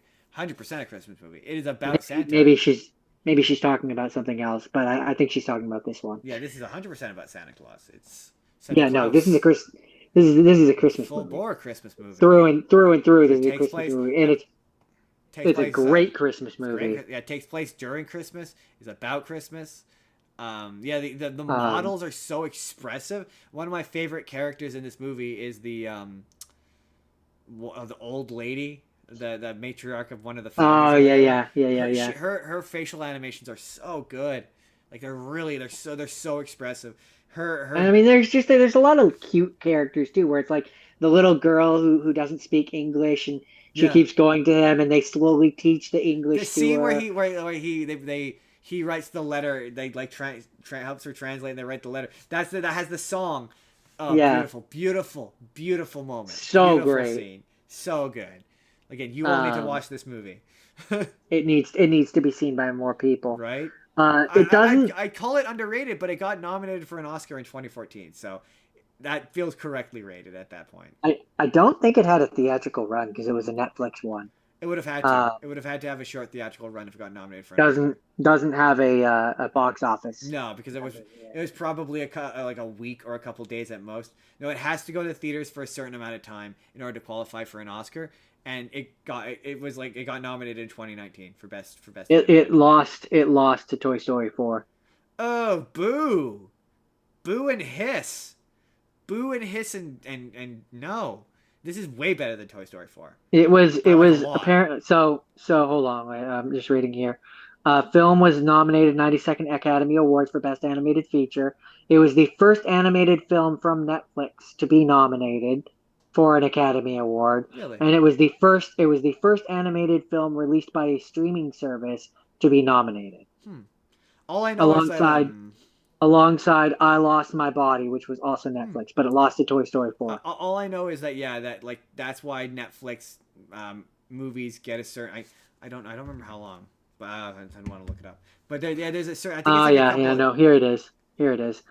Klaus was released theatrically in select theaters on the 8th of November yep 2019, yep. So and then it was released through Netflix yeah they on do that so that 15th. it has to have a certain theatrical window in order to qualify for an Oscar. Apparently, it's the first original animated feature film to appear on Netflix, That which can't be true. doesn't sound right. That doesn't sound right. Someone is But editing the Wikipedia article by the sounds of it. Jordan, is that it for Klaus? I think they mean like one that was made by Netflix, but even then that doesn't sound right That to doesn't me. sound right. No. But no, that's Klaus. It's excellent. I don't want to give away every single detail of it No, there's because so many because beautiful moments that you need go to watch experience it. organically. Just Yeah. it's on Netflix. If you have Netflix, go watch it. Sit down on Christmas with your This family. is one, yeah, I was gonna say This this is is watch one this on Christmas this with your is a family. Christmas day. This is a Christmas Christmas day, Day, or if you're a family who gathers on Christmas Eve, Christmas Christmas Eve. But Eve. this is a gather your family up. It's an hour and a half. It's a short little like it's in that run of like I will probably watch this every Christmas now because I love this movie. 90 nice tight 97 Oh, minutes. it's not very long. It's I guess a beautiful movie. Jordan, last year I Like watched a yeah, movie. very much I remember when I got to the end of it, final thoughts. I remember very much I got to the end of it, and I think I sent you like a voice memo or a video or whatever going like I love this movie, Justin. It warms the cold cockles of my heart. Like I'm not big on Christmas and I like No, this I know. movie. Yeah, that's why I was like, you need to watch this movie. It's amazing. It's just that kind of It's movie. so But good. that's close. My first thing. So, Jordan, last year, I watched a movie called The Christmas Chronicles. And Jordan, I'm going to be real with you. I couldn't remember what happened in The Christmas Chronicles. I had to look up the Wikipedia. But this was Kurt Russell's Santa Claus movie. So Kurt Russell is Santa Claus. That's the movie. And Okay. honestly, up top, I like this one way better than the first one, because this one. Okay, so the big thing with this one is, just to recap, in the first one it was about a young brother and sister whose dad had died in a firefighter died in a fire, and he was not happy about Christmas, and she loves Christmas, and they kidnap Santa Claus. And the first one's about them trying to get Santa Claus back to the North Pole, where you find out that Mrs. Claus, as played by Goldie Hawn, who you won't know by name, but is Kurt Russell's wife. So Santa Claus is with Santa Claus, Mrs. Claus, and it's That's pretty legit. neat. She is terrible in this. Oh, She's very she seems like a sweet lady, but all of her line delivery is flat. you just And you just set us up for a real high I there, did, Justin. You just knocked us down. I absolutely did. No, she's all right. I'm being mean. Just a lot of the dialogue, a lot of her dialogue is really wooden, like really wooden. But yeah, so the girl. So now it's 2 years later because it's a Netflix movie. 2 years later, and the mom is now dating again, and she is dating Tyrese Gibson. And Tyrese Gibson, do you know who Tyrese Gibson is, Jordan? I know the name. He's in Fast and the Furious. He was in Fast and the Furious 2. Okay. He's the I black think guy I in know. Fast I and the think I Furious. think I think I know which Yeah, one you're talking about. and he was in Transformers as well. She is now dating him, and she's upset about that because she thinks that if her mom, typical your mom's dating someone new drama. She thinks if you date someone new, you'll forget all about the dad, and so she tries to run away and go home. And in the meantime, there's an evil elf who is actually based on a character is not the right word, but like a real mythological creature who I want to get the name of because the name is really funny. Krampus? Not Krampus. Here we go. Christmas Chronicles 2. The bad guy of the movie is Satan. Belsnickel. Belsnickel. And Oh, I Belsnickel, recognize that name. Really? Why? I don't know why I do, but I recognize that name. It's a real thing. It's based on a real folklore character. It's a crotchety, fur-clad Christmas elf bringer figure in the folklore of the Palatinate region. Where's the Palatinate region? Yeah, I recognize. Maybe it might be in one of my movies. Dutch. Maybe Noel. So She might have called one of the grumpy people a Belschnickel or something. Maybe. I don't know. It appears to be the part of the world where like Yule lads, like those kinds of Christmas creatures. But yeah, it's based on a real thing. Anyway, he's played by the character, the actor who plays remember Russell from Deadpool 2? That's why I know it. The Office. Right? Yes. That when I was reading about it, Dwight dresses up as Belsnickel. Dwight dresses up as Belschnickel. Yes, that's what it is. That's why you know. That's why I recognize it. So this character is based on that character, for lack of a better word. And he's played by the kid from Deadpool 2, the Firestarter. Oh, okay. And he in this version he's not the same as he is in the folklore, but he's a naughty elf basically who is adopted by Santa Claus, who becomes progressively more and more mischievous. And there's a scene in this movie where the movie literally comes to a grinding halt. So Mrs. Claus can read from the Christmas Chronicles, which is just a book of stories to tell both Santa Claus's. So she tells Santa Claus's backstory, which is basically he was Saint Nicholas. He started off as Saint Nicholas of and I learned this while I was watching this movie, but he starts off as Saint Nicholas of Myra. Saint Nicholas of Myra. The guy who Santa Claus is based off, who I learned was a real guy, or who they think was a real guy, but they can't find any historical evidence of. But there's all sorts of references to him. So I didn't know that. I always thought that Saint Nicholas was like a fictional character. Like a Saint Valentine. Yeah. I didn't realize that he was based on a real guy. So I genuinely based on a real guy. So I thought that was interesting. But yeah, Well, so at least allegedly. Allegedly. So there's a scene where she just tells his entire backstory, which is he was Santa Claus back in the day, and the elves. It turns out that the elves, who are these little creatures, are hundreds of thousands of years old, and they're really these really old mythical creatures. And he found them and gathered a bunch of them up, and they helped him form using the power from the Star of Bethlehem. Yes, he actually says Star of Bethlehem. He manages to harness the magic, and that's what powers the North Pole, and that's what prevents everyone who lives in the North Pole from aging. And so Belsnickel... Sounds convoluted, but all right. A little bit. It makes sense within the context of the movie. But, so Belsnickel wants to get back into the North Pole so he can steal this star. So he can use it to create his own Christmas with blackjack and hookers. Except for he doesn't... In fact, forget the holiday and the blackjack. He doesn't say the blackjack and hookers part, but no, he wants to create his own version of Christmas at the South Pole, and he has his own kind of reindeer, which is like a combination dog/hyena, and his own holiday where instead of giving out gifts to children, he takes them. No, he still gives out gifts, but they're awesome gifts, because his whole bit is he gets sick to death of not getting any credit for making all the best toys, and so he gets cursed. he starts breaking all the elvish commandments of being a naughty elf.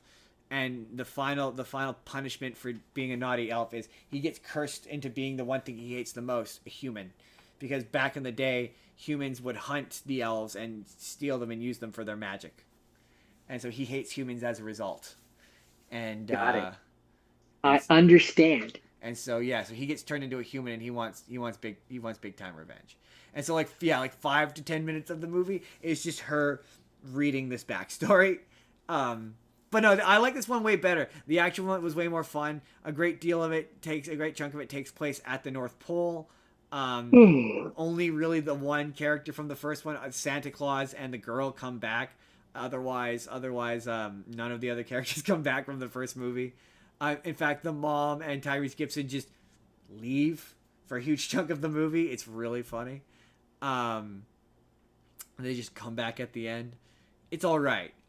These movies are like, they're the kind of like, they don't stick with you, but they're fun when you're watching them. They're not iconic.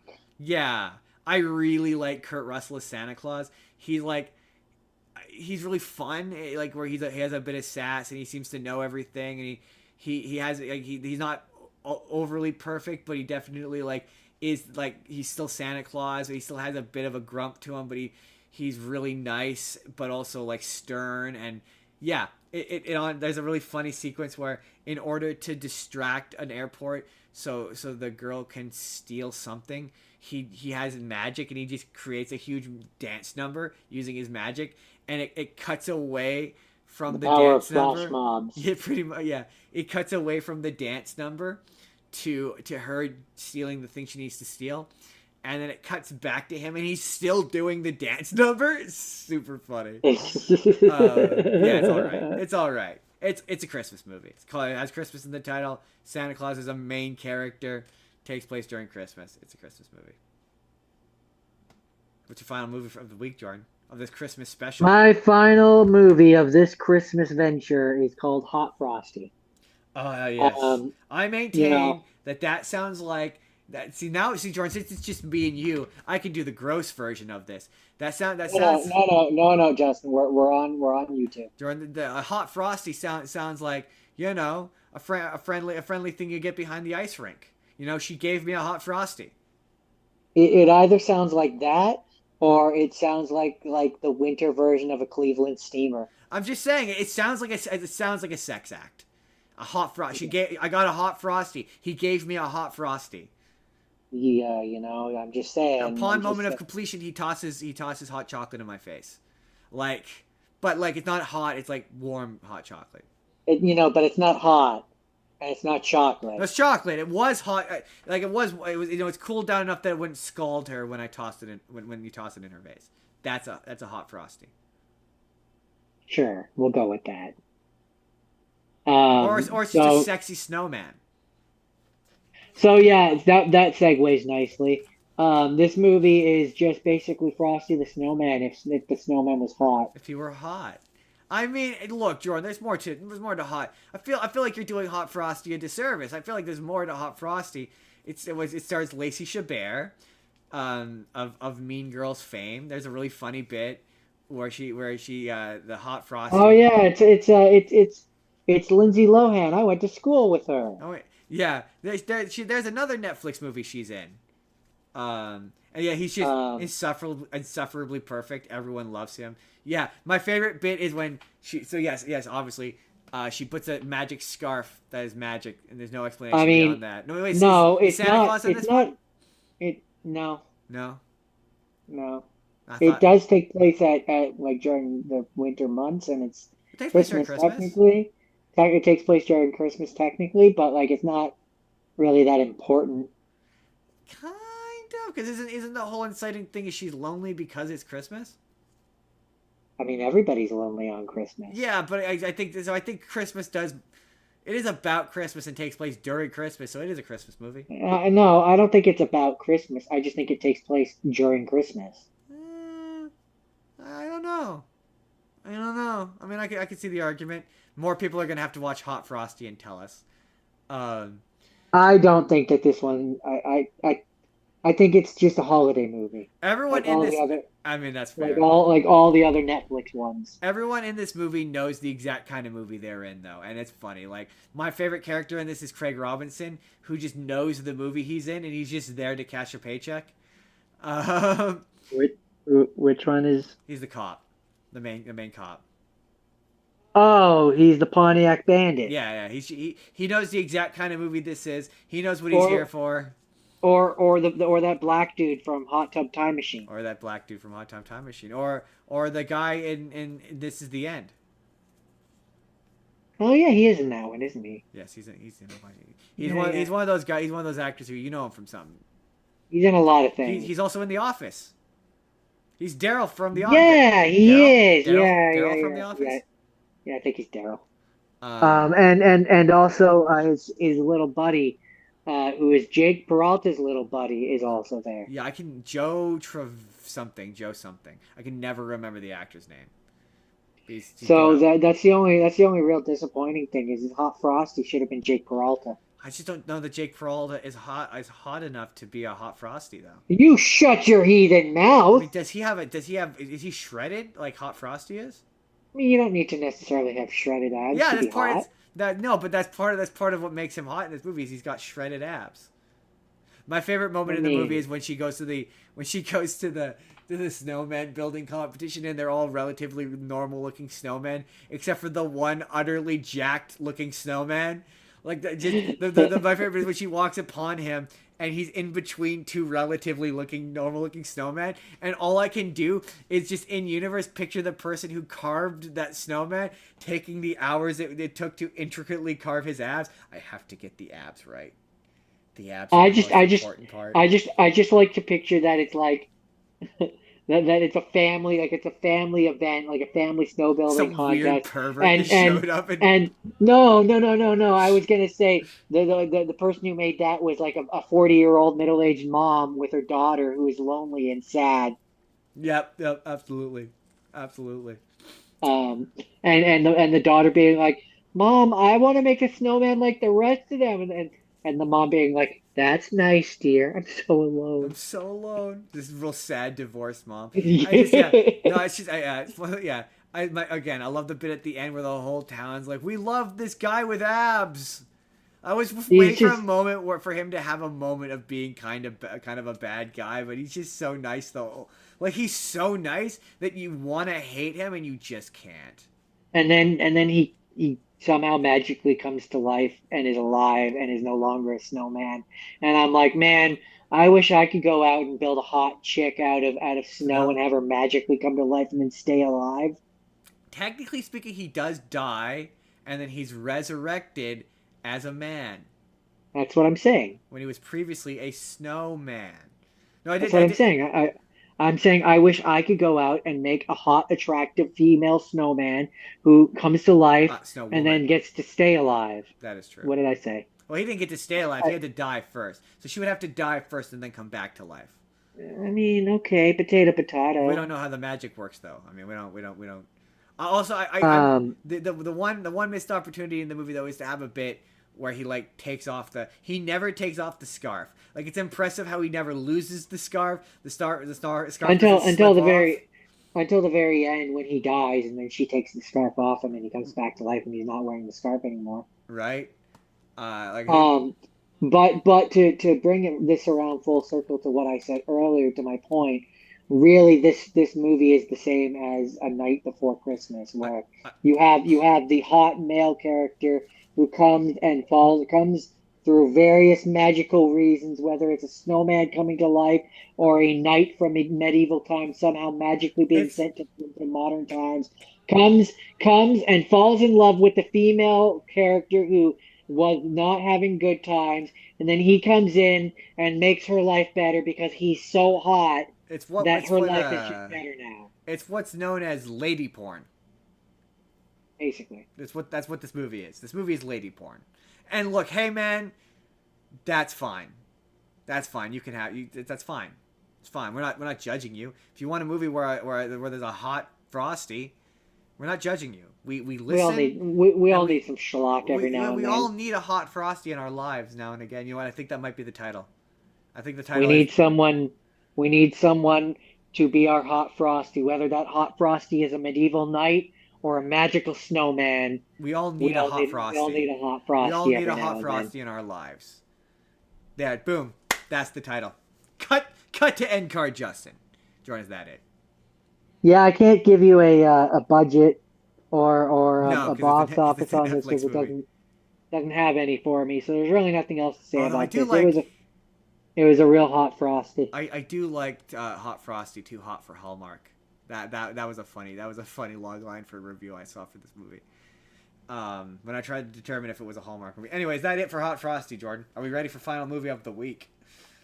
Indeed, Final indeed, movie of the week. It's the final movie of the indeed, week because it's the final movie of the week. indeed, indeed, indeed, indeed, indeed, indeed. Selwyn Ward, first black leader of the Power Rangers.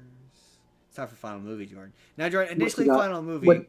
What you got, boy? Well, initially, Jordan, the final movie was going to be The Holiday, and we were going to talk about whether or not The Holiday is a Christmas movie. But then I remembered, Jordan, that I wanted to watch that Jonas Brothers Christmas movie, and, like, I'm not going to lie to you, I'm really glad I did, because good is not the word I would use.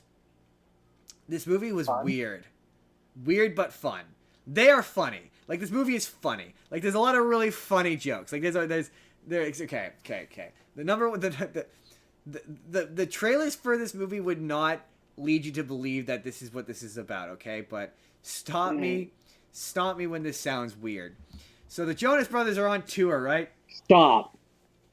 And the tour is wrapped up, and it's Christmas time, and they want to get home to their families. But they're all mad at each other, and upset with each other, and getting cranky with each other in the way that brothers do, and they're constantly fighting, and it looks like they might be on the verge of breaking up. But Again. Santa Claus does not want them to break up.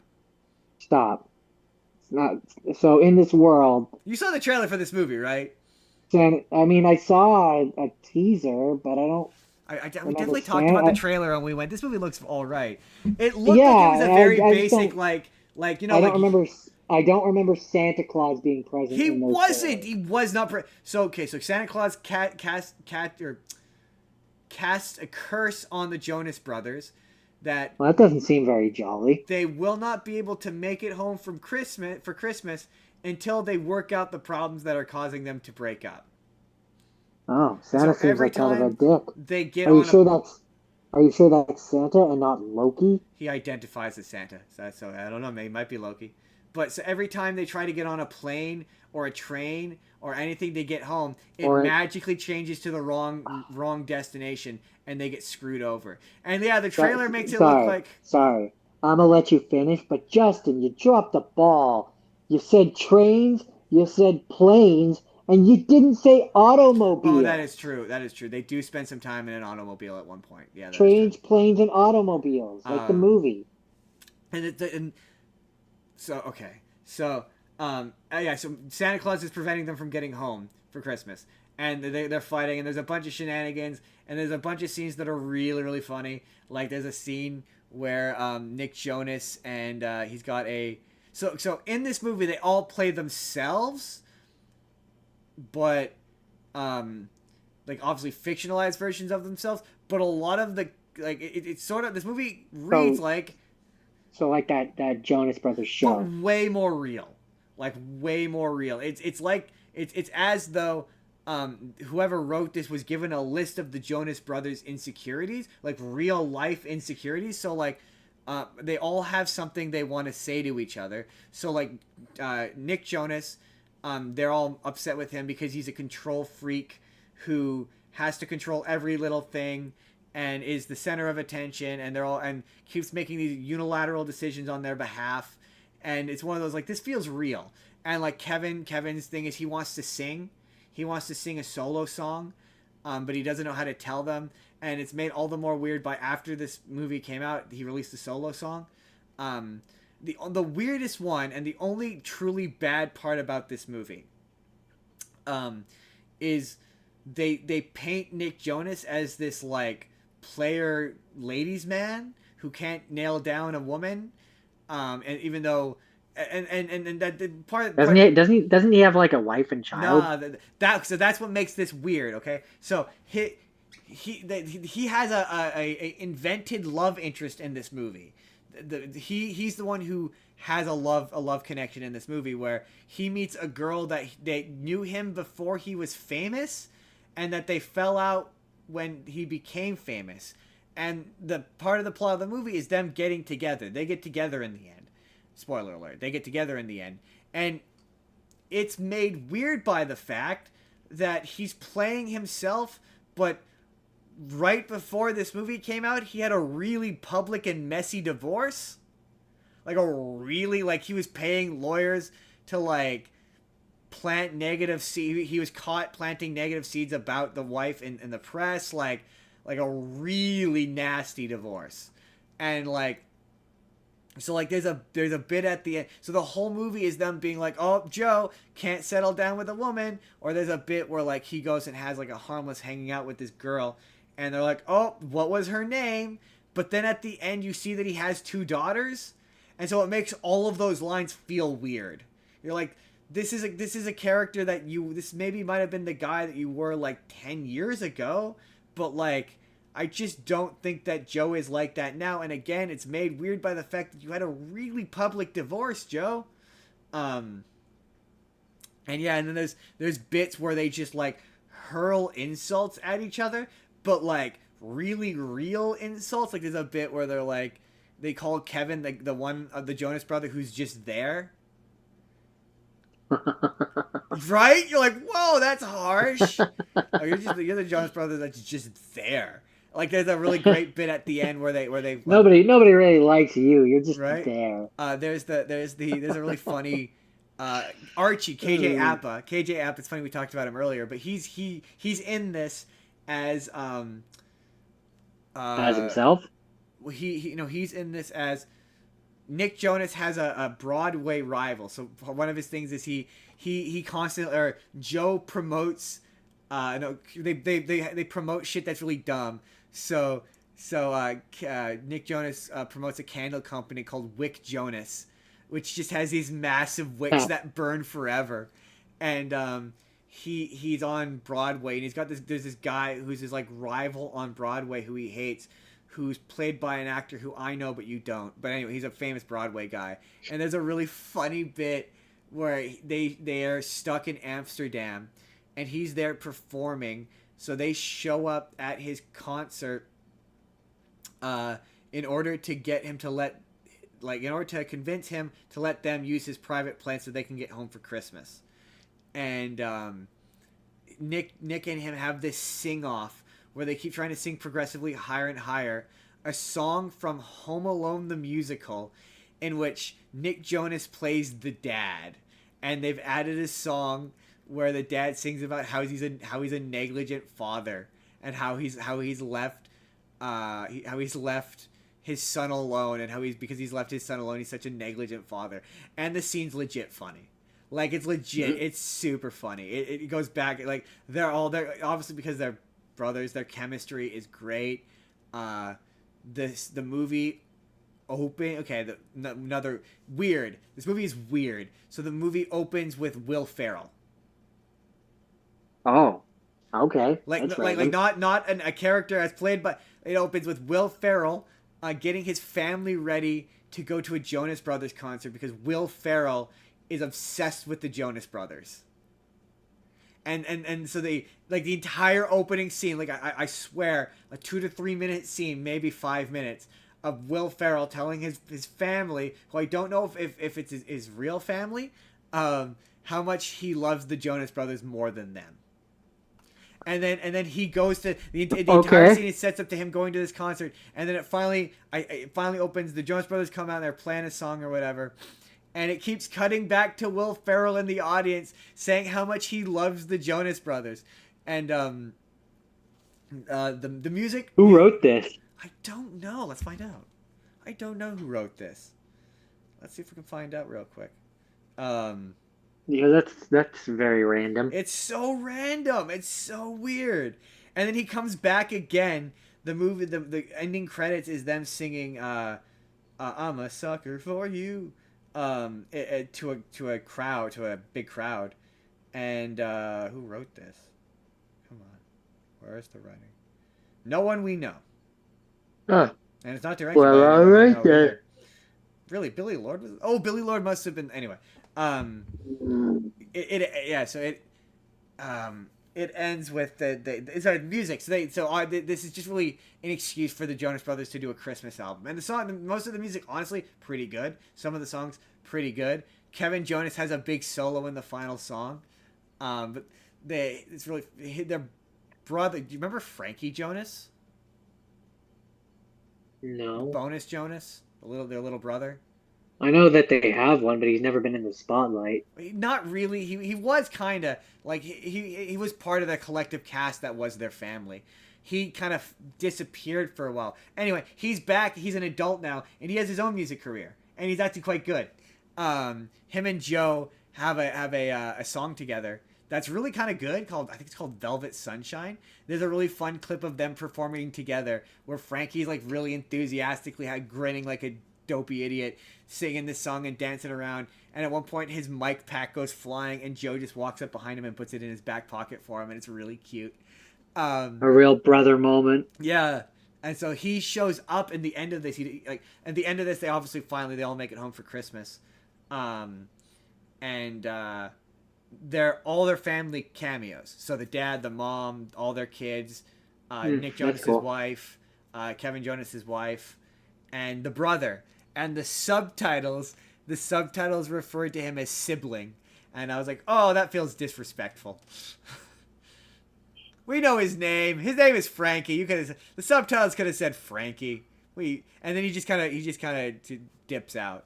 But it was No, good. Justin. He's not Frankie. He's sibling Jonas.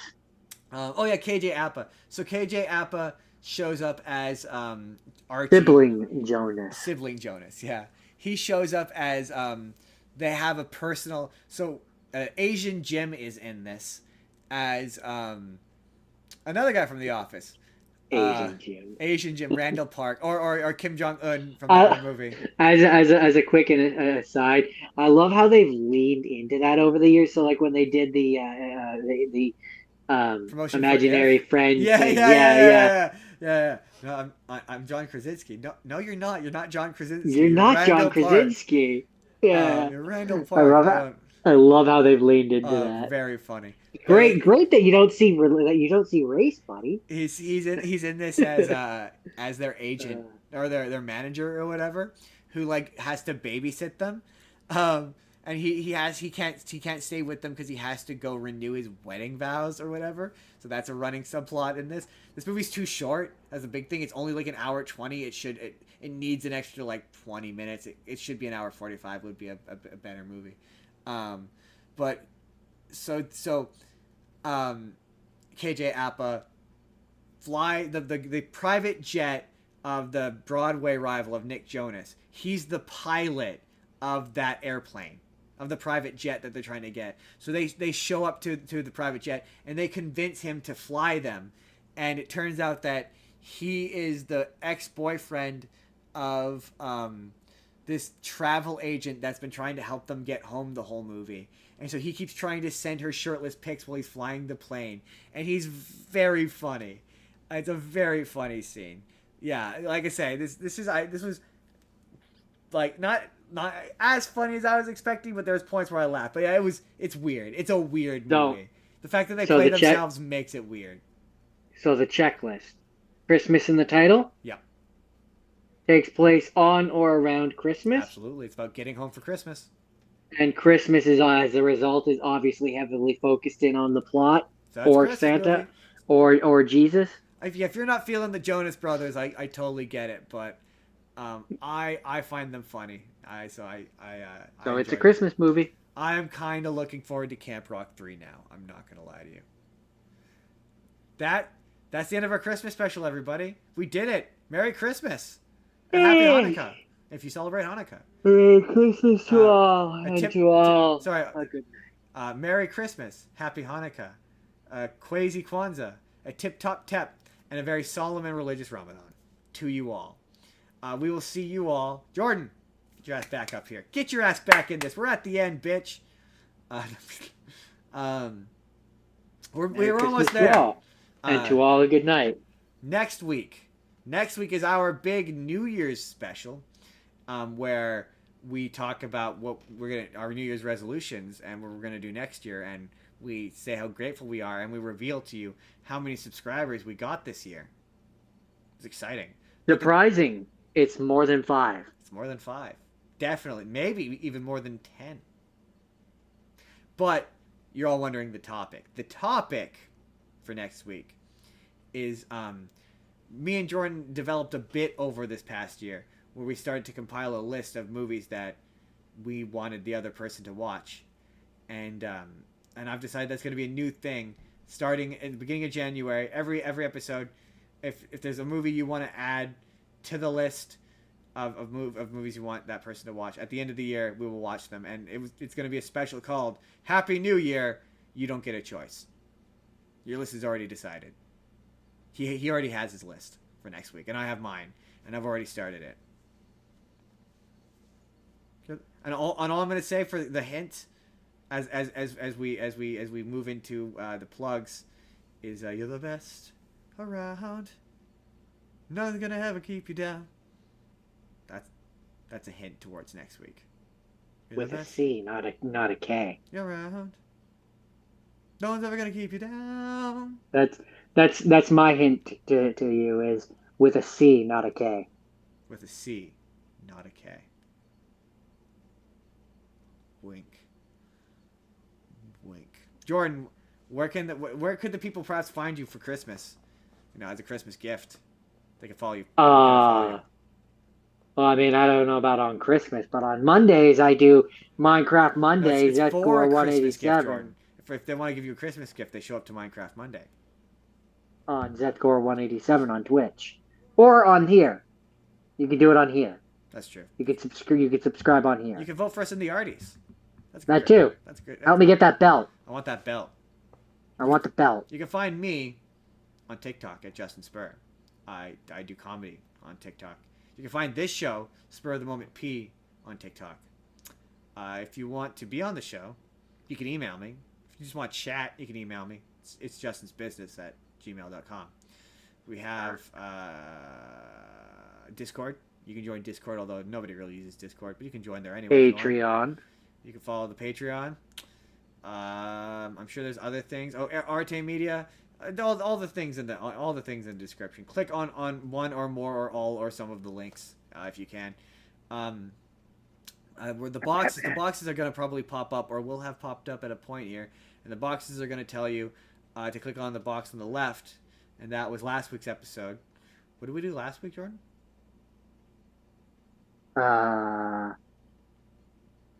We talked about movies. What movies? What was I talking? Well, anyway, whatever last week was. I'm totally blanking. The minute the episode ends, it completely leaves my mind. But whatever last week's was, you could. Oh, it was my birthday. Joey's Jordan's birthday, super special birthday episode with the mystery topic.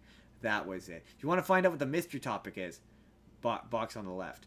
A random video, Jordan. What happens if they click the box on the right? See, that's how much I value myself. Is I immediately forgot it was my birthday last week. To be fair, it wasn't your birthday on Sunday. Not even last week. I think at this point it was like 3 days ago. It's true. Or 4 days ago. Anyway, on the right, YouTube will recommend the thing that it thinks you want to see. Oh, you know what, Jordan? In fact, let's go back, Jordan. Box on the left. Let's take that from the top.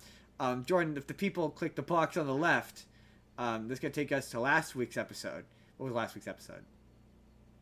Last week's episode was I definitely put a lot of thought into it and definitely remember what the theme was called and definitely didn't just think of it last minute. Mystery. And told people to choose what they wanted to choose. It's a mystery topic. It's a mystery. It was a mystery. It's Definitely a mystery. Definitely. You have to click the episode in order to go find out what the topic was. And then on the right, box on the right. What's on the box on the right? Box on the right is what YouTube thinks that you want to watch and what you want to see, and it's going to recommend something. Hit the subscribe button, which is in the center. And Jordan, what happens if they subscribe? How much content do they get a week? Every day they get some content. Monday. What happens on Monday? Content. Tuesday. Content. Wednesday. Content. Thursday. Content. Friday. Content. And you better believe what happens on Saturday. Content. So much content. Content. New content. 7 days a week of new podcast next Sunday. We don't take time off. Hit subscribe and leave us a like. Hit the bell. Do all the things. We will see you next week for our New Year's special. Have a good day, everybody.